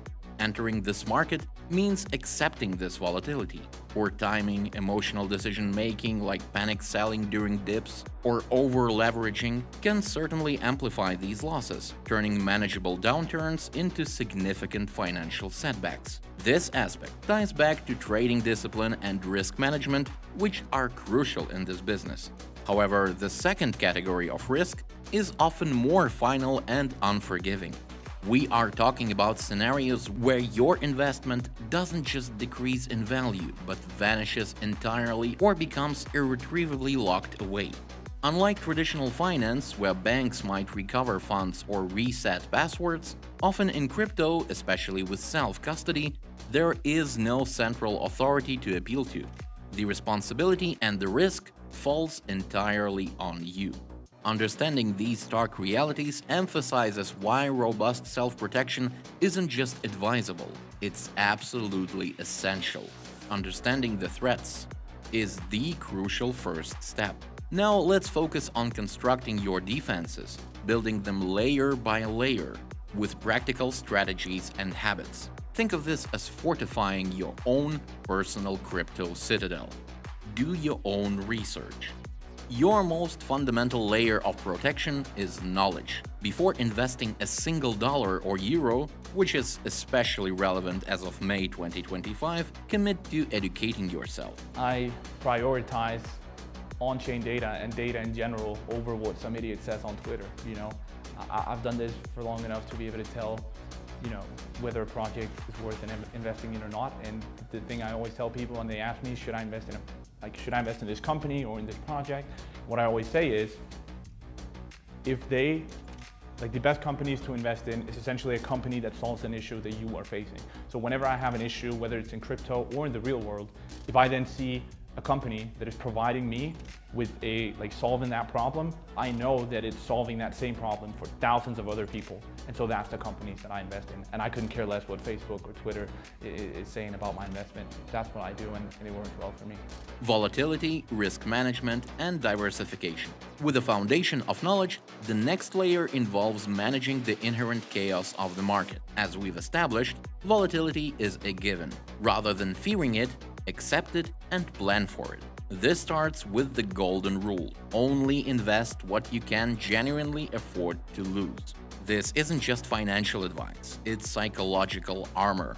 Knowing that a market downturn won't jeopardize your essential finances helps you make more rational decisions and avoid panic selling. The biggest challenge was, facing the loss of money, because at the very beginning, I started during a strong bull market and I felt like a genius, you know, everything was going up, every trade was in profit, and I was like, oh my God, I'm a genius. And then the market crashed and I discovered that I'm not a genius, I was just, on the right place at the right time. And when the market turned, I just lost everything, and that's what was one of the biggest challenges. Understanding that you're not a genius, that you have to learn better and become a better trader at the end of the day. And that's what motivated me to become one as well. Spotting the predators. Moving beyond managing market forces, we enter the realm of active threats. Scams designed to separate you from your crypto. Your skepticism and vigilance are your primary weapons here. Always operate under the fundamental principle: if it sounds too good to be true, it almost certainly is. Promises of guaranteed high returns with little or no risk are massive red flags in any investment context, especially crypto. Because I'm an influencer, scam projects are coming to me every day, but I know how to recognize them. I saw them hundreds, maybe thousands in the last 8 years, so I know all or mostly of their standards, and if they call me, I usually skip that and never involve in such scam, especially for my subscribers. Essential security practices. Finally, let's discuss the technical nuts and bolts of securing your assets. This is where diligence in process is paramount. First and foremost is wallet security. Understand the difference between hot wallets, which are connected to the internet and convenient for small amounts or active use, and cold hardware wallets. Offline devices best for storing significant amounts long-term. For any substantial crypto holdings, a hardware wallet from a reputable brand is widely considered the gold standard. I think regardless of your experience, you're still human and bound to fall victim of emotion. And so that is what I would say even experienced traders will experience every now and then, me included.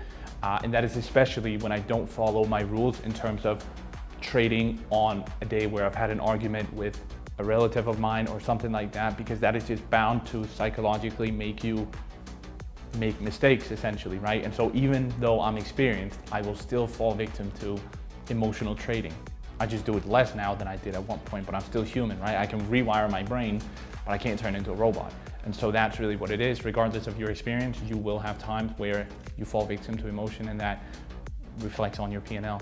Protecting yourself in the world of cryptocurrency isn't a one-time setup. It's an ongoing commitment to diligence, skepticism, and continuous learning. We have journeyed from acknowledging the inherent risks, both market-driven and security-related, to building a multi-layered defense strategy. This involves laying a strong foundation through education, managing market volatility with sound risk management, sharpening your senses to spot and avoid the myriad of scams, and meticulously implementing robust technical security measures, like using hardware wallets, safeguarding seed phrases religiously, enabling strong two-factor authentication, and practicing transaction vigilance. The crypto space offers fascinating opportunities, but it demands respect for its risks. By taking these protective measures seriously, by staying informed and vigilant as we navigate 2025 and beyond, you empower yourself to participate more safely and confidently in this evolving digital landscape. Your security is ultimately in your hands. Stay safe, stay informed, and stay vigilant. Hello everyone, my name is Muse. I'm from Kazakhstan, East Central Asia. I'm 30 years old, married, very happy person. So I'm a trader. I'm biggest crypto influencer in Central Asia. My first trade was in 2016 when Bitcoin price was in 1,600 for one Bitcoin. That was my first long. I lost a lot of money first 3 years. I trade like a casino, and then I understand that trading is a very big science. That I last my 4 years. I am a full-time trader. I love trading. That's my main profession, and I won WSOT championship 2 years ago. Like one, I'm into 1,000 best traders in WSOT championship. So that's my trade way. I really learn my emotions, my mental, my health, and I really try to trade like a not casino, like a really system trading. I try a lot of strategies. I read a lot of books. I saw a lot of YouTube video. So the main idea when I became a profitable trade, that I find the strategy works only for me, because I control my emotions, I control my risks, and I just use simple candle typical waves analysis. That's my strategy, and these things really make my trading profitable. I have open statistics in my YouTube channel. Everyone can see my P&Ls. So that's why I have a lot of subscribers, because I just show my tradings. And yes, that's this way I spent maybe 4 years when coronavirus happened. From this moment, these 4 years make me a profitable trader, yeah. My main style is positions trading, called my strategy. It's about when I trade like open one positions in first 6 months, and I can hold my positions really long time. The main idea is not make a lot of moves in markets. Main idea, don't move, just hold, and don't close your profit earlier. So that's my main strategy. But in this tournament, I shoot to scalping. I'm not a scalper. I'm not a swing trader. And that's why I'm a little bit disappointed, because I should trade in not my zone, it's not my area, it's not my comfortable time frames, and let's challenge me. It will be very interesting.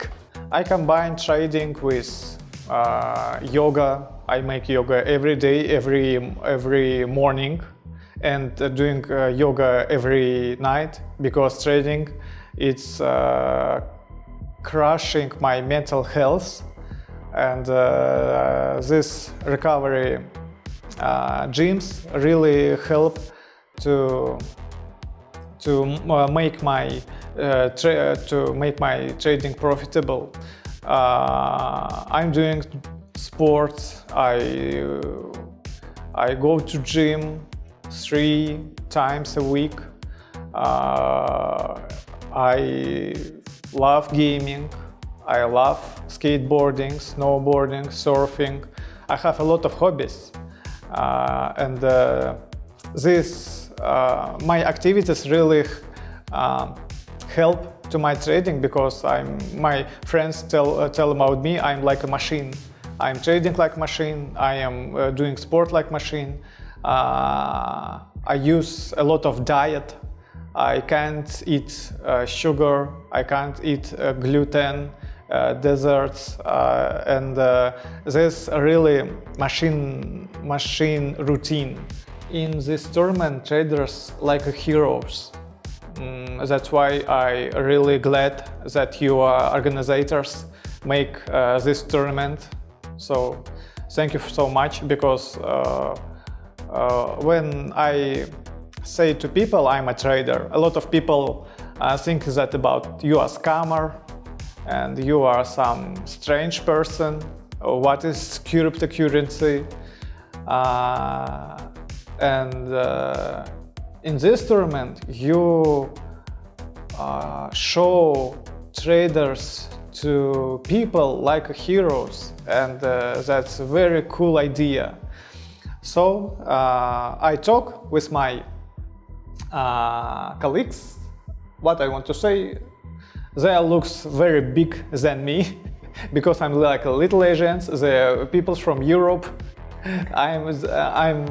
I'm really glad that I'm happy that it's not like UFC fighting or just about brain fighting, because in UFC and other sports I lost. I lost. Yeah, that's my decision. Maybe I have only one skills if we compare than another traders. I'm a professional street dancer before. And when I saw a scene, I'm feeling very good. Seeing people streaming, it's my lifestyle, and I don't feel some emotions. I'm happy. That's my area, and maybe I can give show for people. And that's my idea, that's my very good skill. So, but I'm not the best trader, I think, because I saw a lot of amazing scalpers. And in this tournament we have a lot of scalpers. They are better than me. But if the markets go to my strategy, maybe I have some little bit person to win, but I came here just for relax, hang out, and show my strategy. Let's get a show. Hello, my name is Maxim Hamacha. I am trader since 2006, was trading stocks till 2017 and then skipped to the crypto, and that was one of the best decisions in my life. Now I'm all in crypto, meme coins, active trading, and so on, and content making about crypto topics. I started trading when I was 17, almost 18. I was started trading in prop trading company in my native city, where we trade in US equities, Nasdaq, NICE, and that journey took many years before crypto. And that way helped me to build a great fundamental of future successful trading, and my trades today depends from my experience in stock trading from 2006. You can't measure in one day about all your trading strategies. Totally, I made thousands of trades during my life, and every trade, every period of your work creates discipline for you. I got terrible days with losses, I got great days with profits, but you can't measure in one point about that. I'm not a risky person, but I really love risk. I can't breathe without any risk. But if we're talking about crypto, I like to find especially volatile days where I can raise my risks few times, and this will be like the A+ day or the A+ risks, and all money is making in those few extra volatile days. The main habit I'm watching in like 5-15 minutes charts, whole market, hundreds of main tools every day, every week in many years. And if there are any changes in the market, I will meet it and I will personally move them to my trading strategy. So I like to find anomalies. Because of trading is so risky and it's full of terrible energy, stress, disasters, I prefer to spend a lot of time on the nature, mountains, beaches and so on. Forests, it's helped me to release from the negative and be missed to comes again to charts. When I started trading, the main lessons from the traders, veterans who were in industry 20 years plus, I receive it and I'm moving with all those lessons till today, and they worked through the years. If I will be back when I was again 18 boy, probably I will tell to myself, do the same, do all the routine, listen to your veteran traders, and one day you will be successful. Just be patient. Success in trading is your ability to bring money to your home. Not when you're over trading or you got big accounts, but then you're losing everything. You need every year, every month to bring something to your home to put this money for the future. You need to make savings every time. When trading is boring to me, I've started to do more influencer job, making podcasts, not even with traders. I'm doing a lot of podcasts with famous people, with 10 million plus influencers, and then inspire me. I'm watching how they create their life, universe around themselves, and I'm inspired about that. When you trade, you should have passive incomes, because without them you will not survive. You can't expect that trading will feed you every day, every week, and you can't expect money from the market all the time. Build your passive income, passive businesses and other activities, and then you can trade calm and take money when market can give it, but not when you ask a market to give you money.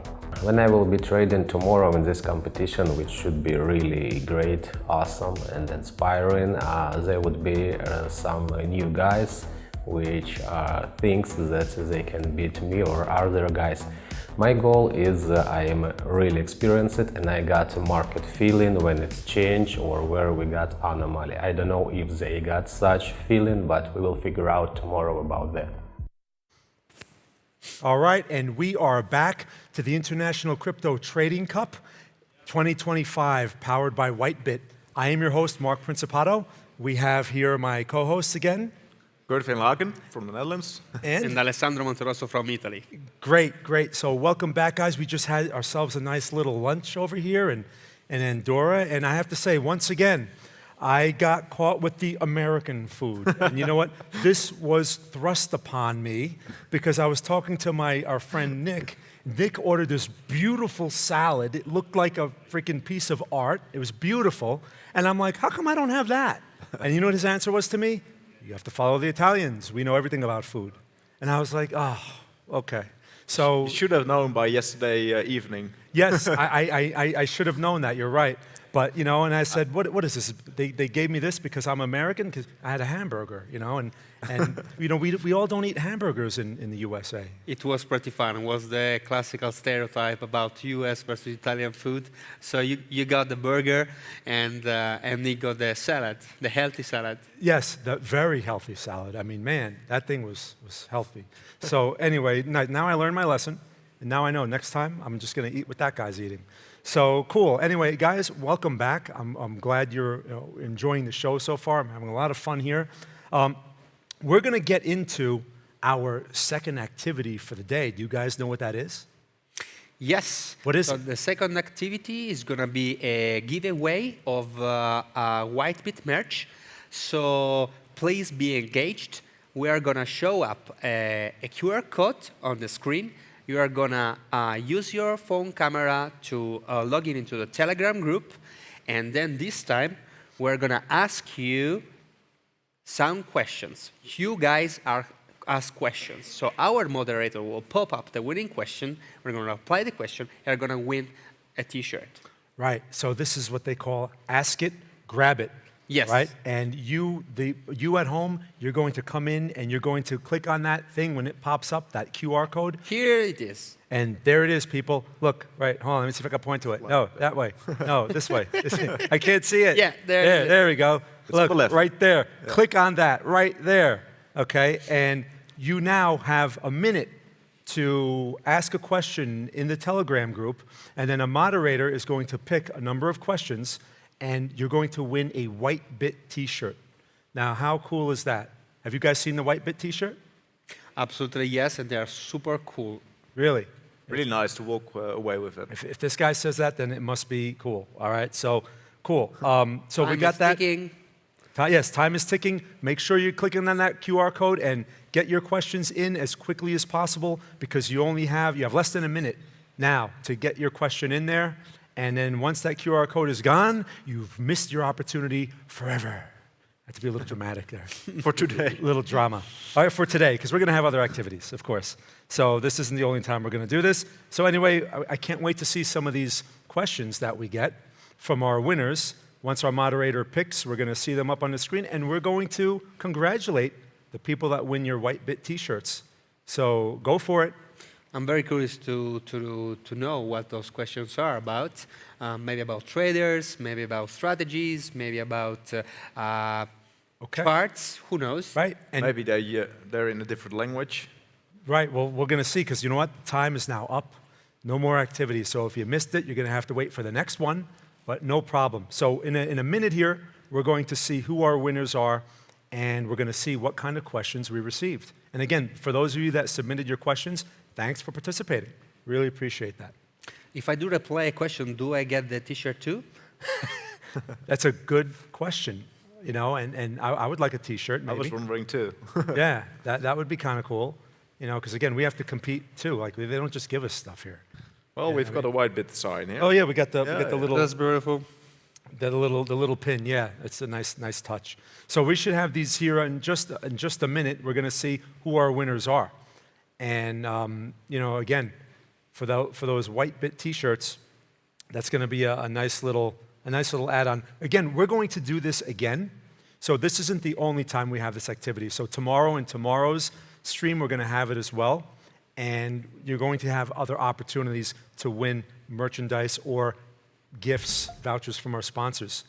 So, not sponsors, our partners, I meant. So here we go. Right now we have on the screen, the traders are still at it. I'm going to be very curious to see what these P&Ls look like here in just a few minutes when we get to that point. So how are we doing out there with these questions? We're going to have them here any second now, and we're going to know who our winners are. Okay, so it's going to be a little time. So what do you guys think about who is? We looked at this leaderboard before, right? And we saw that Mauro was pretty much ahead of the game, right? And we have Luca. Looks like Luca there. You can tell with this nice jacket, you know, the style there. And I mean, we haven't seen his P&L in a while, but he was one of the ones that was kind of having a little bit of a tough time. You think he's picked it up? I mean, look, the chart looks like, look at that breakout on that chart. I hope he went long. there. I mean, a lot of these guys were short, remember? And that's what I was saying before. Like, when the general market is bullish, that is what you're up against. You know, like, it's very easy to get tricked into, oh, it's a resistance, I'm just going to short it. But not all support and resistance levels are created equal. It looks like a double bottom there. But where? Well, he's like screening the assets, I see. So. Okay. Now we're moving on to the next one. Who do we have here? We have to zoom in on those charts and we'll see what's going on. But these guys are seriously engaged. I mean, they are, just look at that focus. It's like the eye of the tiger. You ever see Rocky? Probably not. Okay, yeah, no, I can't get into American references here. All right, so anyway, yeah, these guys are focused. And I'll tell you, like I was talking to one of the traders just outside here, and we were just talking about like our styles, and I said to him, man, Friday, he goes, I know, it's tough to do this on a Friday. And I said to him, I don't envy your position, man. I would not want to be you right now because Fridays are a tough day to see big things happen. Because again, we're on the market schedule, not on our own. Yeah, that's right. But there are a lot of theories which affect like the trading, right? So some people wear red socks. Yeah, so there are a lot of the McRib index, you know that? Have you ever heard about it? What was that called? Well, it's like the McDonald's having a certain sandwich. When it pops up, then people go along. It's really... kind of like that burger that they just made me. Yeah, exactly. Yeah, okay. Yeah, so I mean, but I'm just saying, like, when you're dealing, certain days of the week have what I like to think of a certain type of seasonality. You know, like, you can see a standard behavior over time, like on a Friday. So, you know, Friday afternoon, for example, volume tends to taper off. And this is like a common pattern. It happens every Friday, especially as we go into the summer, like in the US. You know, we have the spring months right now, but when we go from May into August, that's usually where we see a decline in volume up until August is where you get the lowest point. Usually like weeks 3 and 4, it's the worst time to look for momentum trades, the absolute worst. And, you know, so you kind of get a taste of that now. Will it be always like that? Because, like... Well, it's not always. Like, it's 24/7, like the market is open for working days, but maybe in future it won't. Well, you would think that. But hey, before we talk about that further, look, we have our first winner. We have here Vlad. Hey, congratulations, Vlad. Here's his question. If you won a competition and feel like the best, what could be the next goal? That's an interesting question. Well, maybe chilling at the beach. Okay. Oh, we got 2 more here as well. We got from Vlad. Oh, this guy was on top of it. Oh, that's the same question. Same question still. Oh, sorry. Okay. Gert, what will you do if you'll be the big winner? Well, sit back and relax, I guess. Sit back and relax. Enjoy. There's little time to enjoy. That's true. You should always try to enjoy something, right? You Exactly. have to smell the flowers, they say. Yeah, Like don't look back, don't look into the future, but... enjoy the moment. Exactly. Right? I know I have a problem. I got to do it more myself. How about you, Alessandro? It really depends on the amount of cash I will pile in my prize, right? Right. But probably I will take some time off and then restart. By the way, Vlad, congratulations. You won a T-shirt. Congratulations, Vlad. You got the first T-shirt. It's coming all the way back to Ukraine. Yeah. So our next our next winner here, we have, what is that, Manson? Yeah. Manson, congratulations. You won a T-shirt from Whitebit. And his question here is, what going to be price of Bitcoin before the end of May? You know how I call it this kind of question? What kind? $1 million question. $1 million? That's right. If I would say 200,000. Oh, so he has a number. By end of May? Yeah. Shall we bet a pizza? Maybe, yeah. Because, I mean, you know, you kind of have to have a crystal ball, right? I mean, and then 300,000 in June, and then, yeah. You know, a broken clock can be right twice a day, right, they say. But, yeah, that's the $1 million question. If we knew that, we would probably still be sitting here, maybe, most likely. It's only a 2x, right? So it's gone up already 4x. Okay. Multiple times. But yeah, so I mean, look, actually, the way you can answer this question is you can look at like basically average true range, or you could look at certain ranges and actually ask the question, what is within reason?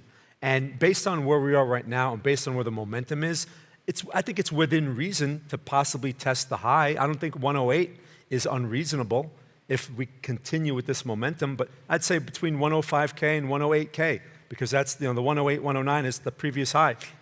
So yeah. Congratulations there. We have our next one. Exhale. Exhale. All right. Exhale. Congratulations for your t-shirt from Whitebit. Bullish or bearish? It would have been nice to know on what. Yeah, in general, or today, or this week. Like a little more specific there. Bearish on meme coins and bullish on utility coins. Okay. Okay. All right. Cycle. So, all right, so you're sort of looking at it that way. I mean, if we want to talk about specifics, we'll talk about Bitcoin. I mean, I've been bullish on Bitcoin. You could look at my analysis, so I definitely have lots of evidence of that. Everything I write is about bullish Bitcoin. So, and that's all coming from the price structure. It's not really just some random opinion. It's because I follow price structure very carefully. But great question. How about Alessandro? How about you? Bullish or bearish? Long term is still bullish in this cycle, but I can't wait actually for a proper alt season to pop up again. Oh, the next alt season, right? Yeah, I can't wait for that as well. Yes. If you were going into the next alt season, I mean, what's your top idea there? Like, what are you thinking? I do think that we're going to see new memes popping up and getting billions in market cap, and reaching the market cap of the most known ones, for example, Pepe, and some others will just disappear. I'm just curious to understand whether it's going to be again this alt season on Solana chain, or if we're going back as old times on Ethereum. Yeah, I think so. I think Solana has had its best time as well. Well, that'll be no advice from my side on that. All right, no advice. That would be very interesting though to see. So again, look who we have. We have Max is back up here on our screen, and looks like, I mean, that chart that he's looking at, I mean, that looks like that hasn't changed much since we've looked at it before. I mean, that's the same. I see the same consolidation pattern. I see the same bullish trend, and it doesn't look like much has changed. What do you guys think? Yeah, Max looks a bit bored, maybe. It's the sideways range.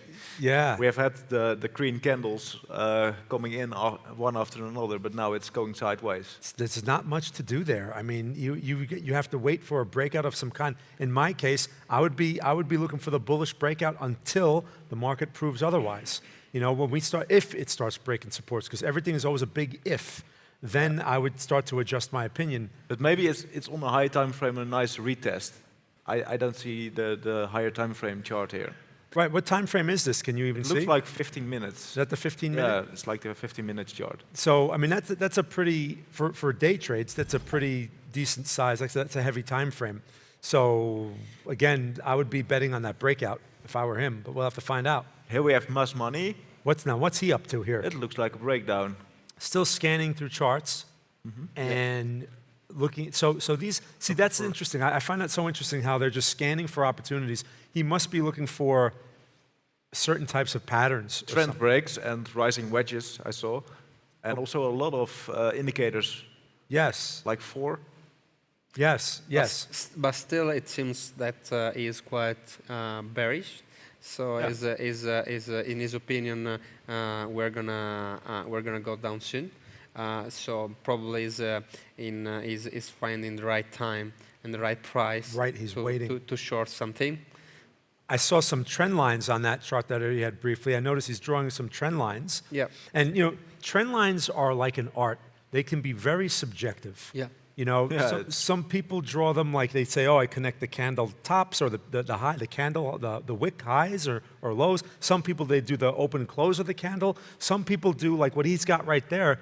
He's connecting a candle from, you can't see it on this chart, but it's an unusual, the wick. It's an unusual way. No, he was connecting what looked like a pattern that went back into like where the structure was actually broken, but he was still looking at that trend line, which I find that to be confusing. But sometimes those trend lines do have some relevance. Trend lines are basically a range because of randomness. Right. So you could also always use a range. One thing, losing the range. Right, right. And horizontals are often way stronger than verticals. I prefer the horizontal trend lines myself. But one thing about trend lines that, I prefer actually trend lines over these oscillators that it has, because you know what? You cannot project an oscillator into the future, but you can project a trend line. It doesn't mean that it's going to behave the way you expect, but it gives you a gauge. So you can gauge a trend line and you have some sort of price reference into the future. Whether you're using a classical trend line like that or a horizontal trend line. Mm-hmm. And it's really a lot of market participants are looking at the same trend line. Yes. So there's always action around the trend line, like breaking down, retest, it becomes, and then confirmation with volume analysis. It becomes a self-fulfilling prophecy. Exactly. Yeah. Because so a lot of traders building trades around those lines. Right. Right. But the more advanced traders tend to look at trend lines in ways that the typical trader does not look at. You understand? Like they usually look at it more in creative ways, because that is what you have to do to get some sort of advantage over the general population. Because if everyone's doing the same thing the same way, then in order to get some insight, to get ahead of that curve, you have to do things in an unusual way or unconventional way. And trend lines is a tool that you can use to find these unusual situations or these unusual setups in the market. Yeah. Now, so far, Merlin was right about what he was expecting about the market. Look at him.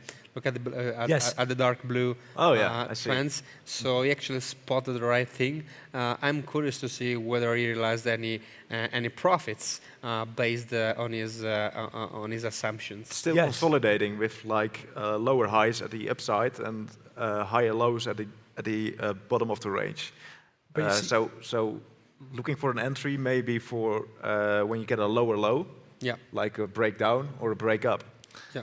But that's the boring thing about consolidation. Even on the higher time frames, we had a 7-month consolidation on Bitcoin last year. It was really, it was really boring. And for altcoins, we all know it was really bad.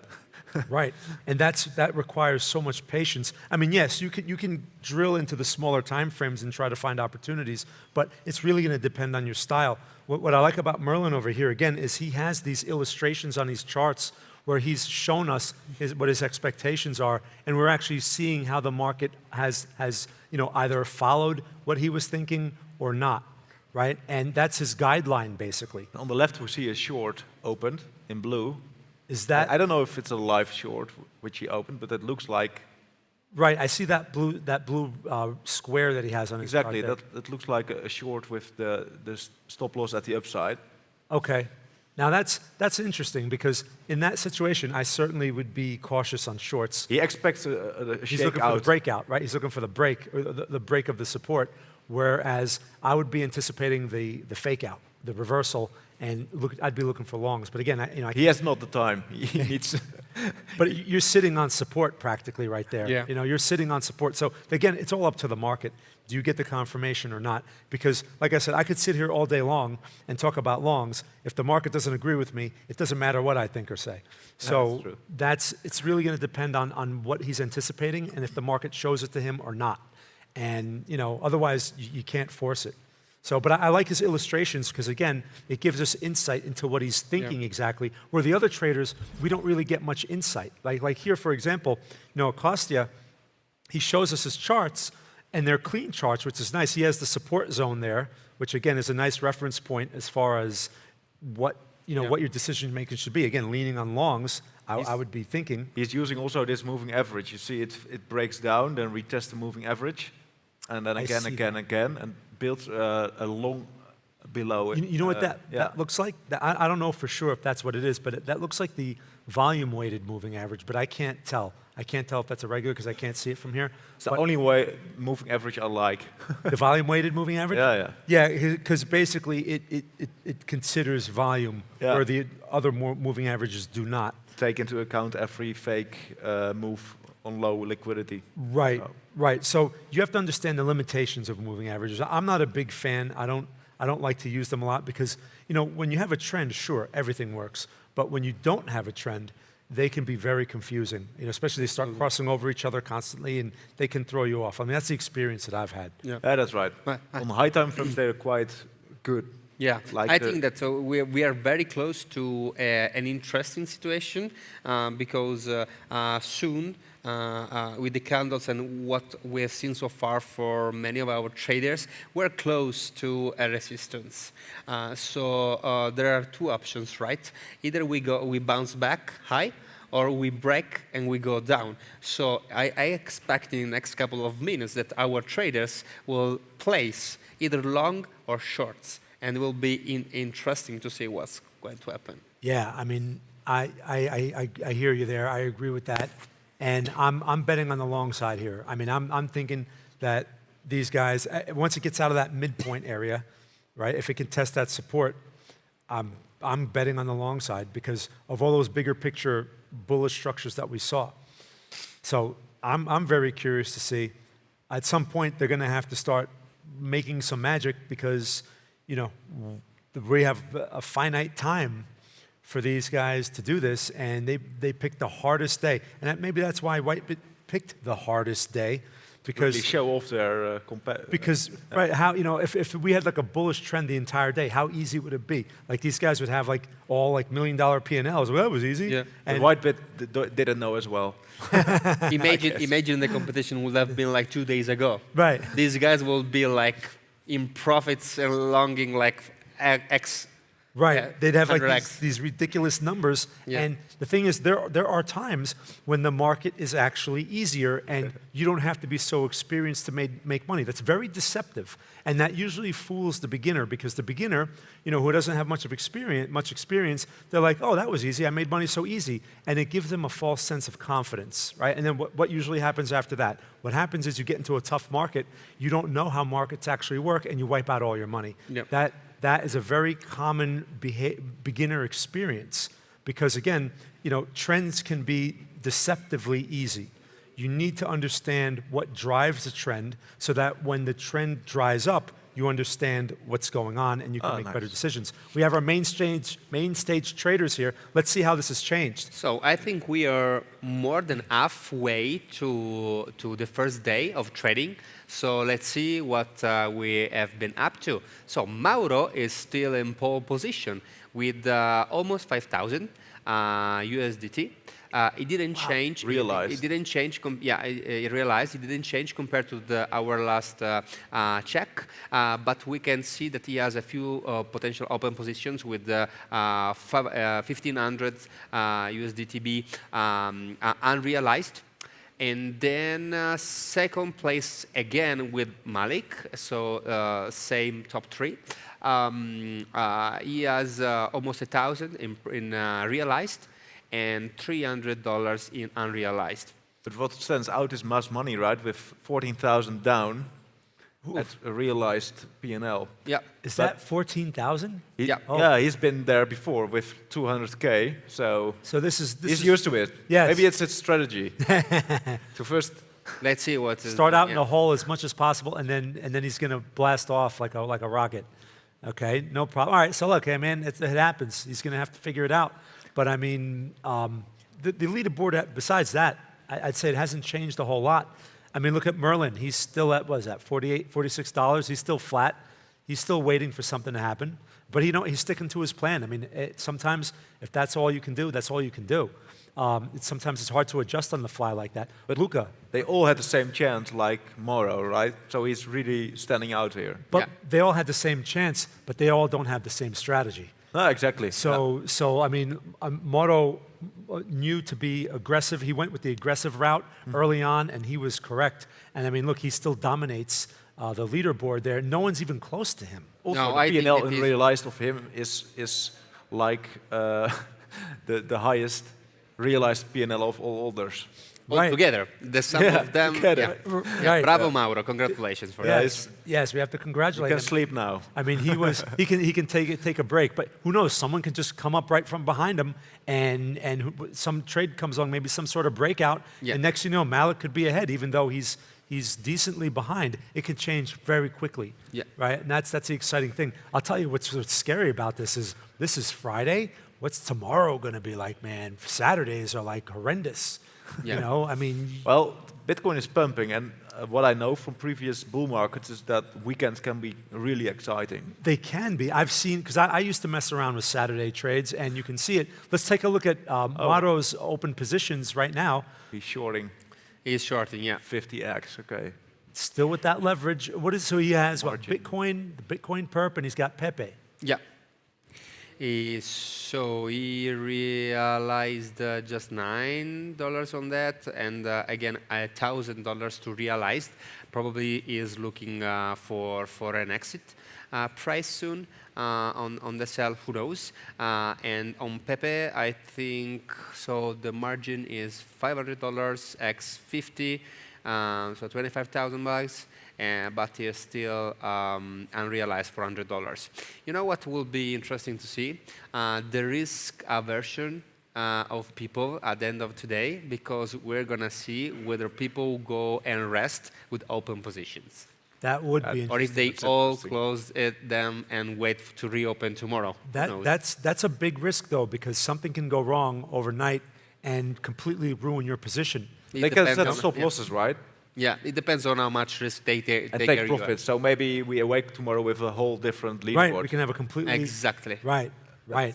So Malik over here, exciting. which is our our number 2 guy. What does he have here? He has Bitcoin, and he has, what's the other one there? Ondo, yeah. Oh, that, okay, Ondo. Yeah, it's a zero size, so it's not a trade. He's shorting, yeah, he's shorting too, BTC. So is on the first 2 traders, the 2 of them are shorting BTC. Similar entry price, and but he got it big. So he has a size of almost $130,000 with a 10x in leverage. So this P&L, unrealized P&L, might be very big if we see the resistance broken downwards. Right. So we can see a big change there. Yeah. Now comparing Mauro and got Malik. in way earlier. So I mean, again, it seems like one of the common themes here. What's really helping this guy be number 1, the leverage. I mean, look, he's at 50x, right, and Malik's at 10. So the aggressiveness seriously paid off because.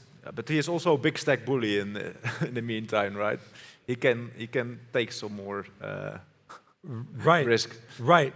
But I mean, the thing is, being risk adverse in a tournament obviously is going to hurt you a bit if someone goes all in and is aggressive and he's right. I mean, look, Mauro he took a pretty big risk there. He could have been wrong, and he could have been minus $4,000. Yeah, you know what I mean? But it paid off. Meanwhile, everyone else is being careful.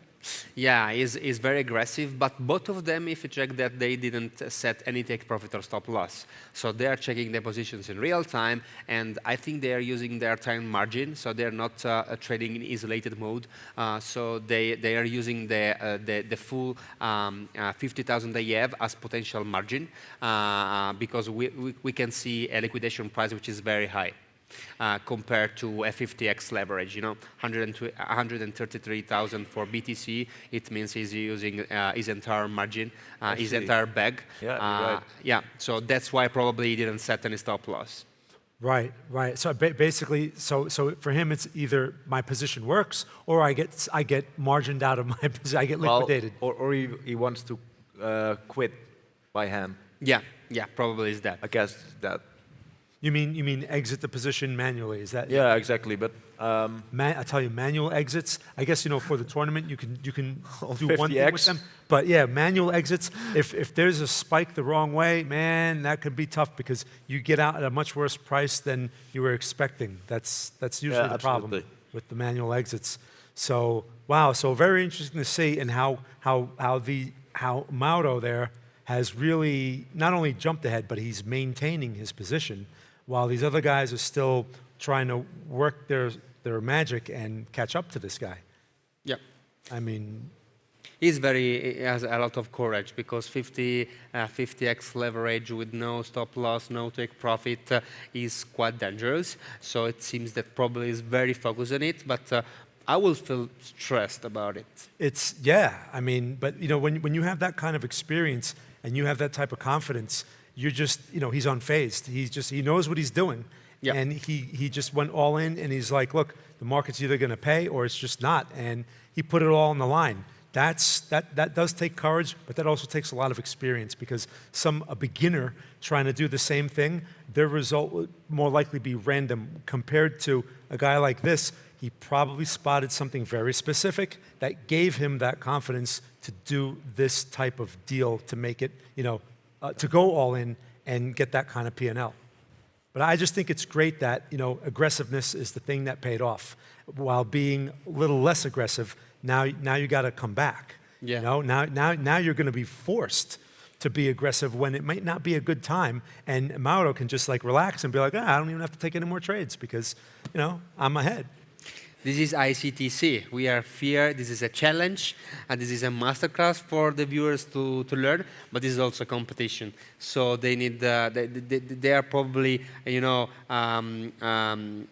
warming up a bit their engines, and then we'll start soon because also the time is ticking. We are more than half of the day one trading. So we'll see what happens soon. Right. All right. Great. And you know what? I got a nice treat for everyone here. We're going to have an interview with not one, but two of our traders. We're going to have Mauro and Malik together, and we're going to be able to ask them some questions and get inside their heads a little bit. So let's check that out. All right, so look, we have Mauro. A good job. Congratulations so far, Mauro. You are way ahead of the pack, and great job. And then we have Malik. Good to see you again. And we're going to ask you guys a few questions. Yeah.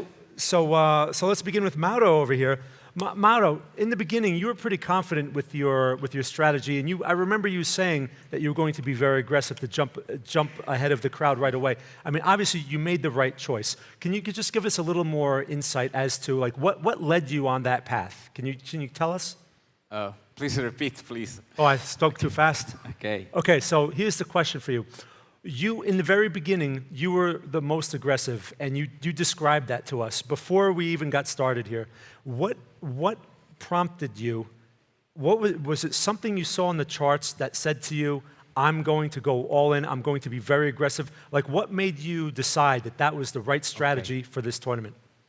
I decided the strategy using the American session, because there is an important information about what do Wall Street.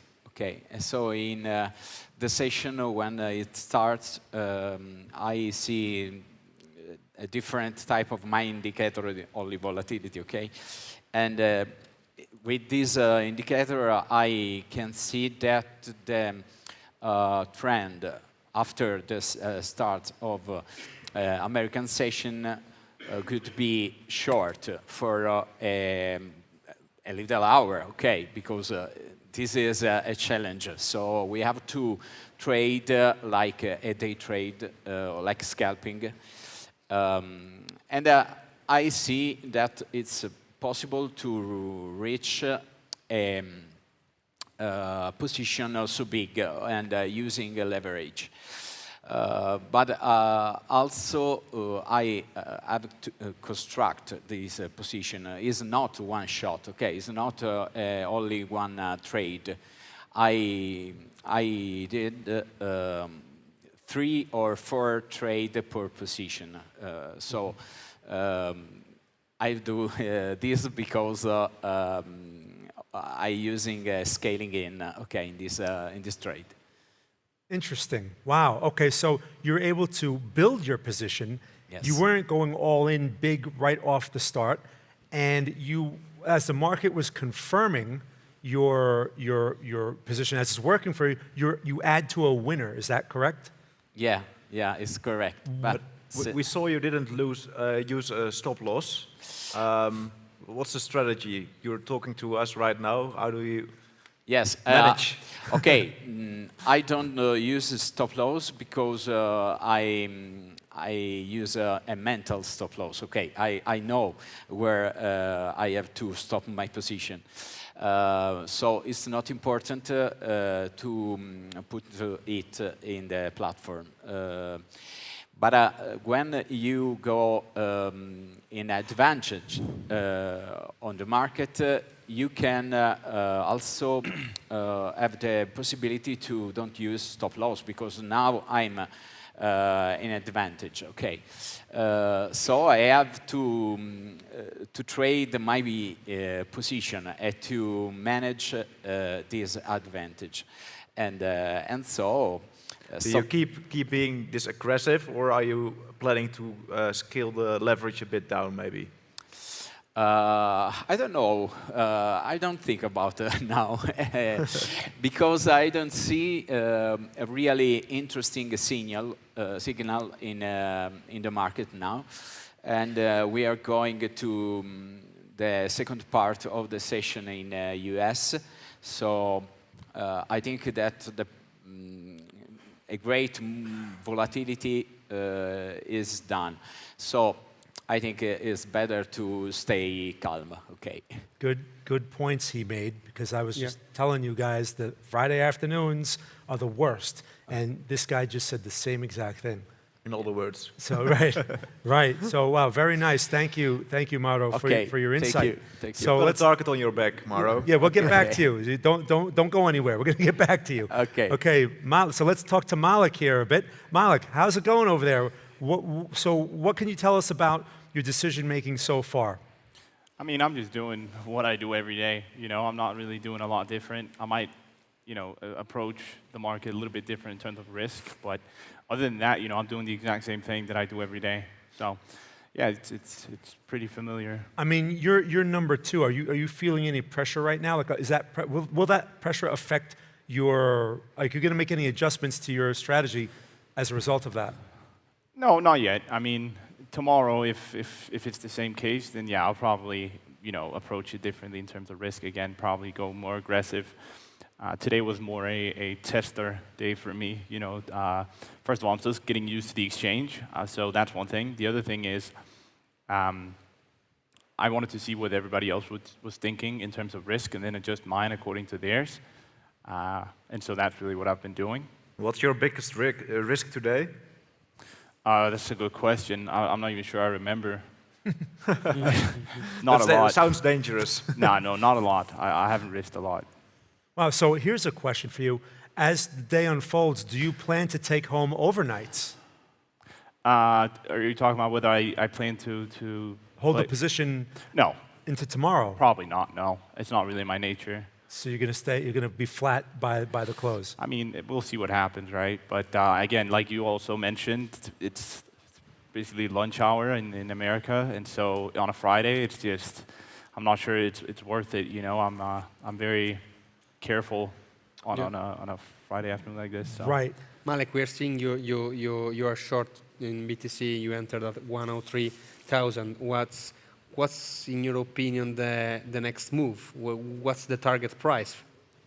Yeah, I mean, right now it's just a chop fest, right? There's not a lot going on, so it's pretty boring. But yeah, hopefully we go down, right? That's the analogy that I had in mind when I took the short. So you say it's boring. Maybe on the lower time frame, you can grasp some little gains. Well, I'm trading a 5-minute time frame. I could go lower, but second time frame I don't do. I have done it a little bit, but it's not for me. So I'll stay on the minutes, and yeah, 5-minute works just fine for me. So I'm not going to try and force anything by going lower and lower, right? That's a disaster. It could be a disaster. So right. So you're going to stick to that 5-minute time frame? No, I'm not particular. Like, I don't have it's not like a rule of mine. It's just where I think it looks the best. Okay. So okay. There's no set rule about time frames for me. Is there a particular pattern you're looking for? Like like a classic chart pattern, or anything else you want to give us a little insight into? No, not really. I take advantage of Fibonacci zones, and then I combine that with, I guess you could classify it as a failure break above highs and below lows, and then I plan on going the opposite way of the majority of people. So if we break lows, I'm anticipating that to be a fake out, while others are shorting, I'll long it, and that's what I did. Do you use any indicator to confirm it's a fake out? Zero. So he's basically going by the price action. Only price action. Yeah. A man after my own heart. That's what it is. Okay. I mean, this guy described my strategy almost to the T there. That's beautiful. Right. I have a tear in my eye. Okay, so hey, let's not forget about Mauro over here. Just one more question from Mauro. Okay. All right, you're not going to forget about you. I want to ask you the same question about overnights. You know, as the leaderboard leader, are you open to taking overnights or no? I'm not decided about because I studied the chart and I have to study so much things to decide this. Okay. Probably not, but if I see some of indication that can be bring to leave overnight the position, it's possible that I can use take profit, a stop take profit, okay, stop profit, because I can use a trailing stop if there are trailing stop, I probably will use these. But now I have to decide an exit strategy, different exit strategy. Okay. Okay. Now, Malik just told us that earlier he's just doing what he normally does every day. He's not really making adjustments because he's in this tournament. How about you? Have you made some adjustments because you are competing with other traders here, as opposed to how you normally trade? Do you mean that if I change my strategy tomorrow? Well, well, have you adjusted your strategy for this tournament compared to how you trade when no one's watching? Yes, I adjust the strategy, yes. Oh, so you made some adjustments. Okay. Okay. Interesting. That's cool to know. Okay. I'm wondering, do you put two types of crypto coins? Are there two crypto coins you won't trade at the same time? So maybe, okay, I'll take BTC, but no way I'm gonna trade Dogecoin at the same moment because they're somehow correlated, or are there pairs you exclude? I exclude some pairs because I see that for this day, for today, they just have to do your volatility, okay? It's always a choose using volatility. Okay. Interesting. Oh, well, thank you, Mauro, for sharing that insight with us. Thank you. Okay, great. So, Malik, before we move on to our other segment, again, you had mentioned to us that you are doing what you do every day, pretty much. Now, does that also include? Are you trading the same market that you normally trade, or were you forced to look at other markets because of the tournament? That's a very good question. So I also trade a lot of things besides crypto, right? I come from stocks and futures. So I definitely don't trade as much crypto as probably some of the other contestants. But no, I would say I trade a good amount of crypto as well. So yeah, not really. I'm not forcing anything. I'm trading the same pairs that I trade at home. So yeah, I'm sticking to my systems, really. And so you mentioned you came from the stock world? That's right. Oh, so you trade stocks and futures and things like that. Yeah, exactly. Interesting. Wow. So it's a bit different, but Yes, yes, I can appreciate that. Okay, great. Well, thank you again. Thank you for sharing that insight with us. No problem. And guys, so look, you guys are our top 2 contenders, and all the pressure is going to rest on your shoulders. And it's going to be between you and Mauro and Malik here, and we may have our winner very soon, because so far we have a little bit of a glimpse here, unless someone else does something crazy and they overtake you guys. I mean, what do you guys think? What do you think of the possibility of that? There's always a possibility, right? Someone just full ports, I can't really stop them, and they're lucky. There's a chance that could happen, right? So it's only luck? No, I wouldn't say so, because we're very early into the tournament already. So, but I could imagine that a lot of people, if they're lacking behind tomorrow, then yeah, you'll see a lot of full ports. So there'll be a lot more action tomorrow, I imagine. Right in the middle of a Saturday, that's going to be fun to watch. Yeah. Right. Maybe you have to switch to the 1-minute chart. Yeah, maybe I do. We'll see. Maybe you should do it now. Wow, very nice, very nice. Wow. Okay, so I mean, I think do you guys have any other questions for our traders here? Guys, just keep it up. Good luck and go ahead. Thank you. Thank you very much. Thank you very much. Keep up the psychological edge. Excellent, excellent. Wow. So, I mean, that was some very nice insight for our viewers at home. We get to basically see the mindset. We get them to hear the explanations behind some of their decisions because, you know, again, these guys have a lot of pressure on them. I can only imagine what it's like sitting behind that computer and then having a guy like me asking him annoying questions while he's waiting for the market to like confirm or something like that. That's got to be a little stressful. Yeah, absolutely. But for them, it's they're the top two, so they can shine. I guess they can, right, they can handle the stress, right? Yeah, right now. Yeah. I think it's pretty normal for them also to be in a busy environment. I can imagine if they are daily traders, they do that not only at home, but even when they go shopping or grocery.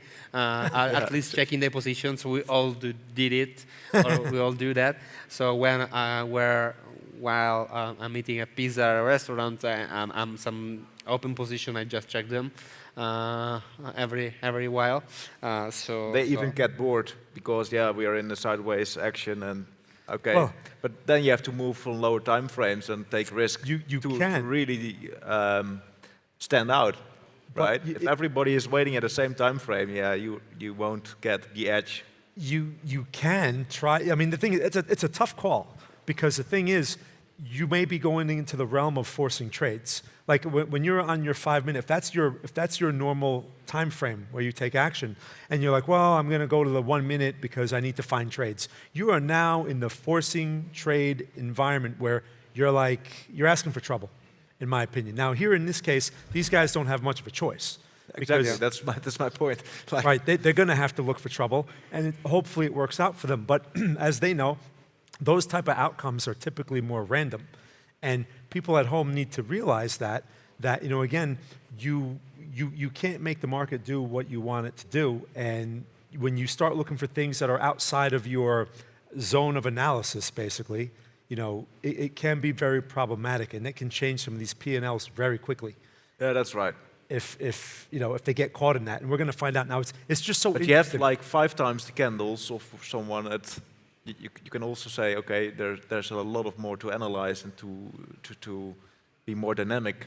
Well, yes, I mean, sure, because you have more information to deal with. Exactly, right? yeah, and then because you have to decide quickly, there's more chance to make a bad decision as well. And it's like throwing dice.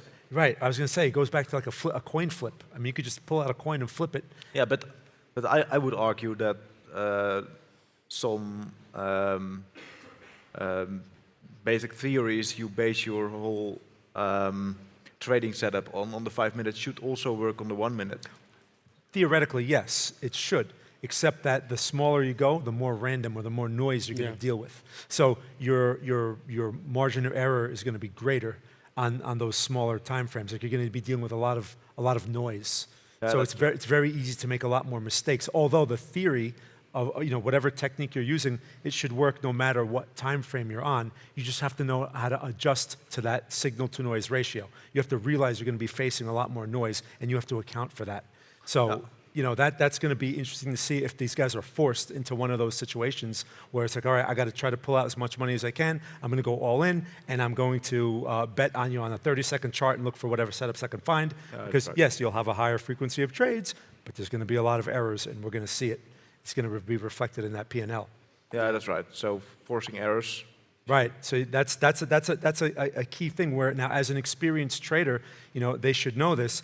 And again, dealing with this time is a big challenge, and it's good for the people at home to see how to deal with a consolidation like this. You know, because now you're watching how the top guys do it, and it should really give you a lot of insight into, oh, you know, waiting is a thing. In fact, I should probably walk away from my computer. Like, these guys can't do that, but that would actually be the best course of action, in my opinion. Walk away. But those guys here need to time the market.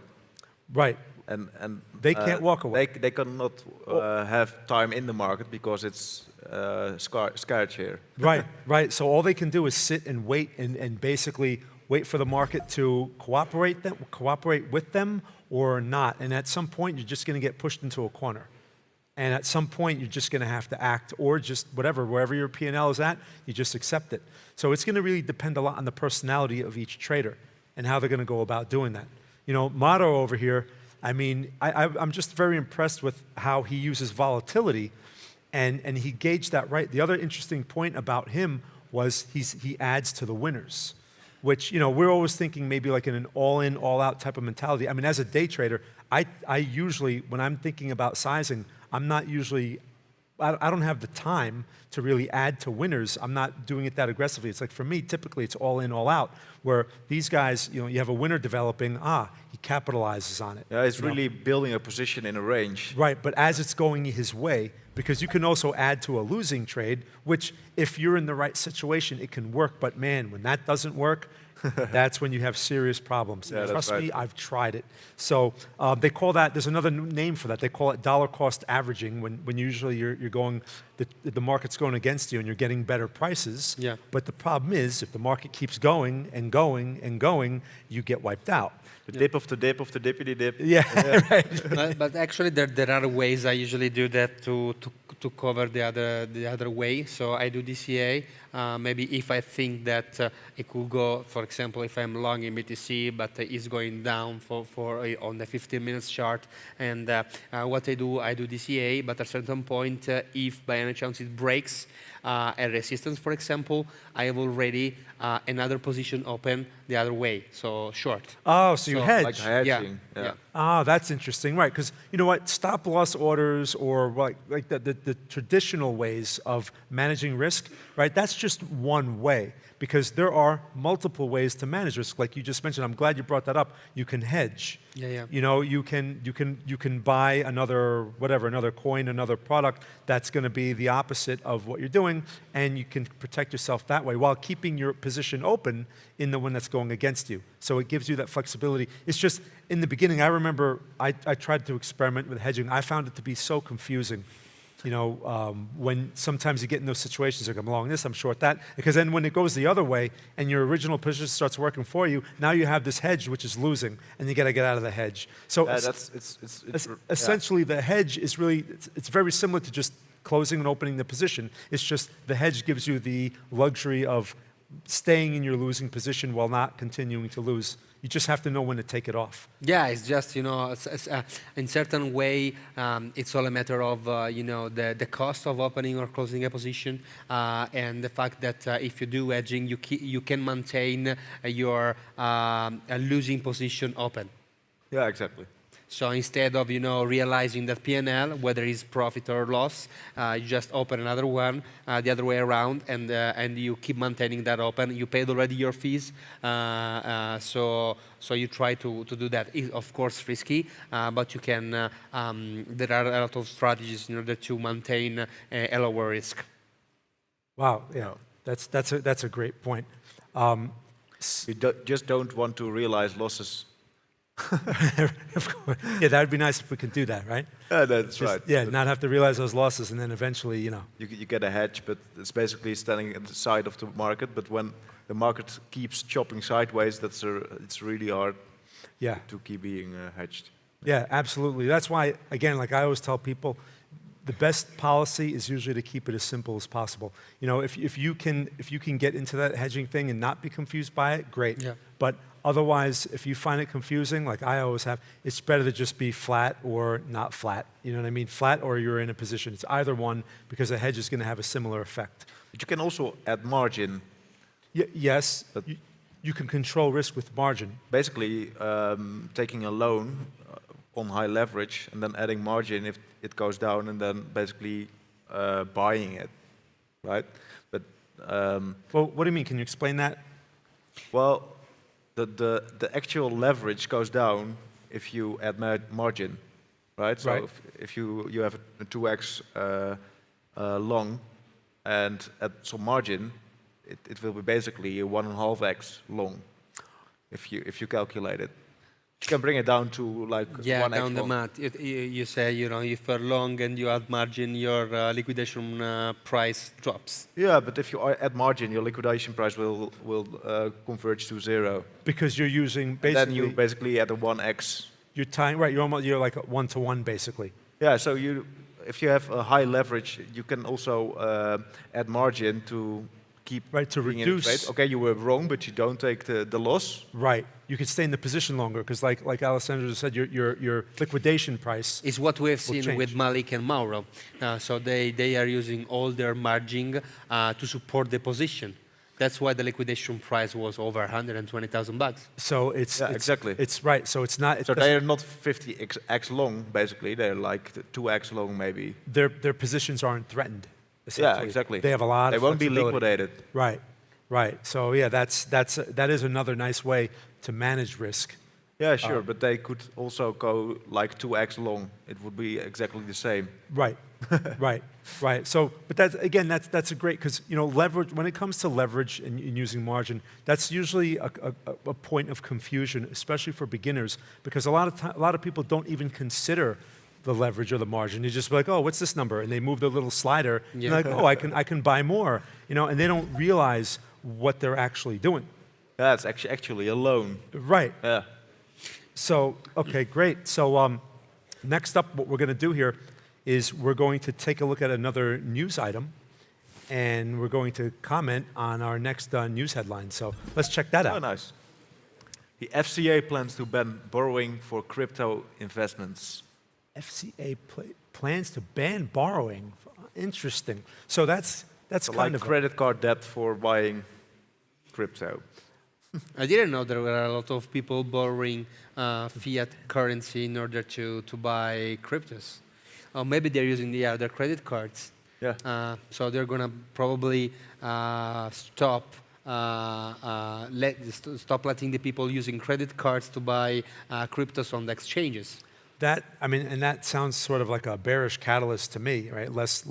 It takes money away from the markets if they can't borrow. It's also institution versus decentralized world. I see an opportunity in this bottleneck, because here we read the FCA plans, so it might be a rush to bring liquidity to the crypto world before they do that, right? Yeah, that's a good point. That's a good point, right? Because they're like, oh, before I'm not able to do this anymore. So that can help bolster. That's also a good point. Yeah. So I mean, news like this, though, it's interesting to see, and it's good to be informed and what's going on in the space. But when it comes to making decisions and taking trades or whatever, I find most of this news to not really be very relevant in the outcome of the markets anyway. No, it could be a trigger to really... it could be... it was already in the charts. It depends, right? It depends on the news, but certain news carries more weight than other news, right? Like something like that doesn't seem like a heavy weight compared to, like, for example, if Bitcoin was banned by another country, for example, that would probably be very negative and carry a lot of weight, right? So one important thing about news that I try to really help people out with is, don't think how heavy or how relevant the news is. Let the market tell you, because only the market knows. The market is the only one who is right. Right. The market's always right. So, people that go in with these opinions, they say, oh, I see this news. Oh, and I think it means this, so I'm going to do this. That's the worst thing you can do, because you're just asserting yourself onto the market when really it should be you're the passive follower and you let the market figure it out. If the news is heavy, okay, you don't try to chase that news or act on that news, especially in this day and age when before the thought goes even through your mind to press the button, an algo has taken the position and now is flipping it to you. Like before you even can think, this thing is acted. So that's what you're competing with. That's why it's very important to consider what it is that when you're dealing with news, what it is that you're actually dealing with, and put like a weight on it. I'm willing to bet all of these traders up here would have the same mindset where news is not going to affect their strategy. Even if it's heavy news, they're just going to see a change on their chart, and they're going to adjust to the chart. Yeah, I do agree on the strategy, but I think that still certain type of news, especially macro, shall be taken into account in the timing. I I get you a fun fact. I think a couple of years ago, it was a Friday. I forgot it was a Friday, and FOMC news were going to be out in a few minutes. It was like 2:30 p.m. CET, and I did open a huge trade at the wrong moment. And what happens is that I got liquidated immediately because there was the FOMC giving the news. Yeah, that's it really was bad, it was long, and I got liquidated like a huge amount. Can be very in volatile. seconds. Yeah, it's. Yeah. By the way, let's see our Italian Luca Boiardi traders open positions. So. 20x leverage. Yeah, we can see default for him. Yeah, he has three open positions so far. So it's Dodge. It's long on Dodge, long on Pepe, and long on XRP. 20x at this moment is losing on 2 out of 3 positions, and is on XRP is actually potentially gaining something. Yeah, but still the other ones are closed. And he decided to go all long all day, I guess. Yeah, absolutely. But it tried quite a few pairs, from ADA to Ethereum, even Trump. Even Trump. Yeah. I didn't do any loss, I think.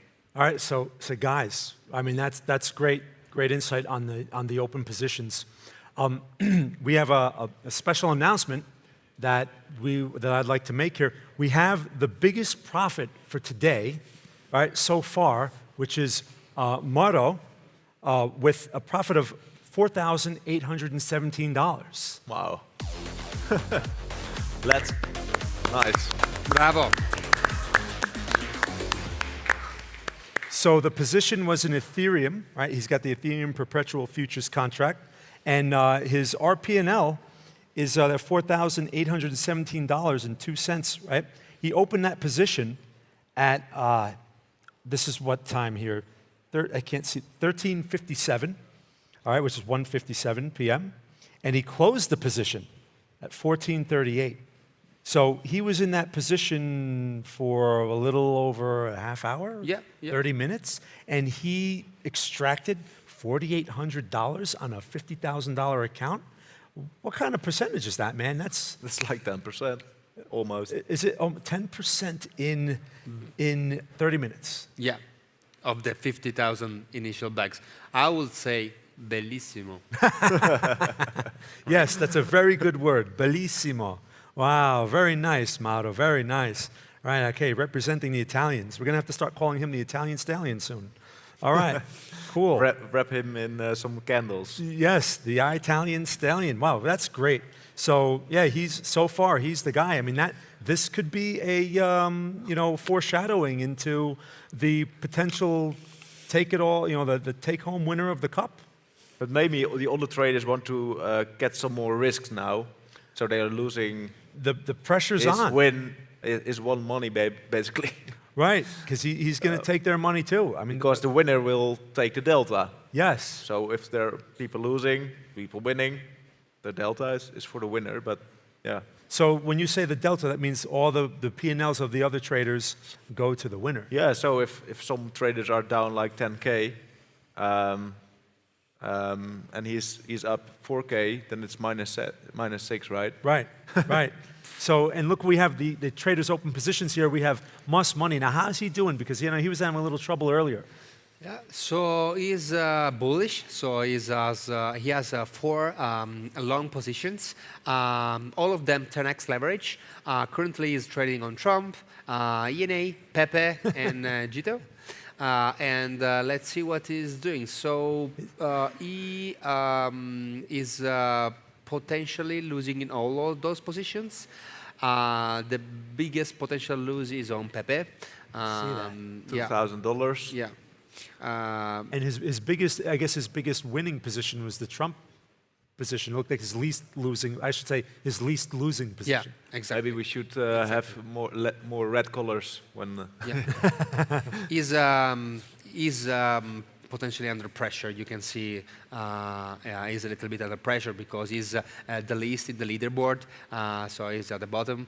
He got already some huge losses, so he's trying to probably recover somehow and take more risk for that. Yeah, yeah. He thinks. I think he inverted his strategy because in the previous trades he was going short. Now we're seeing that's really dangerous, right? To revert your strategy because the point you start doing that, often the trend turns as well. Right, you're getting caught at the worst price a lot of times. So it's interesting. This was the guy that had the $4,000 unrealized profit earlier. Am I correct? At the beginning, yeah. At the beginning, But so then that money evaporated. Yeah, and he's also at the bottom of the leaderboard right now. Wow. So see that's he's in a tough situation. Like it doesn't play out now. This is the position you're in. Also, it looked like he was looking for those longs. He was looking for that failed low and that reversal. It looks like the market's not cooperating. So and he's trying to draw some wedge structure here. Yeah, that looked like it looked a bit forced to me. Yeah, well, he's trying to find something. You know, he's trying to find that. That looked like a breakout, but the breakout retest didn't work out. Right. I saw that triangle that he drew on the chart there. On that previous chart, he had that triangle, and I think he was looking for the consolidation breakout, like you said. Yeah. But the thing is, the market, when the market doesn't cooperate, there it is, right there. Like he's got that triangle.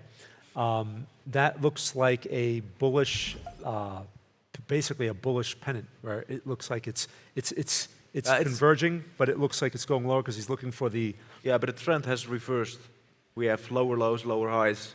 Well, in that little context, yes. But when you zoom out a bit, it's a tricky thing because you're consolidating. You have the lower lows and lower highs, but only relative to that little structure. If you look back just a little bit, it's a little bit still high and bullish. low. It's still, yeah, yes, okay. That's something that you must not lose sight of, because what happens is you start shorting into that bottom because you go, oh, the trend has changed. It hasn't. It's not likely to have changed. It could have.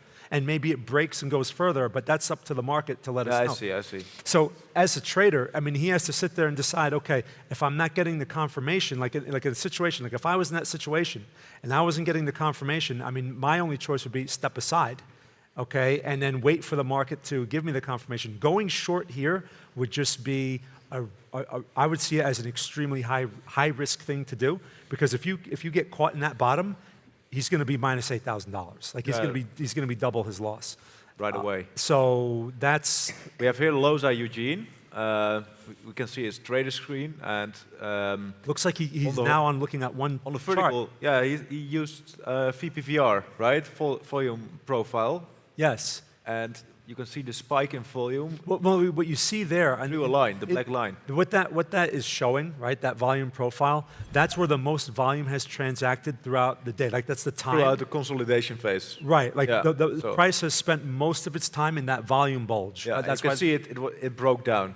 Right. Yeah. So I mean, it can break out of that bulge, but that bulge basically what that shows you is it tells you that price has spent the most time inside of this range, which means there is a lot of what I guess you can refer to as open interest. There are a lot of longs and shorts that are inside, a lot of volume that's long and short, and there's not much volume on the outside of that. So typically in those situations, especially if you're looking for a day trade, what I'd be looking for is the mean reversion, you know, going back, finding an extreme high or low, and then going back into that midpoint area where price is likely to gravitate toward because of all the volume that's been produced in that area. It becomes like a magnet. And it's really nice to also see it on higher time frames, because you can really see, okay, if we cross that line, then price will break up to the next resistance level. Okay, right. So as we're watching Mauro here, guys, what about, so just as a refresher real quick, what are some of the rules for the tournament here that we talked about earlier? So everyone gets a 50K deposit, needs to place 3 trades an hour, so they're under pressure to really have action, and should have traded 500K in volume over the 2 days to be eligible for the prizes. Yeah. and they're balanced in USDB, which is an intra-company asset. All their trades are not demo, so they're going to affect the market. They're going to be in the market. And what happens is that we're going to have a winner who will grab all the profits of all the other traders, minus the total amount of USDB that Whitebit gave to the traders. So there is a potential to win up to 5 million USDT, which is a huge prize pool. And for the main stage traders, right? So we have also squads. Right. Well, before we get into all that detail, we have a video that's going to explain all this in much greater detail. So people at home, check this out. The International Crypto Trading Cup is the first event of its kind, a global showdown where top traders compete live for the ultimate crypto title. 8 elite traders face off live on the main stage during an intense 2-day battle. 7 are invited pros, and the last one is the winner of the qualifications. At the same time, solo participants and squad leaders from around the world join the competition online. The event takes 2 days with 12 hours of live trading in total. Trading is done via TradingView on the Whitebit futures market, using 50,000 USDTB with 50 supported pairs and up to 100x leverage. Between event days, no trading or order changes are allowed, though open positions may stay active. All positions close automatically at 9 p.m. on May 10. No bots, no extra tools, no outside help, and no multiple accounts. Each trader competes using one dedicated sub-account with at least 3 trades per hour required. If your balance hits 0, you're out. The last remaining trader continues solo until the timer ends. If overall profit exceeds the total deposit pool, the player with the biggest trading score takes all the remaining deltas up to 5 million USDT. ICDC 2025, the world's first crypto trading championship. All right, everyone, and we are back to the International Crypto Trading Cup powered by Whitebit.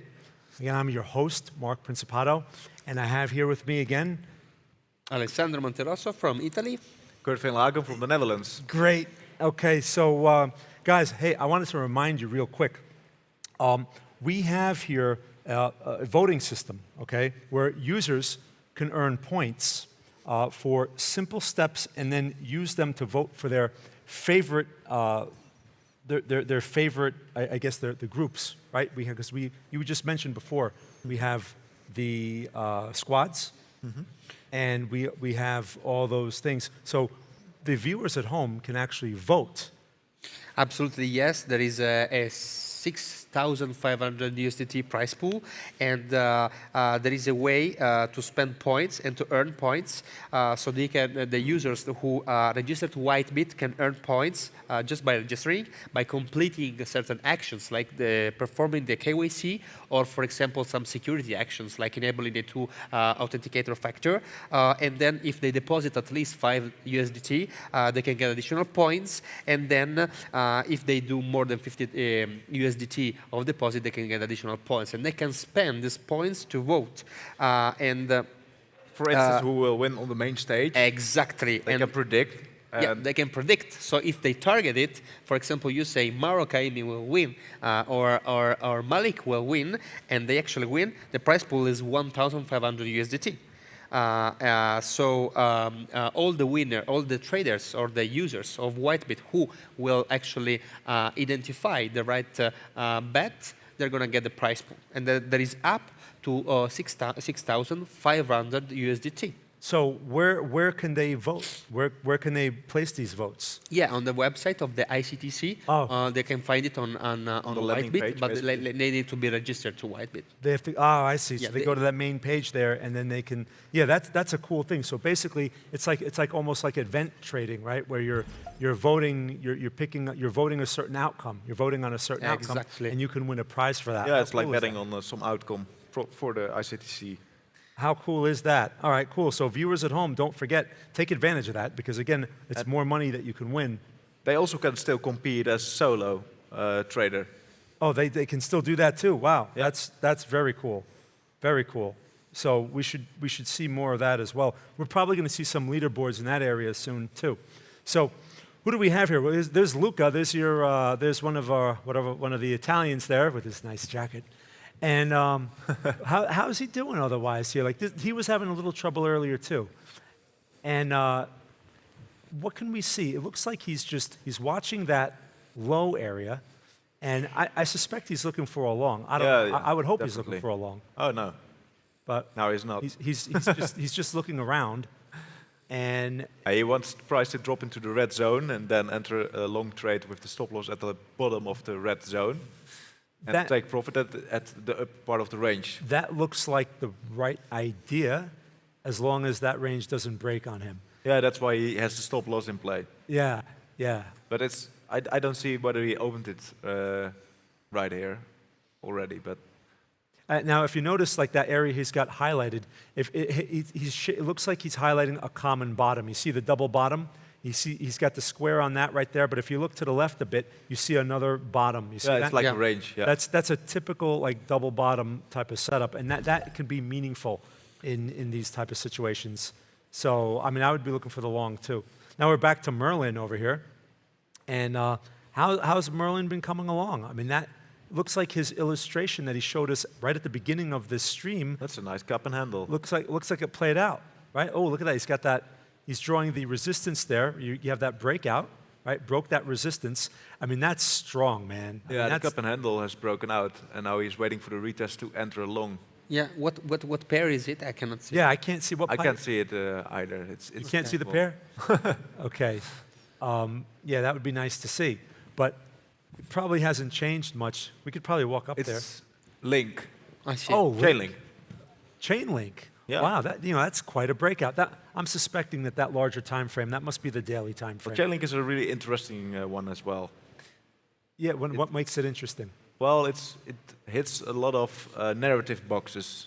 So if you're from a different point of view investing into crypto, well, Link hits from different perspectives the boxes. Like what? So give us a box. Like for instance, DeFi or USA-based currencies or. Yeah, a few of those things. If you have like a bubble chart of all those things, you have a lot of overlap for Link. Oh, I see.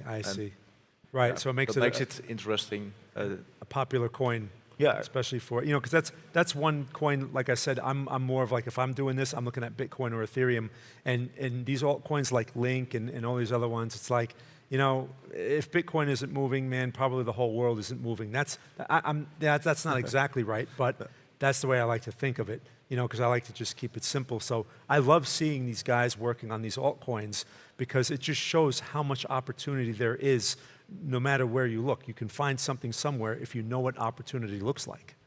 Yeah, it's like starting a business in the crypto landscape and combining different types of techniques. Right. Also the decentralized part, I think we shouldn't underestimate. I think in 100 years, the DeFi will be leading over CeFi. 100 years, that's a good time frame. Yeah. Well, no, it's good to keep an open mind. Absolutely keep an open mind. Let's check out our nominations we got here. We have individual nominations. So by trading score, by highest ratio of winning trades, by highest individual trading volume. So these are solo traders, right? Yes. So we have Junior Zcash as the highest trading score so far. Congratulations. Would be second Junior. here or third maybe on the main stage, right? With this P&L. Yeah, potentially yes. No, but I think it's a trading score. This is trading score. Oh, okay. Yeah. Then we have indeed the ratio of trading wins. So he actually did 100% of the trades are won. So bravo. And then we have the highest profit. On the highest profit, we have yellow Polygon, $47 so far. And instead of the by trading volume, we have over $500,000 done by second Shiba Inu. Congratulations, guys.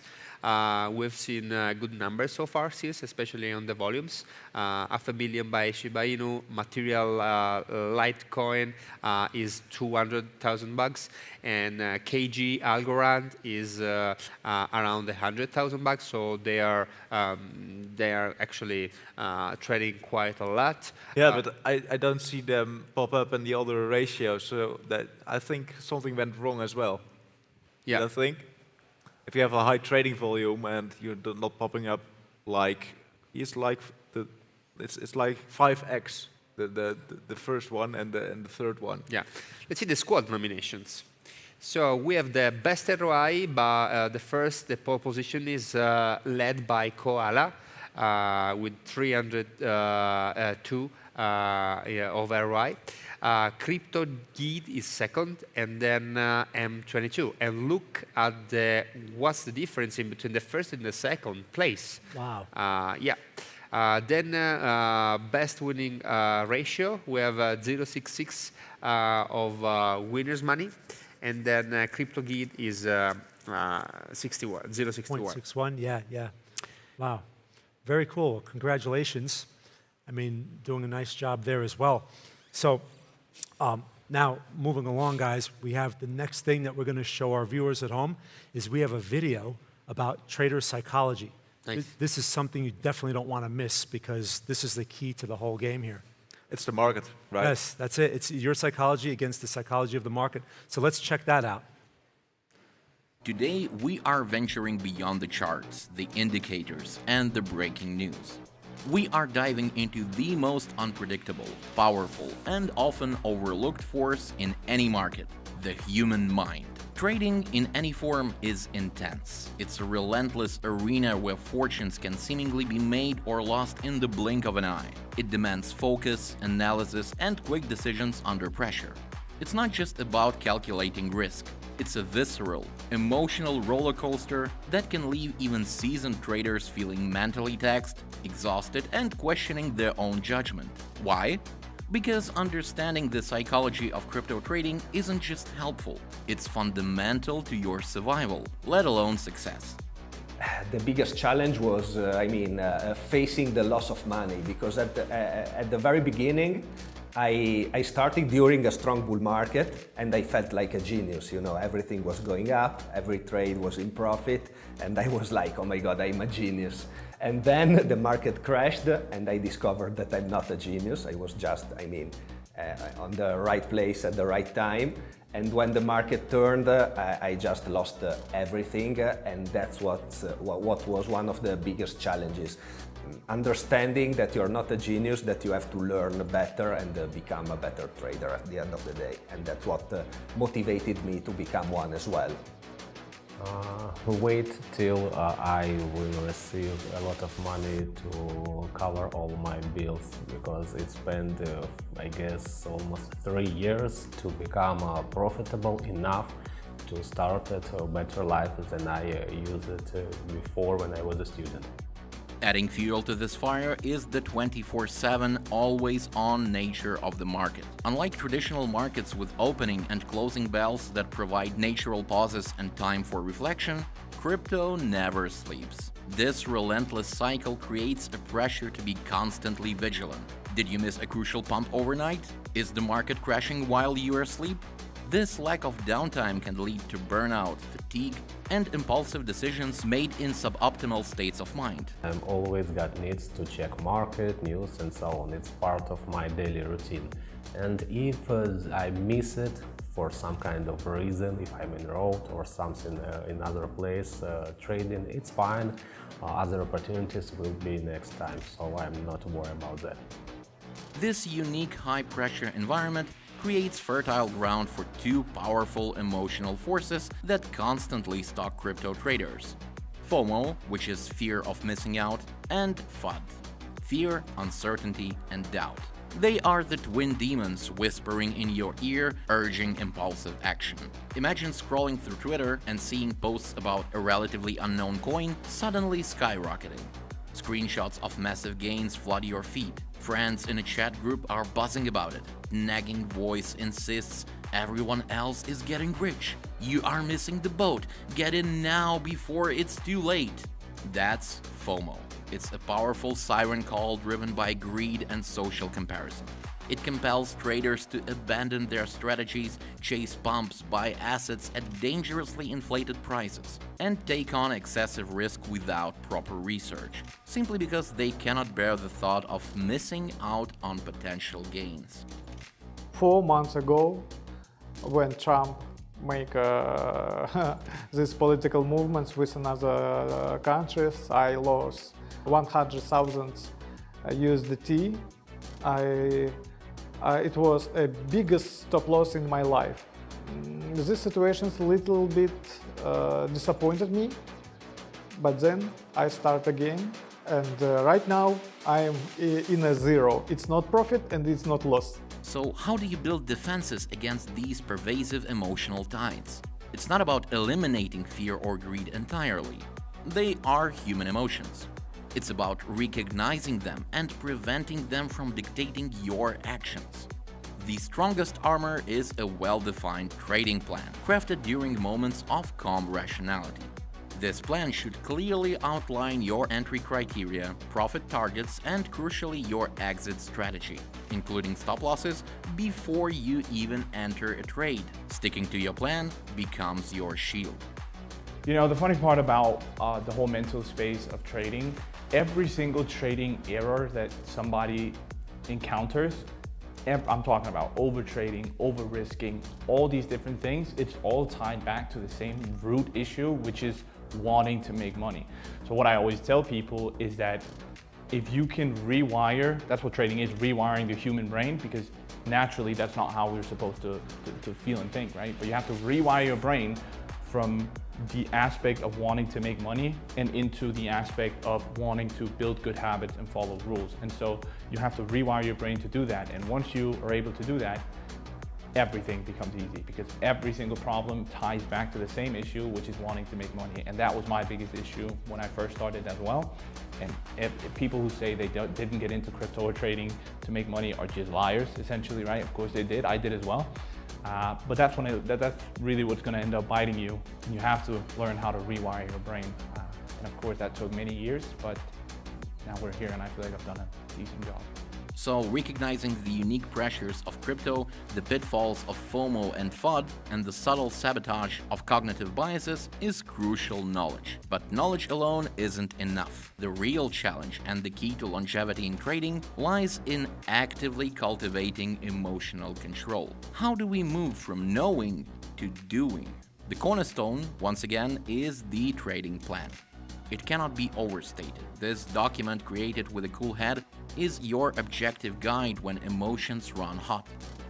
It must detail your strategy, what conditions trigger an entry, where you will take profits, and critically, where you will cut losses.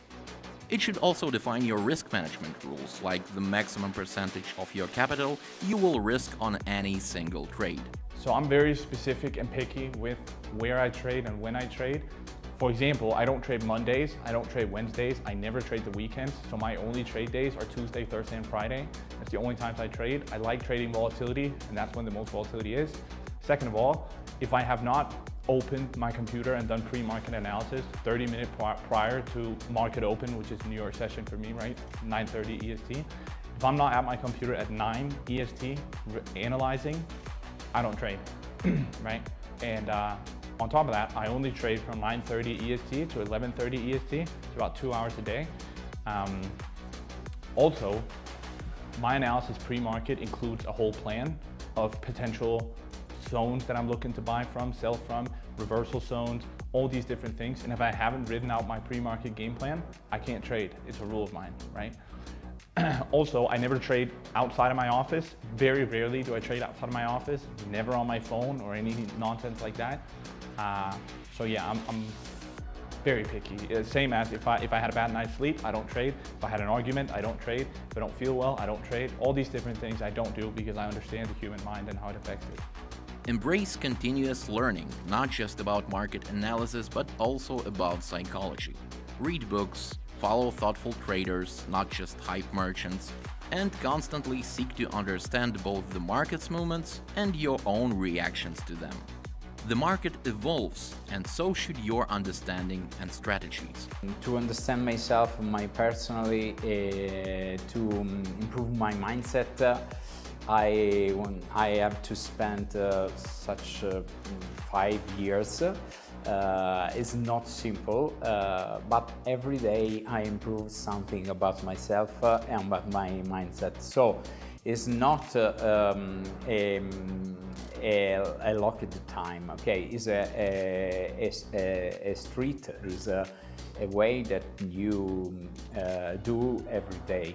To do something every day that can improve your mindset. I think that, however, is at least 3 years, 5 years is really important for improve your mental skills and your mindset. Eating the psychological currents of crypto trading is arguably as challenging, if not more so, than mastering technical analysis or understanding blockchain fundamentals. The extreme volatility, the constant market cycle, the pervasive influence of social media and the speculative nature of many assets create a perfect storm for emotional decision-making. But the key takeaway is this: while you cannot control the market, you can learn to control your reactions to it. Success in crypto trading isn't just about finding the right coin. It's about mastering your inner game. It requires rigorous self-awareness, unwavering discipline to stick to a well-defined plan, robust risk management, and a commitment to continuous learning and emotional regulation. It's a demanding journey requiring patience and resilience. But by understanding the psychological landscape and actively implementing strategies to manage your emotions, you dramatically increase your chances of not just surviving, but potentially thriving in this exhilarating and challenging world of trading. Money. It's a concept so deeply ingrained in our lives that we rarely pause to consider its strange and evolving nature. It's the invisible hand guiding trade, the yardstick measuring value, the lubricant greasing the wheels of society.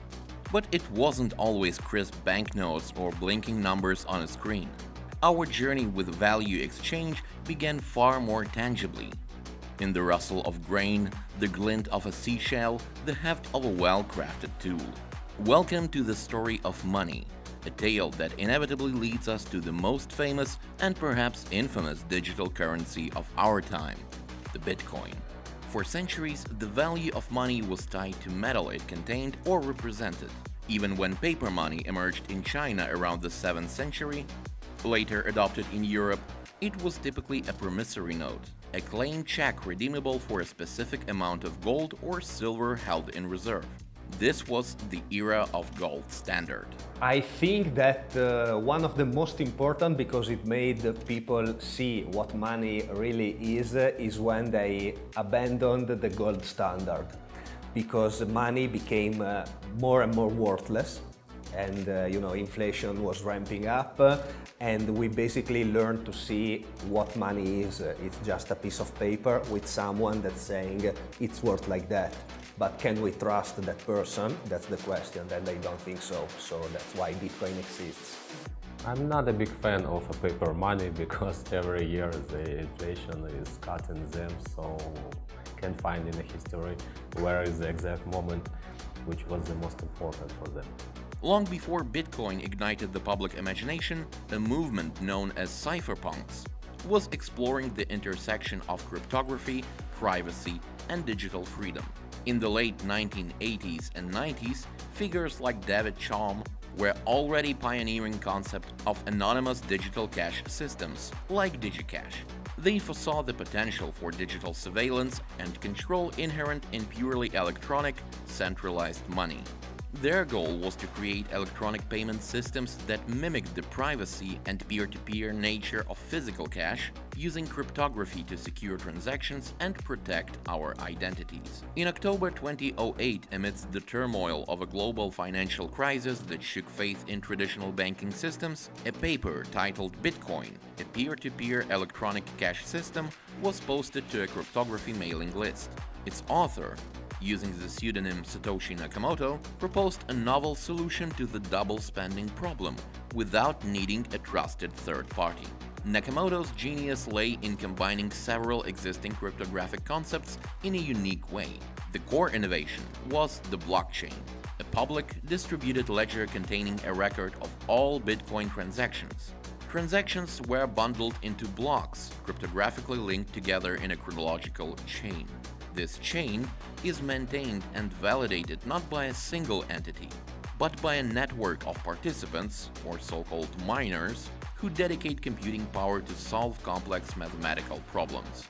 Successfully solving a problem allows a miner to add the next block to the chain and, as a reward, receive newly created bitcoins and transaction fees. This process, known as mining, serves two crucial functions. It validates transactions and introduces new bitcoins into circulation in a controlled, predictable manner. I don't buy Bitcoin, okay? I don't buy Bitcoin because I mine Bitcoin, so it's so funny, but it's in this way. I mine Bitcoin in 2015, and from 2015 I'm an holder of Bitcoin. I think I just heard it from people and the internet, maybe in 2016, 2017-ish is when I first started hearing about it. I was not smart enough, unfortunately, to buy it then. So yeah, I think I bought and Bitcoin was not actually the first asset I bought. I bought Ethereum before I bought Bitcoin, which is a big mistake because Ethereum is more like a stable coin now. Yeah, I bought it because everyone else was buying it, and yeah, it was just cool to hold a little bit of Bitcoin, you know. The identity of Bitcoin's creator remains one of the most compelling mysteries in modern technology. Satoshi Nakamoto communicated via emails and forum posts during Bitcoin's early development, collaborating with other programmers but meticulously guarded their real-world identity. In April of 2011, Nakamoto sent a final email stating they had, quote-unquote, moved on to other things, handling over the reins to key developers like Gavin Andresen. Then, they vanished. Speculation has been rampant ever since. Is Satoshi a single person or a group? Actually, I think that's a collective of people. I don't think it's just one person. And I think that Hal Finney could be one of them because it's really very close to Satoshi Nakamoto. He was one of the first people running Bitcoin, as he said. It was really a pioneer. So if I had to guess, I would guess it's him, or at least he's involved. It would baffle me if it was a single person, but then again, nobody knows who it is. And so if there was a whole team behind it, I find it very hard to believe that they would be able to hide it for that long. So if I had to get, I would say one person, and then you have Satoshi, who everyone thinks is who made Bitcoin, right? But again, whom I don't know. One person, I think, and Satoshi is who I think it is, yeah. 100% not Satoshi Nakamoto. Real lead should be more close to the United States. This is all I can tell today, but I know much more about this situation. From its obscure beginnings on cryptography forums, Bitcoin embarked on a wild journey. Initially, it had virtually no monetary value. The first known real-world purchase occurred in May 2010 when programmer Laszlo Hanyecz famously paid 10,000 Bitcoins for 2 pizzas. A transaction worth millions at later prices, now celebrated annually as Bitcoin Pizza Day. The following years saw gradual growth in awareness, punctuated by periods of intense volatility and media attention. Then Bitcoin gained notoriety through its use on dark web markets like Silk Road, raising regulatory concerns. Simultaneously, it began attracting venture capital and serious developer interest. Bitcoin experienced major price bubbles and subsequent corrections, notably in 2013 and the massive bull run of late 2017, which pushes it firmly into the mainstream consciousness. Each cycle brought new waves of users and investors, but also sharp downturns that tested believers' resolve. The ecosystem matured with better wallets, more regulated exchanges, and derivative products. Crucially, institutional investors, like hedge funds, corporations, or asset managers, began to take notice, viewing Bitcoin as a potential portfolio diversifier or inflation hedge. the approval of Bitcoin ETFs, which stands for Exchange Traded Funds, in major markets like the US marked a significant milestone in its integration into traditional finance. Throughout this decade-plus journey, Bitcoin has proven resilient, surviving technical challenges, regulatory crackdowns, market crashes, and internal debates, like those leading to forks like Bitcoin Cash. Its core network has continued to operate reliably, processing transactions across borders without intermediaries. I 100% think so. I mean, it's not been around for that long. It is already, I think we just moved up to the 6th largest asset in the world. So 100%, I do think it can outweigh gold by a mile. It's also a way better hedge against inflation and all these things. It's just a very good asset overall, and it's digital gold essentially. From the simple act of barter to the complexities of global finance and the digital frontier, the story of money is one of constant evolution. Bitcoin stands as a landmark chapter in this narrative, a bold experiment born from cypherpunk ideas, cryptographic ingenuity, and the moment of financial disillusionment. Revolutionizes global payments or finds a different niche entirely, Bitcoin has already profoundly impacted our understanding of money, trust, and value in the 21st century. It remains a ghost in the financial machine, a decentralized force whose ultimate destiny is still being written, one block at a time. I am Mauro Caimi, and I'm a trader, a quantitative and cyclical trader, and my story is started in 2001 because I'm an old trader, so I started to trade futures and commodities and stocks. And after 10 years of experience in trading, I know Bitcoin and the crypto market because I was a miner with my friends that study science, PC science. We start to create a mining farm for Bitcoin.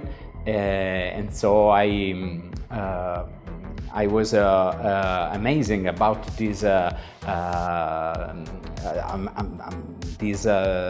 discovery of Bitcoin, and so it's a lot for me, and I changed to trade my trading to from future and commodities to Bitcoin and crypto. And now I'm an Italian influencer with my YouTube channel. I started to create YouTube in 2018, yes, 2018, and to teach trading strategy, because in Italy some crypto trading are not professional trader, and so it's my mission is to teach professional trading and technical analysis for my follower, and also cyclical analysis. And so that's it. It was a great experience for me. I improved some skill studying trading and also for myself, because trading is really important for yourself and your mindset. So studying trading and do this for a really long time. I improve my skills about my psychology and my mindset, such as behavior control, or to control my bias, natural bias, like financial bias. Okay, so it's really important to do a guest with you, because studying and trading is really difficult for people that is not passionate or is not focused in this type of professional. professions. And so it's really difficult, but it's really the best thing that I can do for myself, because it's important to create a perfect good version of myself. Risk is a really important thing in trading because it can explain if you are a gambler or if you are a professional trader. Control the risk is the most important thing because in trading the strategy is to have the fish, okay, the possibility to trade again. So if you go to all-in on the market, is not a good idea, because you are not a professional trader. In this case, you are a gambler. So it's also possible that you win something, but it's not possible to win everything and for a long period. So if you want to stay here for a long term, you have to control your risk. So I think that is the same in my life. I not prefer really a great risk in my life, but it's different because trading is a professional. So for profession, I have to control, but for my life is not the same, no? So for my personal life, I think it's a good thing to have some risk. So it's not a bad idea, okay? When I'm not on the market, I prefer to play some instrument and singing, because I'm a musician. So this is a most important hobby for me, because in this way I can balance myself, my creativity, and also my social skills. So musician give me the possibility to do something that is really different from my work. So I can create a break, okay, from the natural daily routine. And in the second part of my day, I become a musician. So it's really wonderful for me, because I have the contact with the crowd, with the people. I can sing and I can play some instrument like saxophone, because I play the sax. So it's really a good thing. So music for me is really best in my life after trading. Not simple to describe success in trading and in professional things, because it's really subjective things. For me, success in trading is to create a strategy and plan that I can use also for a long period. Is not to do the one single trade for my life. Okay, it's not to create so much profit only with one trade.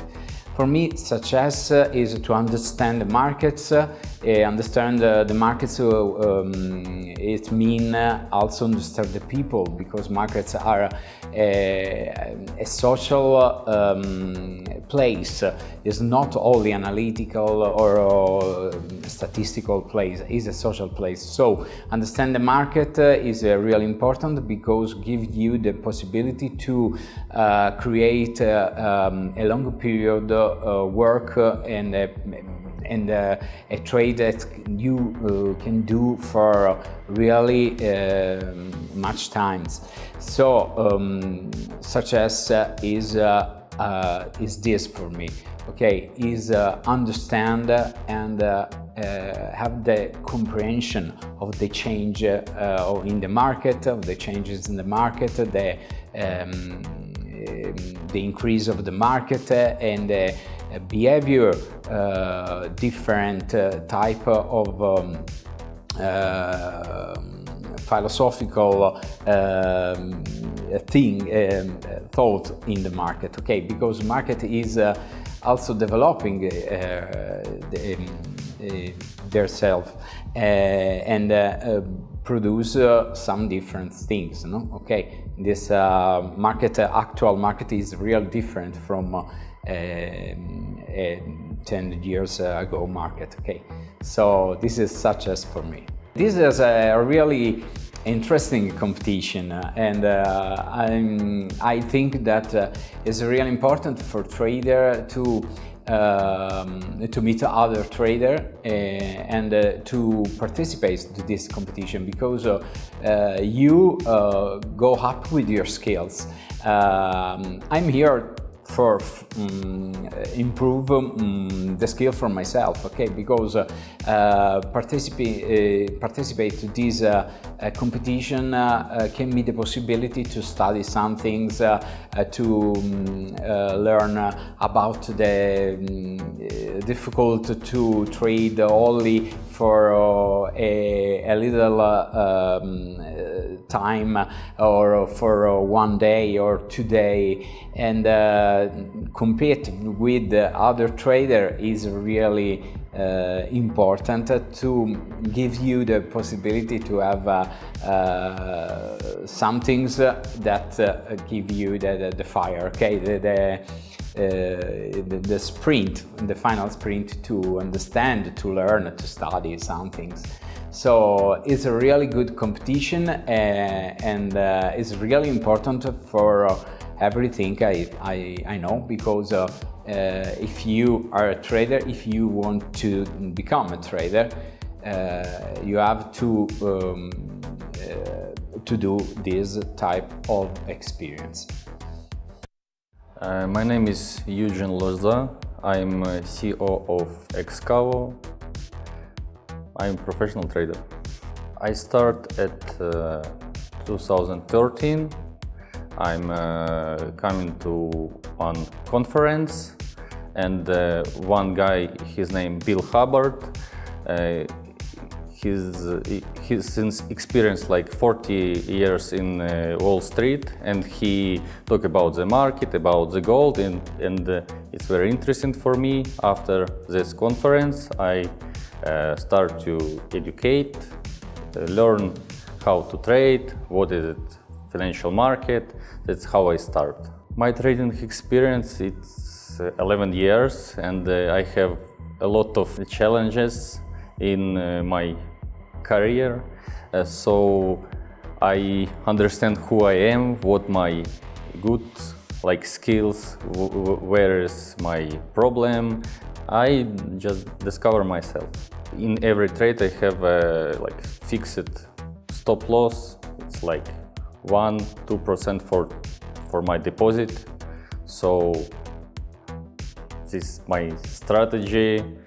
This is how I trade. Every trade 1-2%.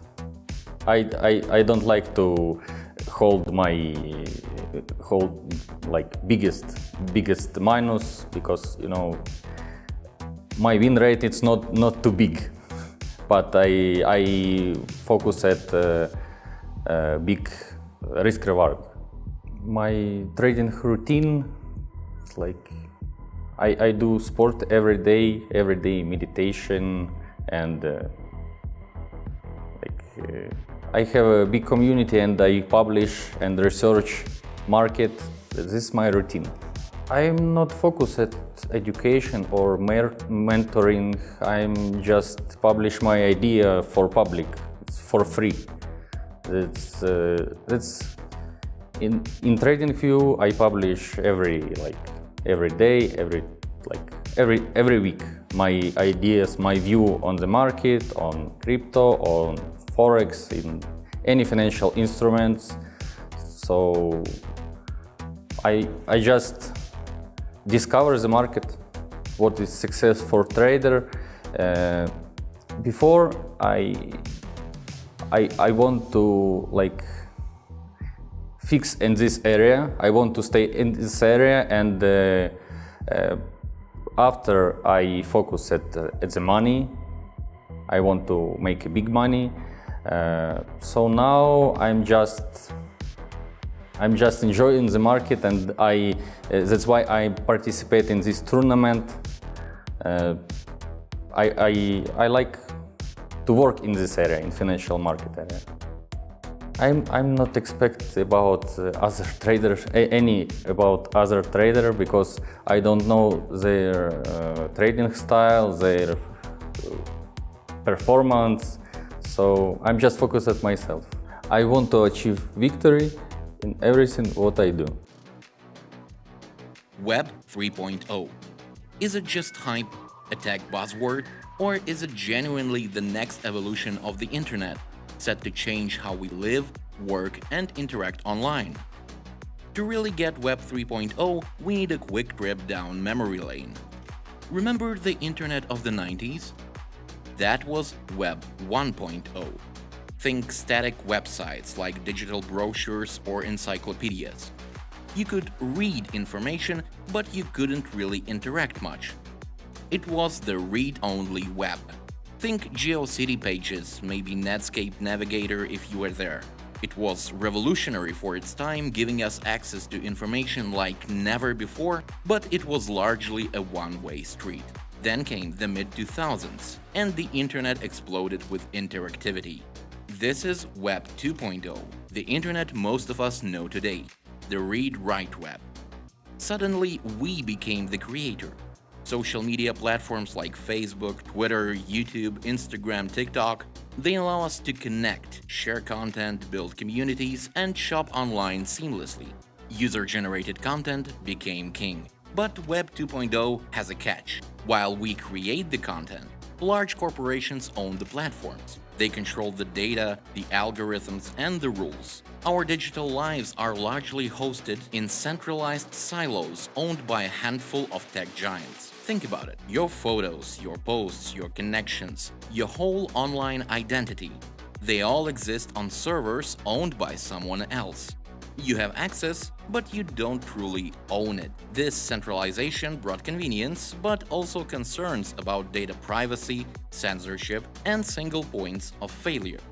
I'm waiting for a Web3 internet, and I'm a big fan of all guys who is creating Web3 platforms and blockchain, and they probably will change our world in the next 5-10 years.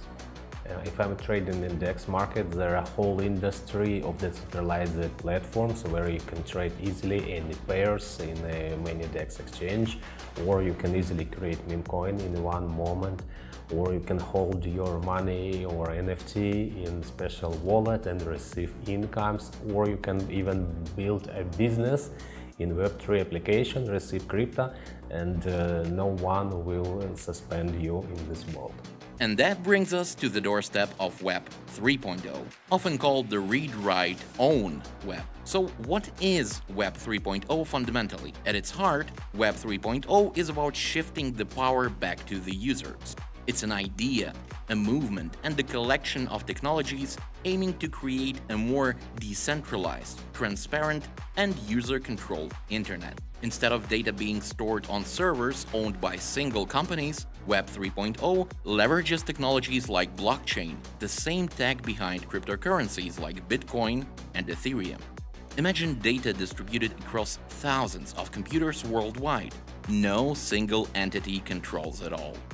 I don't think that can apply to trading, can apply in the real economy, because with the tokenization of the asset, we can liquidate some asset, okay, that is not so simple to create a liquidity.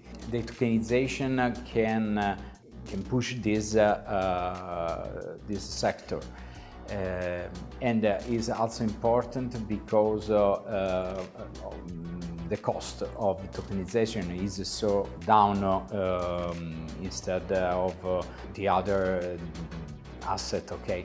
So it's simple to tokenize some asset, and it's simple to liquidate some assets in this way. So I think it's a really best creation of efficiency in the market. And while transparency is key for transactions, Web 3.0 aims to give users more control over who sees their personal data and how it is used. Instead of handing over data wholesale to platforms, you might grant specific, revocable permissions for certain applications to access only the data they need, often managed through your crypto wallet, acting as a digital identity hub. The goal is to move away from the data as the product model of Web 2.0. AI, especially AI agents, will be a huge role in the next few years. Even now, there are some solutions where AI agents can trade on your exchange without you, and all markets today are definitely building with AI. Who is building them in real time. This is 100%. I think that AI is very useful to analyze data. I use it I just give the AI a lot of data and I look for trends, I look for maybe statistics, and it helps me a lot improving my strategies as well, because it can take a lot of raw data and generate results from them, some insights from them. And so it's really, really important to implement it in your strategies, backtesting, analysis, and so on. Well, we are still in the early innings like the dial-up era of Web 1.0, but the ripples are already spreading. Decentralized finance aims to rebuild traditional financial services on the blockchain, removing intermediaries like banks. It offers potential for greater access and transparency, but also comes with risks and regulatory hurdles. You can't do any manipulation when you don't have supplies or a lot of money for pumping. If you are doing pumping, other guys will kill you because they got supply. Supply is the main point for doing any manipulations.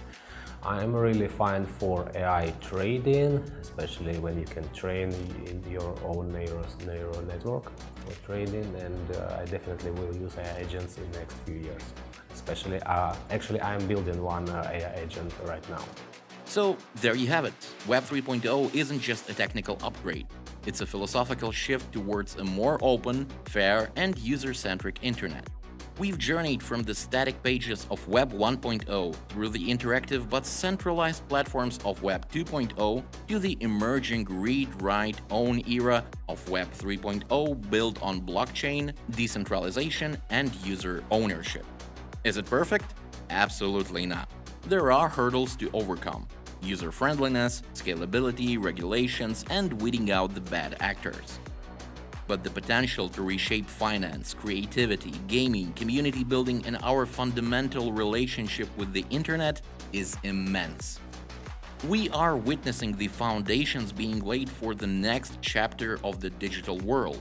It might take time, it will definitely evolve, but understanding Web 3.0 today is key to navigating the internet of tomorrow. The International Crypto Trading Cup is the first ever global showdown for the ultimate crypto title. 2 days of trading, 8 elite contenders, the winner takes all the profits. ICTC 2025, the world's first crypto trading championship. All right, and welcome back. For those of you that are just joining us, my name is Mark Principato, and we have my co-host here. Hello and welcome back. I'm Nick from Italy, and I'm here with Gert. Yes, Gert van Lagen from the Netherlands. Right. Welcome back. And you're joining us for the International Crypto Trading Cup, powered by Whitebit. And we hope you're enjoying the show so far. We've had a lot of interesting things to learn about, and to learn about how these traders have been adapting to this tough situation that they've been facing. I mean, have you seen, we had a chance to talk to Mauro behind the scenes, and he was feeling good. Oh yeah, he must be feeling good with that P&L realized, man. You know, our leader here, and I mean, we asked him, are you worried about the other guys overtaking you? He was like, you know, whatever. Like he was very he was very calm about Very that. relaxed, professional. Like professionally. A sign of a professional trader. Absolutely, absolutely. Yes. And we had a chance to talk to some of the other guys, and you know, they said, hey, they're starting to feel some of the pressure. Yeah, for sure. So that's nice. I can imagine it. And that's that's the whole point, really. Pressure is where we get cooked. Yeah. You put the pressure on them, and then we're gonna see some P&L drama soon. Yeah, you don't want to get emotional on these things, you know. I mean, have you seen like where Bitcoin is at right now? Ooh, it just did a wild move, as far as I know, right, Gert? Yeah, it bounced from the bottom of the range we're in, so there should be a little shake in the P&Ls, but it hasn't broken out yet, as I checked a few minutes back. So remember, so it was potentially breakout soon. It turned out. Right, so out of the range. No, not out of the range, potential. So it's potential. It's really moving fast to the other side of the range. Okay. So it could break out up or that's starting to become more interesting. Exactly. Yeah. Faster move, faster liquidations. Yeah, also because they traded a consolidation the whole day, basically, right? It was a tough short. Yeah. Tough for the shorts, man, because you know, and that's, remember we were talking about that earlier when we saw that failed low area on that consolidation. We said tough place to be short. And you don't want to reverse your psychology now and be like, oh, it's at the bottom, I'm going to short it, because this is what happens. You get caught in something that's actually strong, and you know, then you get squeezed. That's why, really, I know it's cliche, but the trend really is your friend. You just have to know how to, you know, go along with that flow and not get confused by what the market may be throwing you at the moment. You still have to look out and look at that bigger picture. Right? Exactly. There will always be trend breaks on lower time frames, but if the higher time frame has a clear trend, it's always better to keep it as a friend as well. Yeah, for sure. Right, right. So, guys, we have this second activity coming up here. Have you heard? Oh, yeah. What is it about? Well, remember we had that first activity where it was where we had our people from home watching, right? And then what happened? The QR code popped up. Okay. And then they had to give us an emoji. Remember that? Oh, it's coming back. Well, yes, it's coming back. But the thing is, it's not going to be an emoji this time. Okay, it's going to be, we have another question to ask. So we can talk about that. That's the Ask It, and hold on, the actual name of the thing is Quiz It to Win It. Oh, right? okay. So, the one from X Traveler, right? Yes. Where players can win X Prime memberships. Yes. The last one of the last 13 ones. Yes, exactly. One more than the previous time. The missing one from today. Yeah, okay. We're going to give away some more of those memberships. Oh, that's nice. And you have to be able to get that QR code, and you're going to have to be able to jump on that quickly. Yeah, you better stick on that screen to not lose it, right? So right. So that's where we're at. Now we're going to have a second question here, and there's the QR code right now. So you have a minute to scan that code, and let me give you the question, because this is the question that you have to answer. What would you describe this tournament to a friend who knows nothing about trading? So again, I'm going to repeat that.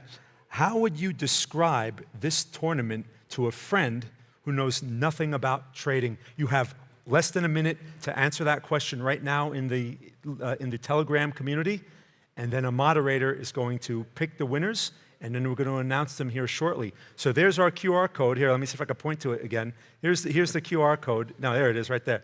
Here's the QR code. I got to point to Nick. There's the QR code right there. Click on that thing right now, and you're running out of time. You have about 30 seconds. Get on this thing now. Go to the Telegram and answer that question. And this is brought to you by X-Traveler. Xtravel.io, yeah. Xtraveler.io.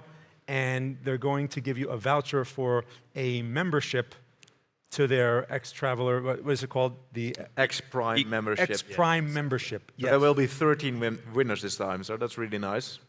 Yes, so jump on that. It's a nice opportunity, okay, to get like a nice little prize there. So we're waiting here as the questions come in, and we're going to have an answer from our moderator soon who the winners are. They're going to show us right here on the screen, and we're going to read the answers and congratulate our winners.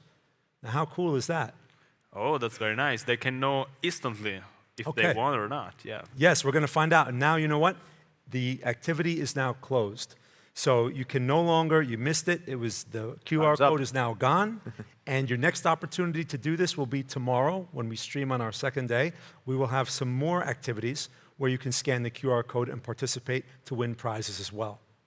So do not fear if you missed it. You know, I know, yes, there's a fear of missing out, but you still have another day. Just be more on top of it tomorrow. That's all I can tell you. Okay? Yeah, don't let the FOMO grab you. Yeah, for sure. Right. So in a few moments here, we're going to have our winners. They're going to bring them up on the screen, and we're going to read the questions or the answers. The best answers will be displayed. So, well, maybe the moderators are scanning for good answers, obviously. Okay, so the most creative ones, I guess. That's going to be coming shortly. It's not a smiley anymore. It's getting harder. Right. This is certainly going to require a lot more skill. Yeah, this is a bit longer answer this time, yeah, for sure. Yeah, not just an emoji. No rockets involved. Right. We're going to have to read. They're probably going to send us some paragraphs, and we're going to see the nice answers that they put together for us at home. So those of you that are in it, great. So while we're waiting, we have a nice chart over here. We're back to Yevgen, and his charts haven't really changed much, have they? Let's see. I still see that market profile. It's still stick to the same assets from before, yeah. Bitcoin mainly, Bitcoin, Ethereum. And 5 minutes chart. Yeah, monitoring Ethereum Bitcoin pair, like to see, maybe to check if Ethereum is rolling harder than Bitcoin. And then we have Solana. Solana, which maintains its price over $170. A big leg up that it did just yesterday. So... keep going. Okay. It will be very interesting to see which kind of... you know, I've been away for kind of a while, so I want to see how the things unfolded. You know, like how his lows are going and how the other players are going. Right. Well, I mean, I'm looking at that bottom chart, the bottom right-hand corner there, and it looks like he's drawn in a support level right at like that bottom. You see that key low? Yeah. And that's the failed low that we were talking about before, right? Because the market since then, I mean, look, the market has bounced off of that. And, I mean, he's got some stuff drawn there, so clearly that's got his attention. Now, I was just looking at that's the Bitcoin chart right there. It is. And that looks to me like a small time frame, but it's hard to see the details there. And he's still got that clean chart in the middle, you know, so it looks like when you look at that profile, you can see, again, the bulge on those charts. You can see that's where all the volume has pretty much transacted. And as the market gets away from that, you're taking more and more risk if you start buying. Like that's the tricky part with a breakout. You know, as it goes further and further away from that consolidation area, there are greater chances that it's going to pull back into there. So it's a tricky game to play. Like that's where it's either you're going to do the mean reversion and you're going to try to sell the fake out, or you're better off waiting for the retrace into the consolidation and then look for a long there. I mean, so now what do we have here? We have Kostya. We're back with Kostya. Yeah. And what chart does he have up on? Oh, that's Avalanche. Avalanche on the, looks like the 4 hours. Yeah. And he's drawing a line there. So first of all, he has a candle that looks like a pin bar. The current candle, which is not closed yet, that looks like a pin bar. Typically, that type of candle is a reversal candle. Now he just switched over. Notice the support and resistance lines that he has. Oh, yeah. He's noting the key levels, right, where obviously those would be inflection points where he would look for some type of action because, you know, just getting in right now, there's really nothing there. You're asking for trouble, in my opinion, right? Yeah, for sure. It's in a very middle range situation, yeah. Right. Maybe he's trying to identify the points where liquidity can be taken by the market, you know? Like to reverse the move. But he's waiting for the retest of the breakout of the downtrend. So if you have the last lower highs, if you fit a trend line through it, it has broken out of it, and it's currently retesting, and it was lining up with the red entry zone, which he was identifying. Right, just like he has here. This If you looks like notice, a bear flag to me. he has that low. Notice he has that higher low. He's marking it right now. That's obviously a support zone. He has the higher low developing, but that support zone is probably where his probability is. He's gauging his probability. Like if a reversal is going to happen, it needs to happen in that zone, or maybe slightly lower. If it goes below that zone, then you're probably breaking the opposite way. I mean, you're breaking on the bearish side, which doesn't seem like that's. I mean, again, I'm not inside of his head. But if I saw something like that, and I saw a support zone just below, and the general market has been strong, I would be looking for longs in that support. I would not be shorting that because that's asking for trouble. The probability, look, it can work, but the probability is against you. And in this game, you have to work with as much favorable probabilities as you can, right? So that's the situation right here. I mean, he keeps switching it, but there was a higher low in there, and that's really what would prompt me to work on the long side. Where here, look, he's got the resistances marked out. Yeah, it's at the top of the band down, right? Right. So he's got that potential lower high. Now that looks like a short idea to me that he's considering there, because you have a series of lower highs. But when I can't see like he's setting up like a long here. Well, on that. Yeah, he's setting up a long for sure. Yeah, with the risk-reward indicator, you know? Like looking at the top of the red range he wants to enter. Yeah. And then trying to get the green. Oh, so that was Pepe. Okay. So he was looking at Pepe coin there. Pepe. Pepe. Pepe. Short setup. Oh, look. Luca, how's Luca doing? Luca, how he's doing? He still looks very stylish. Oh, he's also trading Pepe, his favorite meme coin. But he was showing a short setup, so that's interesting. Yes. Earlier, right? Yeah, he was. Which indicators does he have? Let me see. It looks like is that a position I see there? Yeah, look, it looks like he has a position and it's green. RSI. But you have like breakout of this downtrend, right? Well, still consolidating. You have the consolidation, but he has got that strong support level. Like it's still a lower high. Again, Pepe. He's in Pepe. So a lot of these guys like that Pepe coin. Pepe. Yeah, it's like a meme coin. Oh, so great. You know what? So we can get Luca. Actually, we can get him on the stream here, and we can ask him some questions. Yeah, why not? Let's do it. Hey, Luca, let's get onto Luca's screen here and have him join us, and we can act. Oh, he's there. We can talk to him. So Luca, how you doing so far? Not really well, actually. What's wrong? No, actually, what I'm trying to do is to place high-risk positions with a tight stop loss. Okay. And with a very high risk-to-reward ratio. So my purpose is having a very low win rate, but with a very high risk-to-reward ratio. Okay. But right now, yeah, let's say that I got one position out of 5, so we are still below the average. But risk is winning. Yeah, risk is winning, definitely. Yeah. Definitely. But we still have one whole day, so it's not over yet. And do you also have a red jacket for tomorrow? Oh no, no way. I will never wear red. Okay. You're gonna have to put on a green jacket. As long as it's as stylish as that one, we're good, right? Yeah, that's right. Look, he's a big bull. The bull jacket. Yeah, the bull jacket. Great! Wow. So now, I mean, so Luca, obviously, you know, you've dealt with a little tough market here. I mean, is there anything that you're going to adjust as far as your strategy or philosophy? Now you just described what you were doing, but what else is in your game plan? Do you have anything else in your game plan to help you get out of the situation? Sure. Tomorrow I will ramp up even more the risk. So you are going full degen. Yeah. Here you have to go bust or you have to win. That's go hard or go home. Yeah. There's no middle point, you know. Okay.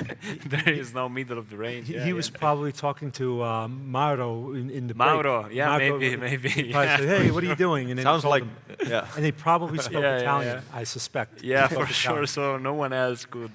So you're setting up a short position here, right? Yeah, on Cardano, but still not reaching the entry level.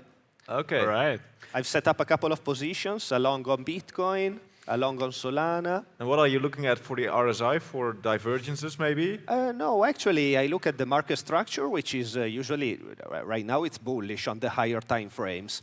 And to choose the entry level, I usually look at the liquidity levels below maybe a range on low time frames. I see. And that's where I place the entry, with a very tight stop.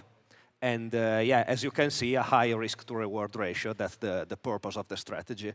Now you mentioned that it has not reached your entry price, right? Is that you just said that?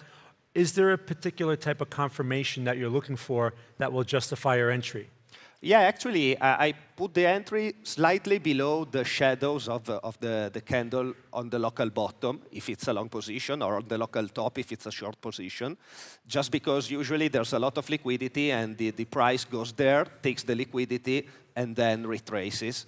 And if the structure on the high time frames is long, is bullish, I mean, it's better to do it, of course, on the lower sides of the range to enter a long position. All right, right. So you're playing with the ranges out there. Yeah, I usually like to play with the ranges because I can keep a tight stop and keep a high risk to reward ratio. You have also the RSI open, right? And I saw it breaking up.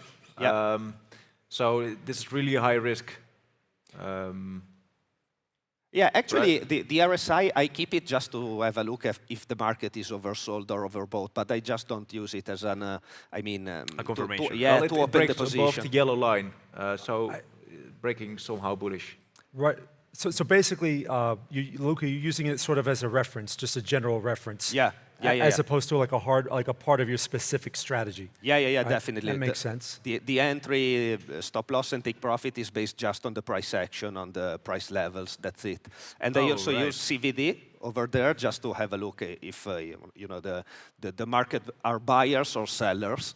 Okay. And this gives me a hint if the market participation is on one side or the other. Oh, really nice. Okay. Wow. So sounds like you have your work cut out for you there. Do you use, now I notice you have volume histogram on your chart. Do you refer to volume at all as part of your strategy? Yeah, actually I do, but right now I think I had the volume profile before, but I deleted it because it was like making too much noise on the chart, and I wanted to focus more on the price action. But yeah, I just use it on the session to have a look at which levels have the most volumes, because those are the most important levels. They are magnets for price. Mm-hmm. Have you also seen the breakout of the downtrend? Are you also watching that one through the previous lower highs? This one, you mean? Yeah, exactly. Yeah, it's a breakout, and now we have a retest with. Yeah, I know, but I actually don't like the breakout and retest stuff on the trends. I do it just on horizontal levels usually. Okay, cool. Okay, cool. So you don't use trend lines like. Yeah, I don't use trend lines usually. Okay. Well, great. Luca, thank you so much for your insight here. We're definitely going to come back and ask you again, see how you're doing, see if you've improved your position at all. So again, great job. Just keep it going, and we're rooting for you. Yeah, let's do it. Supporting our Italians. Okay, guys, next thing on here, we have now our winners from our activity that we had earlier from the QR code. Right. So we're going to go over those right look. now. Let's see what we got. Let's see what our winners put into the Telegram chat, and they're going to be right up on here on the screen. So first, we have what is that? Leon. Lion. Congratulations, Lion. A tournament where who makes more money with using leverage in crypto markets. Okay, is that he left out the question mark, so I'm having a hard time. A tournament where who makes more money using leverage in crypto markets? Well, I mean, essentially, I guess it's really not specifically about who uses more leverage. It's more about who is employing the strategy correctly, or that's in line with what the market is showing. It's not really an issue of leverage, because leverage is a choice that we have to make, and it's either going to work for you or against you, right? But it's going to have a lot to do with your environment. So it's not. I would not characterize this as a tournament. This is what he would be telling a person who doesn't understand this. Yeah, you don't want to just limit it to just leverage, because it's about more than that. but it's still a good answer. I mean, It's balancing. Right, he won. If your margin is really high and you have right, so Yeah. still, hey, look, see. that's his answer, and you know what? He won his All right. his prize. So Congratulations. again, Congratulations. Go big or go Go home. big Oh, or that's go a- that's home. what That's a Mason- nice answer. Sounds like Mauro. yeah, sounds like Mauro, and Luca just From told Mason, us that as yeah. well. Good one, But good one. Mason, All right. congratulations! You're another winner for the X Prime memberships. Yeah, Prime from membership. Travel, yeah. So again, go big or go home. Great. Our next one here from Kay. Buyers against sellers who win this evening. Okay, I mean, it's a little vague. It could be a little more specific. Yeah, because, yeah. You know, we have skilled traders. These aren't just buyers and sellers. These are the top guys. Yeah. All right. Next one, Mirza. Okay, you guys. go on. Rosaliev. You guys can pronounce that name. All right. A trading tournament is like a game where people try to make the most money on the market in a short time. Whoever makes the most wins. That is the best one I've seen so far. Yeah, it's very really descriptive. basic, Specific. understandable. It was specific. Yeah. It was clear, and he touched on all the main points of what a trading tournament is like. So And traders great are job. actually people, so that's Right. also nice to stress. Great They get job. tired. Yeah. Nice job. Okay, so we have Dima. Who make money faster in some conditions? Same conditions. In the In same conditions, yeah. I can't even see. Okay, congratulations again. You're another winner of the X Prime membership. X yeah. Prime membership. Okay. Calculated Y risk-taking. says calculated risk taking. All right. So again, those are decent answers. Those are the aspects. shortest. Yeah. They're aspects of the tournament, but there's definitely more going on than just calculated risk taking. But that's a pretty good answer. But there is more to it than that. If you're going to explain this to someone who doesn't know what a trading tournament is, Maybe we should ask why. ask why. Yeah. Oh yeah. Nice joke. Nice joke. Yeah, I just got it went over my head. It was a bit too. Yeah, yeah. too That's complicated why, for me. All right, so we have Volodymyr. Hey, I'm watching a one-time altcoin trading tournament where everyone starts with the same virtual fund and goes head-to-head to see Sounds ChatGPT, man. who can boost their portfolio the most. It's all about strategic altcoin picks and live rivalries. Whoever wrote that knows this tournament really, really well because they described it to a T. Vladimir right there. So I have a suspicion It's I an might know who that insider. is. I have a suspicion, but I don't know. We won't talk about that right now. But that is a It's very, not, very it's good not answer. only altcoins. Bitcoin is also included, right? So it's not. Right. Not So really real. okay. So right, he could have maybe put Bitcoin in there, but that is a very good answer for someone who doesn't understand what this is. Okay, Nur, breakout. emotional breakout. Okay, wow, that's probably the least informative answer. Yeah. I'm sorry, you still won. Congratulations. Yeah, congratulations, but you know, weird answer. a little more than 2 words, my friend. Manson is back here. He says, source of necessary knowledge. All right, well, that's another, again, a component of this. It's certainly an aspect, but there's a lot more to a trading tournament for someone who doesn't know what a trading tournament is. Yeah, exactly. He had to respond really fast. Yeah. He was Okay, so only it's good 15 effort. seconds. Yeah, Good effort. And congratulations Yeah, once exactly. again. That's, you know, it's a good try. KK, it's like Counter-Strike tournament, but for traders. Oh, this one I like it. So yeah. tell us, what is a Counter-Strike tournament? Counter-Strike is a very popular video game. It is making a similarity with e-games. Ah. You know? So that's a pretty good, so for people who understand video games, that kind of summarizes it all in one word. Yeah. Okay, so good answer. Thanks, KK. Yeah. Congratulations on your X Prime membership. All well right. deserved, well deserved. Yes, that's a Counter-Strike very player. efficient Yeah. answer. All right, who's next? We have Seri. 1409. Sergio 409. Bear versus bull. Now, these guys talk about less is more. I mean, yeah, these guys are keeping it simple. Another one that has had like 10 seconds left to answer. Right. Oh, they waited right to the 10 seconds. But But he spelled it correctly, at least. At least. for At sure, least. for So, sure. hey, guys, some great answers. Congratulations to all of our winners. Great job. Thank you for your participation, and enjoy your X Prime memberships. Now, for those of you that missed out, again, keep in mind, we're going to have more of these activities planned for tomorrow. So you want to make sure that you are tuned in and you want to make sure you are glued to that computer screen. So when that QR code pops up, you are on it, okay? Because again, just like one of these traders, you cannot afford to hesitate. What do you guys think? Oh yes, there are a lot of prizes, and you see they are easy to win. So yeah, it is worth a try. Take advantage. Sure. Take advantage. Capitalize on it. These are opportunities, whether it's a T-shirt, an X Prime membership, or anything else that comes up. I mean, pretty much for these activities, that's what you're going to see. And also grab some knowledge here. Yes. There are yeah, a lot that's of the most valuable part. A ton of knowledge, right? That's like that's the biggest thing takeaway they can take away that you're getting from this. The best part is that right. one for sure. Right. So let's look at our main stage traders here. We got a leaderboard. Nice. Let's see. No changed. surprise there with Mato. I mean, you know, let's see. Malik is still number 2. It has changed a bit since the last time we had a look at it. But Max, it looks like, has changed position. Yeah, right? yeah. Max is Max scaled into the 3rd place. This is very nice. Who was 3rd before? Do you remember? He was 4th, as far as I remember. And what Merlin was Merlin 3rd? Who was 3rd?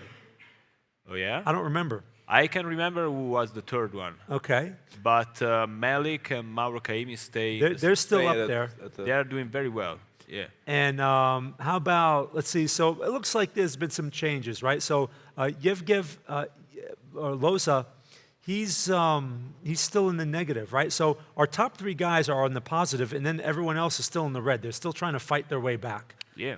Right? So we have also, so Luca, now Luca was, I think, about in the same position, right? Yeah, he was 6th, yeah. And then Katya. And Merlin is breaking positive, right? Right, he's just about getting green there, right? So we have our green guys and we have our red guys. And Money is really also having a nice unrealized P&L. He came back a bit. I think he was worse, wasn't he? He's coming back as promised. He's the comeback kid, but he intro. still needs to do some more coming back. We already called him like that this morning, right? Yeah. Yeah. So he's still working on it. So we have faith. But we have 2 traders without an open trade. So we still have, right. Yeah, we have Malik and Kostya. And Kostya, yeah, sure. Right, so very cool to see. So now look, we have guys, we have this assets analysis chart. So we basically can see here what the traders are. The balance of from the beginning, like they all began with, am I correct, right? 50K. Yeah, Right. 50K, yeah. And how it's played out so far throughout the day. 2 big outliers. I mean, we see Mus Money, right? Yeah. And Kaimi on the top, yeah, sure. Yeah, so those are our extremes. And then look, everyone else is like in the middle of the range. Yeah, they are. Interesting, right? They're ranging like the They're inside that consolidation, which tells us that they must be doing a similar, I would imagine they're all employing similar strategies or have a similar perspective, right? Because they're all sort of producing a similar result. Oh yeah. Right? I mean, that would be my theory on it. And Mus is just, you know, maybe he tried to take a bigger risk and it just hasn't worked out. And this is a chance you take. I mean, this is a situation. Slightly up. Right, he's coming up a bit, right? And and who knows, maybe he'll come back and he'll win this thing. But basically, he may have taken a big chance that just hasn't worked out. And this is the chance you take. At least he took the risk, right? Right. Yeah. You got to take the chance, but you have to be, you know, if this is the outcome, hey, you got to deal with the cards that you've been given. You just have to work with it and then try to come back. And there's some natural resistance at 60K. Right. Yeah. Right. So now we're getting into the individual nominations here. Let's see how this has changed a bit. So, Nick, who's our first guy? The first guy is called Distinct Clayton, as far as I can see it, on trading score. Then we got the first of the highest ratio of winning trades with 100%, which is Tasteless Die. Then we got the highest individual trading volume with half of a million of trading volume, which is second Shiba Inu. And then we got the highest profit from a single trade with $47 from Yellow Polygon. Nice. Nice job, you guys. Yeah. So we got whole a bunch of players and situation there. Now here are the squads. Nominations. The best ROI. Squad nominations. Let's see. We have Holder Heb with the best ROI of 4,000. Oh, that's massive, man. That's he's massive. up really 4.9K% up. All right, nice. Congratulations. So on I won't mention the other two. yeah, they are like standard numbers. But As they would say in Italy, bravo. Bravo. Bellissimo. Bel lavoro. Sì. Bellissimo, sì, sì. Okay, wow. All right. So, and then who do you have second there? You have, is that Kala?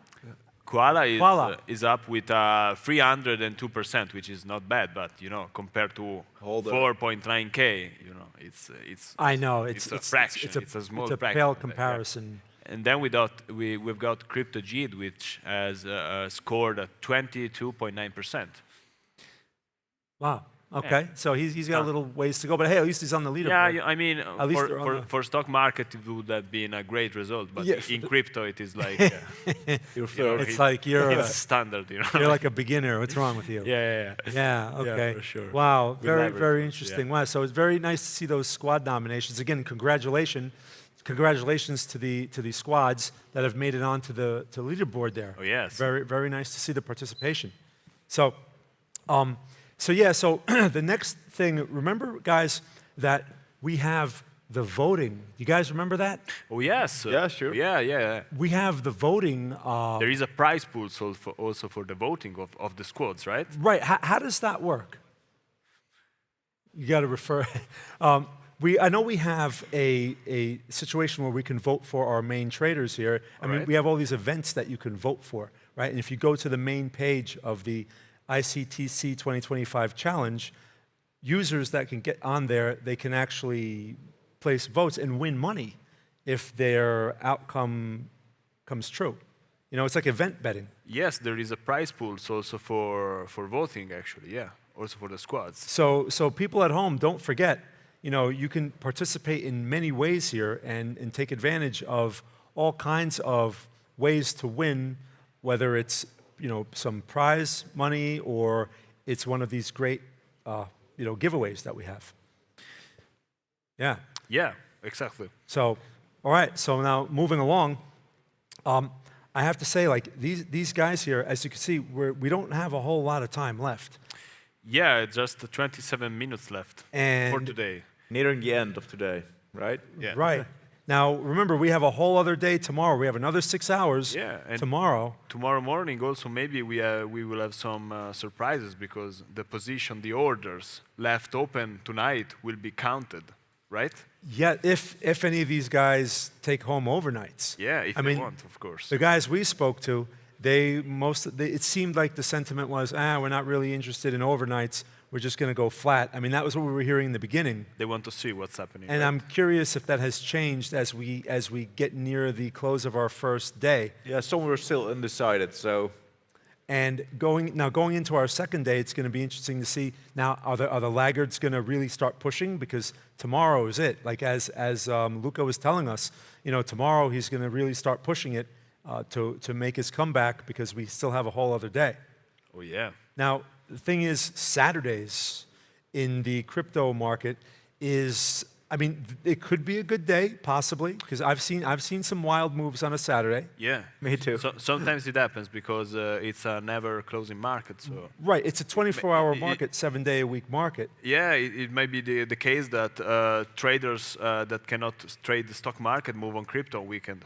It could be, but usually there's some type of catalyst, like maybe some type of news comes out of some country somewhere and it has a major effect. We have a catalyst in these days. Bitcoin broke over 100K. Well, sure, but what I'm referring to is maybe some announcement, surprise announcent comes out of nowhere, and then it leads to all of this action. But typically Saturdays are a tough day. So who we're looking at here, we're back to. Is that, what chart do we have there? I can't, so let's move up a little bit. Oh, it's Ripple. Okay, XRP, the infamous XRP. Looking for a long here. And we have Kostya over here. Look, he is in heavy concentration. He is focused. He is looking, okay? He's zapping through the charts. Yes, behind, I mean, look at those eyes. They're like solid. Now, I'm looking at what he's looking at there. He has some zones drawn, right? I see his charts are very simple. He doesn't have oscillators all over the place, which is Yeah, usually a good thing in my opinion. Looks like he's trading like patterns and points of interest, liquidity in the chart. Right, right. Well, he's picking these. Notice he has inflection points on his chart, right? He has support and resistance levels. He has the high selected on there. You see that? So that's something like in this situation, he has the support area noted. Perhaps he's looking for a retrace into that area, and he's looking for at least some type of mean reversion move. But again, we're smack in the middle of the range. So that's probably why he's jumping around so much. There's nothing to do. There's just really nothing to do here. He's waiting. He's waiting, man. Yeah. It's all a game of patience. Right. It's patience. But the question is, like, Yeah, I'd love to sniping. know Oh, yeah. specifically what he's looking for in this situation, because that's a tough chart right there. But we have here a kind of double bottom, right? At the resistance line, he drew. We have which broke out, like the black horizontal, you see? Yes, but it looks like a common level We have there. like a double bottom below it, broke out, retested the black. Right. And it's now pumping. Right, a bit. Right, and I noticed he marked this area right here on the chart, and I'm wondering what that represents. Maybe that could possibly be a failed low area where he's anticipating the fake out, because a lot of times when you have a pattern like this, it fakes out. The thing is, you're still dealing with a double bottom, and since like this, see this right here, he's got that marked. He's got another higher low right there. See these higher lows? Yeah, exactly. Those are characteristic of strength. Those are characteristics of strength typically. So it's like, is he looking to buy the pullback? I'd love to know, because in a situation like that, he may not have much of a choice. He may have to buy that. He's trying to put some numbers up on the screen. Next up, Doge. Dogecoin, okay, Doge, from Max. It's going hard on meme coins, looks like. Look at that. I mean, look at that chart right there. I mean, that is total bull right there. It is perfect. I mean, you could see if parabola, right? If you look at the wave count, you can. This is a clear-cut impulse. I mean, I'm not going to get into the details of that right now. I don't want to confuse people, but this looks like a 4, and it looks like he's looking for the breakout for 5. I would use a log chart here. It's still linear, but it's clearly exponential move. But he's got this breakout. You see, he's got that trend line break. Yeah, yeah. And I like this style. That can actually be a signal. That can qualify as a signal to go long. When you have a trend line break like that, when you have the counter trend line, and once the price breaks above it, a lot of times it may retest the trend line or maybe pull back a bit and then off it goes, especially when you have a clear-cut impulse that looks like that. I mean, that looks like a wave 4 to a 5. Yeah, you can also see the volume kicking in. Yes. Right? But that's also maybe... High volumes, yeah. Yeah, high volume. What time frame is that, by the way? 30 minutes. 30 minutes. 30 minutes, right? So you have this not 30 so minutes. insane. Like, I mean, it's quite decent for an intraday. It's not second chart. Right, exactly. right. But this is a tough situation on a 30-minute chart, because again, you have the breakout, but it's the momentum is drying up. You could see the volume tapering off. exactly. You see that? They are disappearing. Notice you have the spike in volume, so you have momentum. I would like to see the bottom trend line through the bottoms here on the logarithmic chart, because when that one breaks, the whole You're chart. talking about this here? Yeah, You're exactly. talking about this bullish trend line? Mm-hmm. Yeah. Okay. Yeah, I mean, the thing is, that's a support. In this configuration right now, he should be working on the long side. I mean, that would be my choice if that was my chart. But it's a 30-minute, so it can take a while for this to unfold. It could take a few hours. If this is a 1-minute chart, this would be another story, right? But when you see 30-minute volume tapering off like that... There's 20 minutes left, right? Yeah, like, I feel bad for this guy, man. I would not want to be in that chair right now, because he's got to sit there and maybe it follows through, but the probability is low, in my opinion, because you just don't have the volume, and there's nothing he can do about that. Well, maybe he's deciding to keeping it an overnight This trade. may be an overnight choice. Maybe it can be a choice, yeah. Just sure. opening a final trade, really high leverage, and go Because- back tomorrow as in the first place. Over the next few hours, this thing may start working its way up, especially if Bitcoin continues. A lot of these coins typically follow Bitcoin. If Bitcoin leads the way or just stays strong, this may catch up, and he may get a big gain while he's sleeping. Exactly. Yeah. So that's a possibility. It's just this coin again. Is this Doge? No, Pepe. That's Pepe. Pepe. Pepe. Yeah. Why can't I get that name right, man? Pepe is also right. It's fine, Pepe. Not Pepsi. Then we have XLM, Stellar. Stellar Lumens. So here we have a breakdown, right? Now notice right here, he has a trend line, has the trend line break. Yeah. Now in this situation, now this gets tricky. Also volume getting lower. Yeah, have a look at the volumes, like they volume are draining tapering off. We're going to see that draining across off. the board because just time of day. It's just it's just a seasonal time of day thing, right? Yeah. We're going to see that taper off, which is bad for them because it's a lack of momentum. It takes away from the potential of momentum, Oh, yes. right? But in this situation, you have the trend line break. And this can be very tricky because people typically think, oh, it's a short now. But markets don't typically go from bullish to bearish and bearish to bullish. They're not binary like that. Typically what happens is the market will consolidate after such a break. So as this is potentially Getting in a higher time frame consolidation, yeah. This is I agree. potentially a long, even though he has this trend line break and it broke.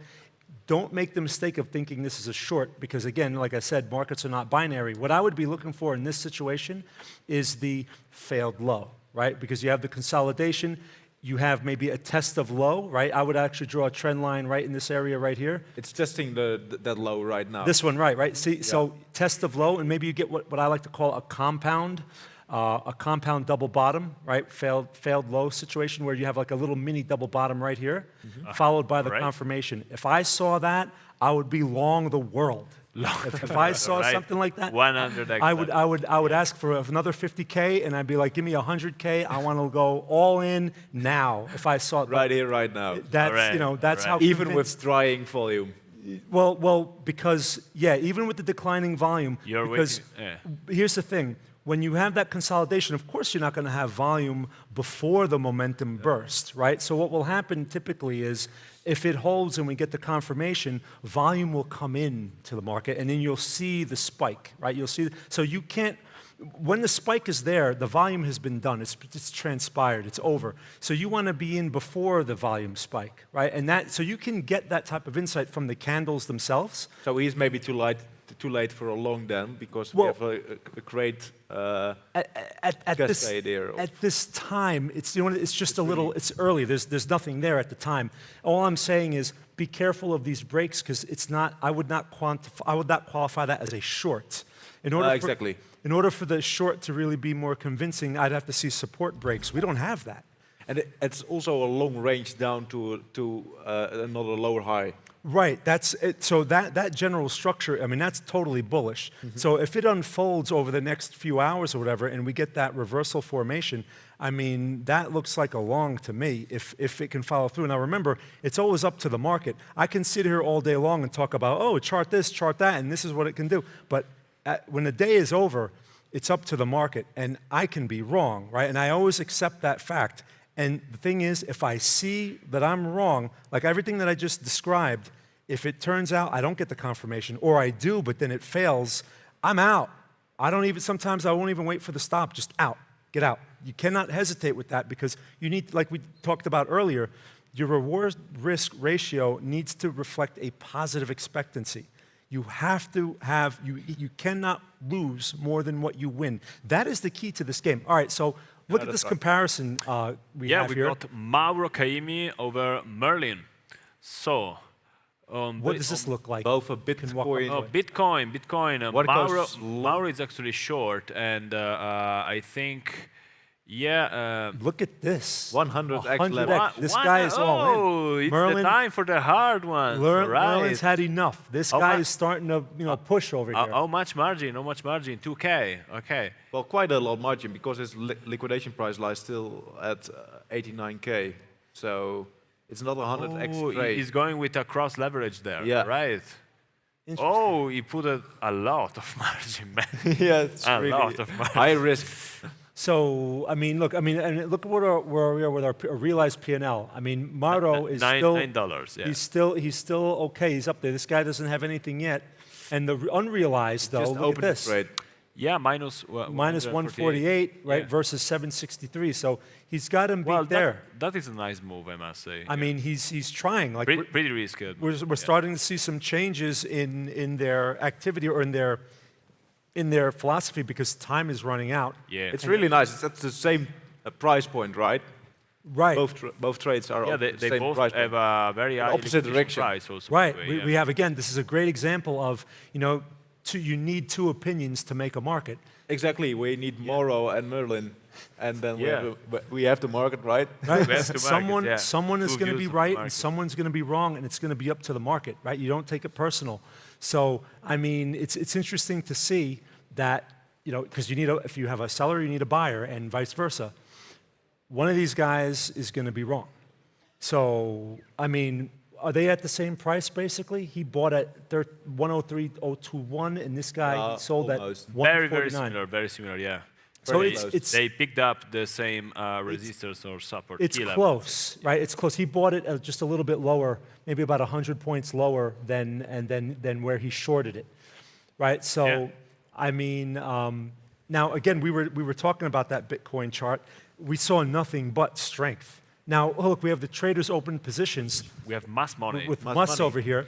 He really needs to do something, right? So, where's the risk? All right, so he's still got the Trump coin. He realized a very nice move on Trump coin, 1.3K. Yeah, that's really nice. Big one. Big wow. one. Okay, so but he's also down -1. Pepe has hurt him. Pepe. Yeah, Pepe's his biggest loss there. He's hurt him very bad. Yeah. How do you say it again? Pepe. Okay. JTO. Do you know that coin? Do you know that coin, Nick? JTO? No, I don't know that. Should you know a coin to trade it? I mean, yeah, that's true. You don't really need. It's just a bunch of. It's just a symbol. I mean, a chart is a chart. You just have to know how to read charts. We have Solana over here, but these are not. That's like flat. I mean, it's minus $19. That's okay. And then LDO. Were you guys talking about that earlier? Yeah, it's Lido. Oh. Lido, liquid staking protocol for Ethereum. Okay. That's another big pain point for him there. So I mean, he's trying to do something, but he still needs some work. It doesn't add up just yet. Yeah, needs to do its magic, as he's famous for. Now a guy like the comeback kid over here, I would anticipate. I could be wrong, but I think this guy may go for the overnights. What do you think? Well, maybe he should. Not sure. Did you talk with him? I was not able to speak to him behind the scenes. He was busy, but I mean, some of these guys, it might be a viable strategy to just take that chance because you need to get that pop somewhere, and if there's a good move overnight and he happens to be on the right side, it will put him in a much better position when we start the day tomorrow. So some people are going to need it. That could be interesting because they can use higher time frames with less noise. Yes. Right, so over the night. Exactly. I mean, they can use so 4 working hours, like a swing 1 trade, hour, right? Yeah. Right. Maybe they're more used to do that. And double their time in the markets, right? Right. Because it's twice 6 hours, and in 12 hours. It will be the also next. yes. Yeah. So also. double the time in the market. Yes. They gotta play like smart orders, like to fill as much as they can if they want. Yeah, but the order should already be open. The trade. Yeah, I mean they need to think smartly about the orders they want to leave open during the night. It could be really nice ones. Like it may just like randomly work out their way. And I would do it. They're going to come back a hero. I would do it. Yeah. They're going to come back a hero. See now, the question I ask my question to myself: would I do that if I was in this situation and I was all red? I mean, when your back is against the wall and you're in a situation like this, it might make sense to take that risk. But really what would determine it for me is the charts. If the charts are looking like then just I know my personality type, I probably wouldn't take the risk. You wouldn't? It depends. If I was red, now if I was like Mardo, I definitely wouldn't, because I'd be like, why should I take that risk? Me too. If I was in Mauro, never ever. But But when you're with the back against your wall, I mean, maybe what I would do, maybe I would go halfway. What I would do is I would maybe take partial. Yeah, maybe try to take partial overnight to see if I get a little bonus. And because for me, I would be all in. It's going home or going. I guess you guys, you make a good point. I mean, I just tend to be a little risk averse, and I'm always, because as a trader, your priority should be risk. Right? I'm one of these guys, I don't sit there and think, I make all kinds of money. No, it's about risk. Money is a byproduct. Money is a byproduct of good risk management. So if you can manage risk well, you should come out ahead. Otherwise, if you're all about chasing the money, I like to call them Ferrari chasers.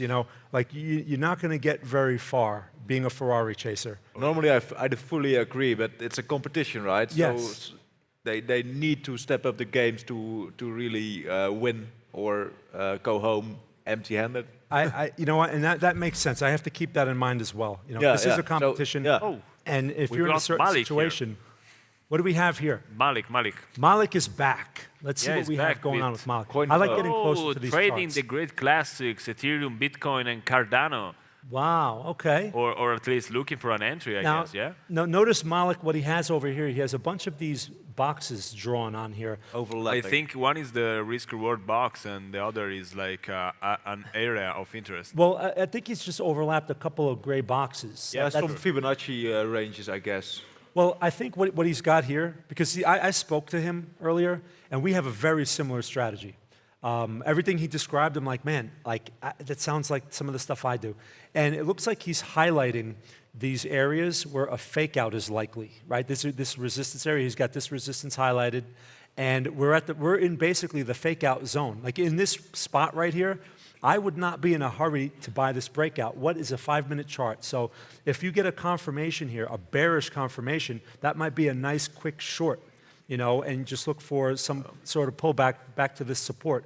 But that's, you know, it's a little aggressive. This thing is generally bullish, but do you really want to buy it here, like after it's broken out a little bit? Yeah, but there was a little shakeout to the downside, right?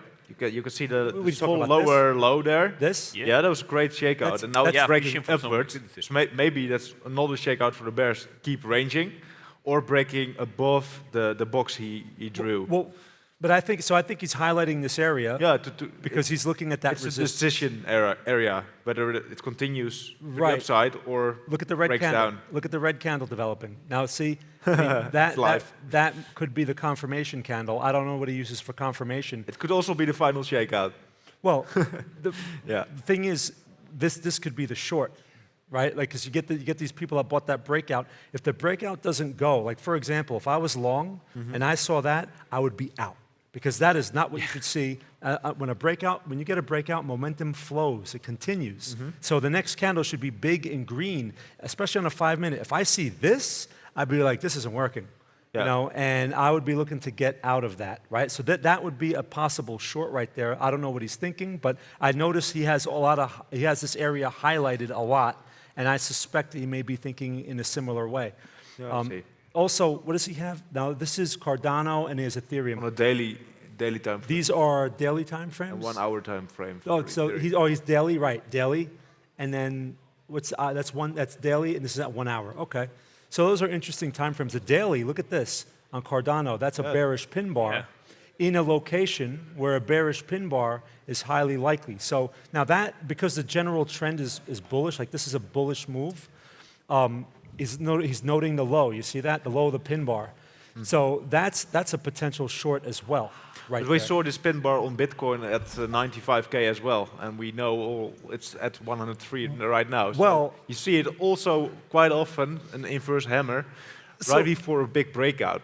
Right, but let's talk pin bars. Resistance. Candlesticks are very random, right? A candlestick pattern can appear randomly. And where it appears, its location, is really a big factor, the context of the location. And that's really going to give you a sign. So like we said, you saw a pin bar at 95K, and look, we're higher. The pin bar doesn't guarantee we're changing the trend, but the pin bar does tell us that there's temporary bearish momentum, right? And as a day trader, there's resistance, right? Obviously. And I could capitalize, maybe even on a small bite, I'd be happy with that. And then eventually you may just break higher anyway. But I don't care about where it's going to be tomorrow as a day trader. I see. Yeah, it's a different time frame. So you just have to understand the random nature of these next up candles. So Merlin, we're back with Merlin here. With Edera and Bitcoin. What does he have here? Bitcoin, okay, and Hedge bar, yeah. Right, I can't even pronounce that. All right, he's partying, man. What's going on over here? He's partying. Yeah, Merlin. He's pushing the price. He's looking at the trophy, right? Merlin's coming. He's starting to push now. He's starting to get the juices going here. All right, so Merlin again was the guy that gave us some. He gave us some insight into his thinking with the illustrations on his chart, right? He had those little drawings. And also, we had a small talk earlier in the pause, and he's a very patient guy. Yes. Yeah. We were talking about it might be a wise strategy, you know? Like, as far as you can see, is third. I mean, yeah. Right, right. So we can see that Bitcoin has broken above this VPVR. You see, we have here in yellow and blue, we have the mid-range. Right, this is the profile, right? Yeah, and the main part with the heaviest density, price is broken above it. Barely, barely. Look, I mean, so look at this. Look at this. So we have this. This is the bulge, right? This bulge. Yeah. This price has spent most time inside of this consolidation. This is typical of a consolidation because price obviously spends a lot of time inside this area, right? So, but it's above the main support. It could take breakthrough here. It's the thing is, if that thing, in that situation, I mean, that looks to me like a mean reversion situation, right? Because if we get, we're basically fooling around still in the range of that bulge. If we go above it and we start to maybe spike a bit, that might be one of those situations where you can look for the reversion back into that bulge area because it becomes like a magnet when everyone is long or short in such an area like that. To retest it. To retest, to go back inside the area, right? Yeah, and on lower time frames, you're right. On a bigger time frame, it could break out, but first a retest of the same zone. Right, like everything that I'm saying here really is just everything I'm saying refers to the small time frames, right? So just to be clear, I myself I trade very small time frames. So just like Alessandro, what's the smallest you did? Yeah, what's the smallest? 15 seconds. Okay. 15 okay. seconds. Yeah, I did 1 second. I mean, I've tried those charts. We all did. I don't. That gets ridiculous. That's like HFT. You need an algo to trade those. But I was going to say, just like Alessandro and Nick here are the experts in food, I'm the expert in small time frames. I mean, I can tell you anything you want to know about small time frames. Right. So guys, we're now coming to the close of the show. We just have a few minutes left. All right. And I mean, what a day! So what to you? What were the highlights for you today? What got you excited today?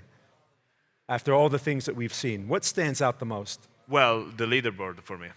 What about the leaderboard? Not because of the guy, but because of the huge distance from the first to the other guys, So you mean like how Mauro, the Italian stallion, how he jumped out in front of the herd instantly. He was the first one out there. That was impressive. And yes, it was, right? And now everyone is kind of struggling to keep, to keep pace and trying to not let him go too far. Yeah, it's mind games. I mean, yeah, that's got to work on you. That's got to be stressful. When you see this guy jump ahead, and it's not like Malik is not exactly behind him. Malik is close. Well, it's very close also. Yeah. He needs work. So tomorrow now, what are we going to see here? What can our viewers expect tomorrow when we start this? Tomorrow will even be more crazy than this because time will be shrinking, very fast. And the ones that are in the bottom, if they want to go back up, they need to go hard. Right. They need to go very hard. They need to take risks, so there will be outliers and really quick moves. So tomorrow is going to be basically like a balls to the wall day. Like you're going to have to, you're in it or you're out. Yes. Like you can't just fold. You need to lose to leave stage here. So you might as well just go all in and just close your eyes because that's maybe go hard or go home. At least I would do that. Yeah. If I was in their situation. I mean, right. Yeah. All right. Well, hey, you know what? So we're going to leave it here with our audience.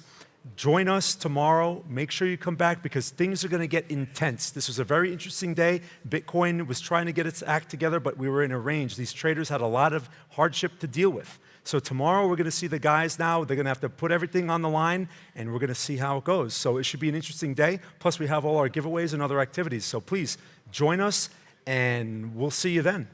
The opening will be very exciting, I believe. Yeah, can't wait to see. Can't wait to see how it starts with the overnight operations also. So, see you all tomorrow, I guess, right? Right. So yeah, we'll get to them. We'll come back. We'll tune in, and yeah, it will be cool to see how those overnights work. Oh yes. Or who takes if there overnights. are any, of course, yeah. That's going to be a great way to start this thing, and see if that changes the the leaderboard. Yeah. At all. So, and the people home can still participate on their own tomorrow for a whole day. Yeah, for sure. That's right. Squads, and solo traders. Be eligible for prizes. Oh yeah, they can join. They can join huge. also, yeah. Everything you can find on the landing page of ICTC 2025 of Whitebit. Just Google it. Right. That's right. That's right. So hey, again, thanks for joining us. Thank you so much. Thank you. Thank you so much. Oh, we got a clap. All right. Yeah, I wasn't sure how to wrap that up. No, it was okay. And they're like, "Don't say goodbye." I was like,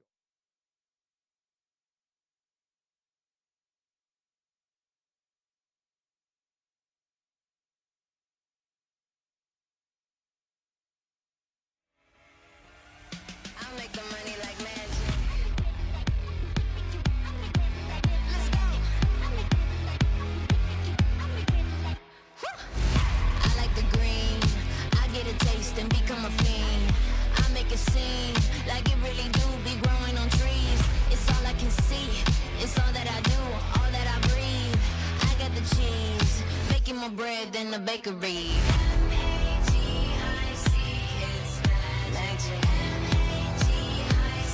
I'll make the money like magic.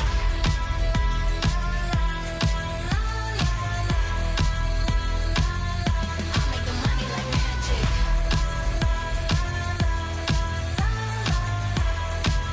I'll make the money like magic. I'm in the zone. I do what I do it alone. Tough as a bone. Mind made of steel, heart out of stone. I'm a magician. I'm full of tricks, but I never show. I'm at the top, loving the view from up on my throne. Yeah, from up on my throne.